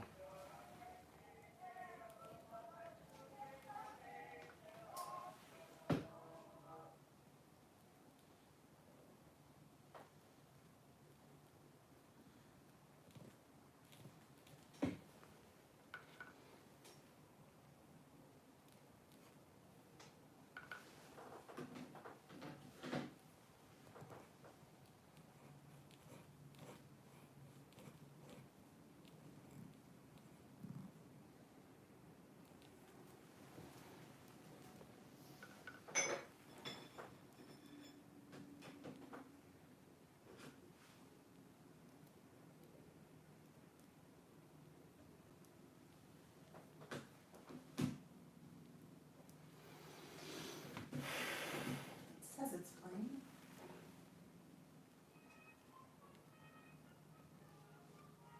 Also, my phone's at 10%. Okay, well, how many hours have we been going?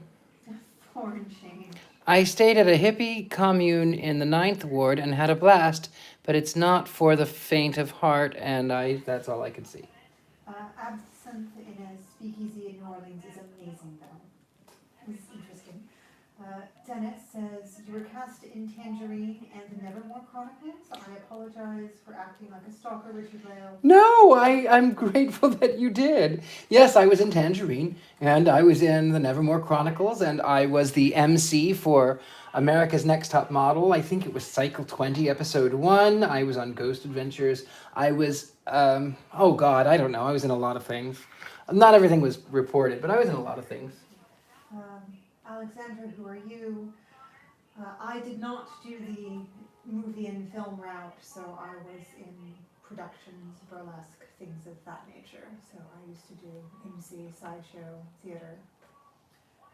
But I'm a lot harder to find, particularly because it's not under my name, because burlesque.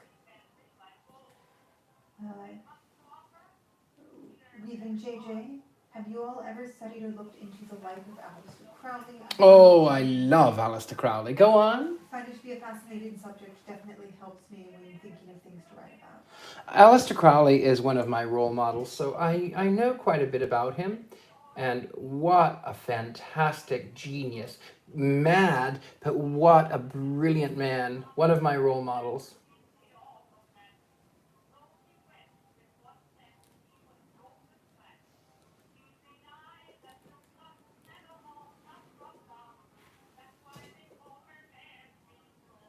And Dennis says thank you.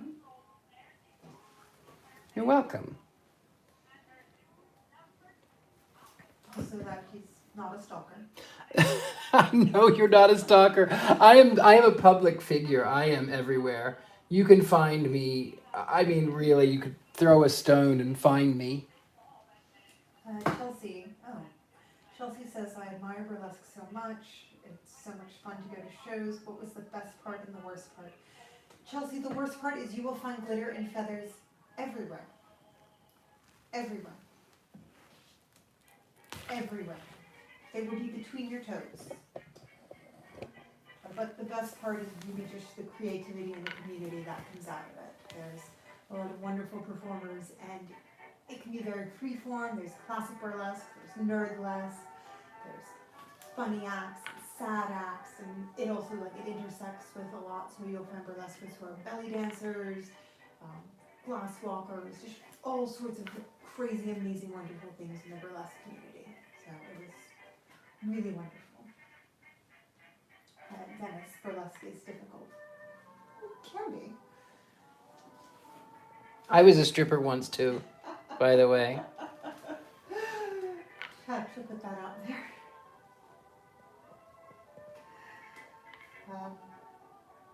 Even JJ says he was ahead of his time for sure. Crowley. Yes. Yes, Crowley, what a genius. Chelsea says the glitter comet made me laugh. Yes. Richard-Lael, you had that Phantom of the Opera routine, if I recall. Yes, I mean, I did many. So, my main set, I did a Phantom of the Opera set, but that was not my main set.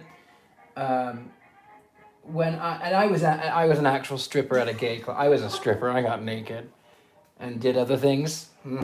Yeah, it was one of those places. Anyway, so I did a Phantom of the Opera number where I started out with music. No, I can't remember.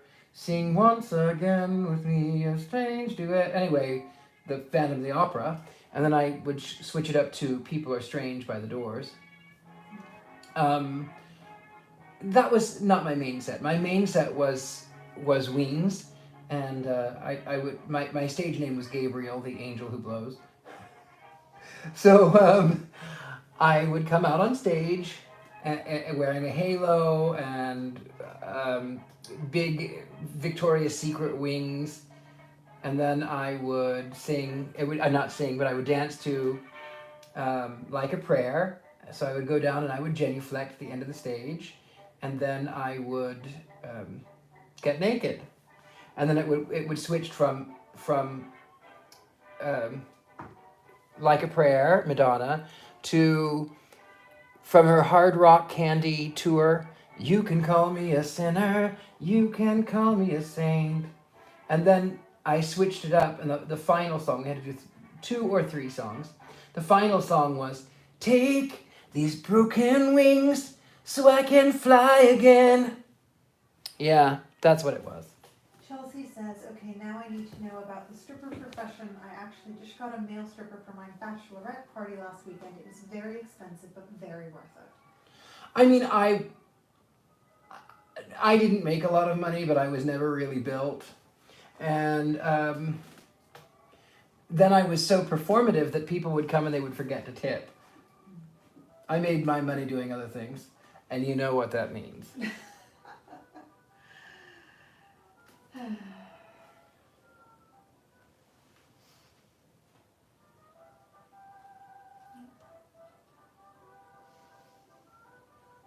Actually, we'd like to give a shout out as a person who does occasionally get tipped. The people who tip the best are the people who work as strippers and other things, because they'll take care of you, because they know.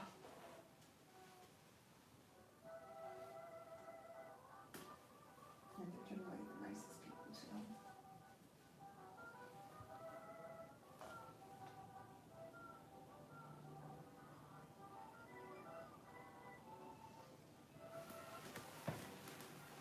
Coming along nicely.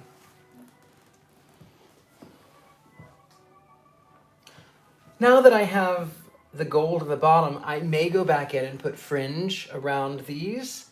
That was not my original intention because I was going to do a Gothic arch in here. But now I may put fringe on that. Dennis asks, have either one of you ever hung out at Washington Square Park, the Slaughtered Lamb Bar, or Muhammad's Falafel in New York City? No, but I have been to New York City several times, and I love the city. I love New York. Likewise, no. So it's now my turn to say I was in New York when I was in middle school, so not much memory of it. I managed to go to New York, by the way, in spring of 2001.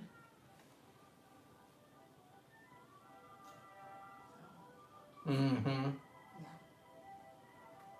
We were the last class to go to New York.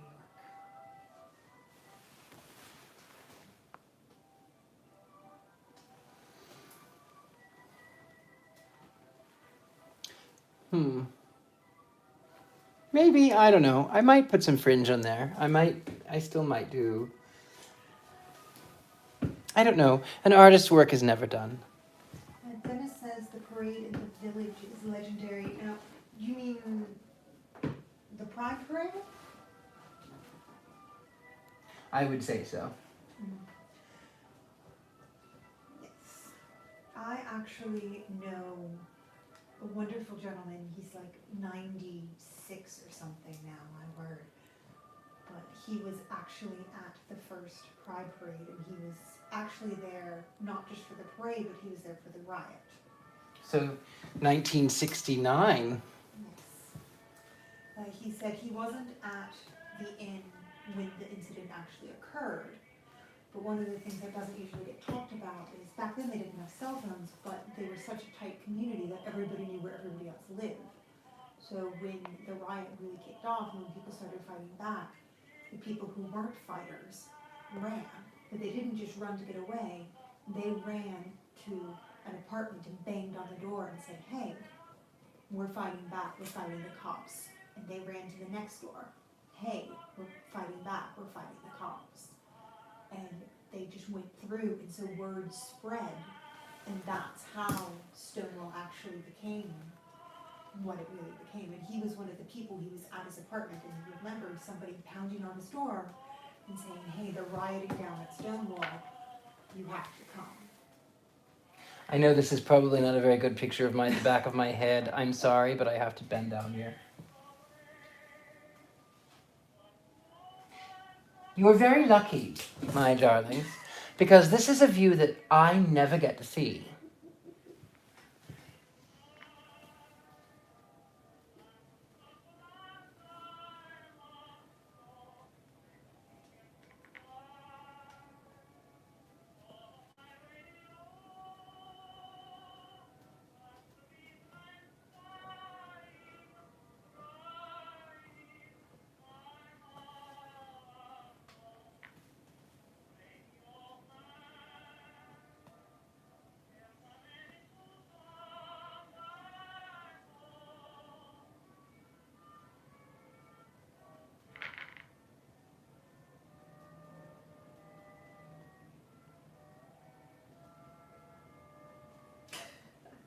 Dennis says, I'm straight, but like my sister said, nobody's perfect.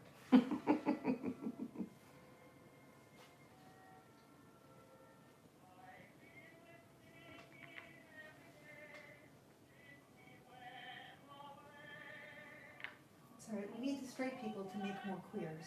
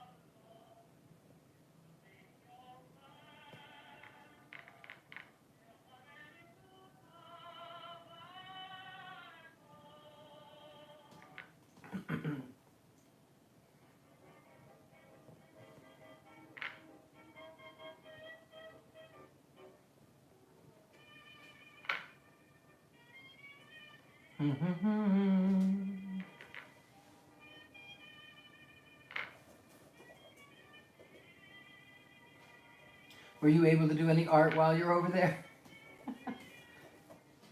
Yes, actually, I've decided that that scarecrow one that I was working on forever ago. I think I've just decided I'm going to scrap the whole thing and just start over because I feel like the composition could be better, and also because the initial scarecrow was designed as line art.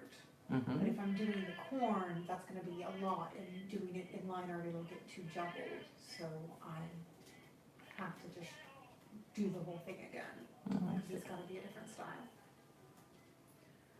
The original concept was to have that wood frame border instead, and that would have worked, but your cornfield suggestion turned out to be a bit much.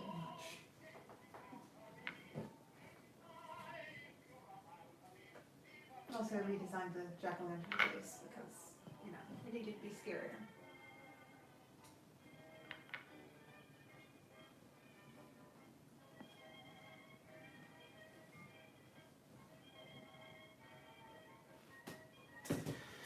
Okay, I'm going to turn this one around the other way. Oops, can you see me? Yeah, you can see.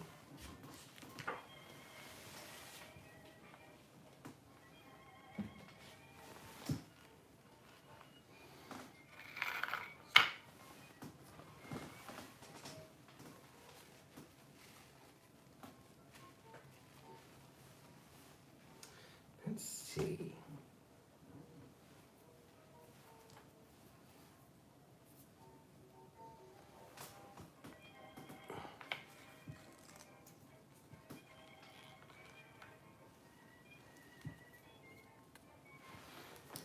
It's upside down, but you knew that.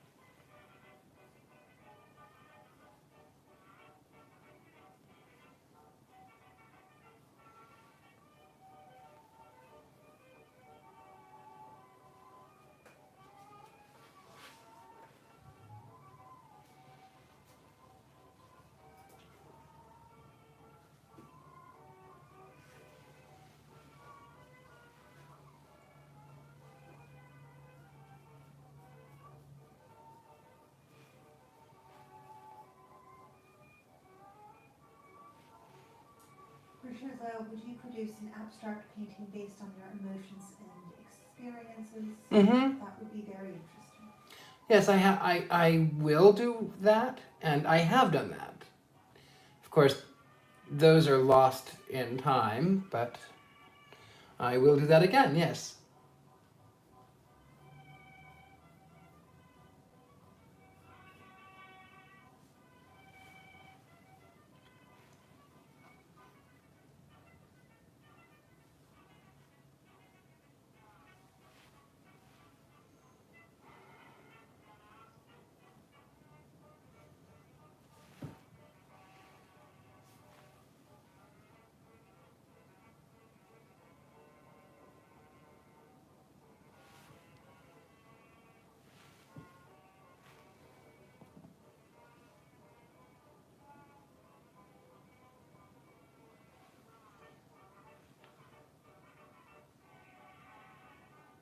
Dennis says this piece is still quite good and visually comforting. Thank you.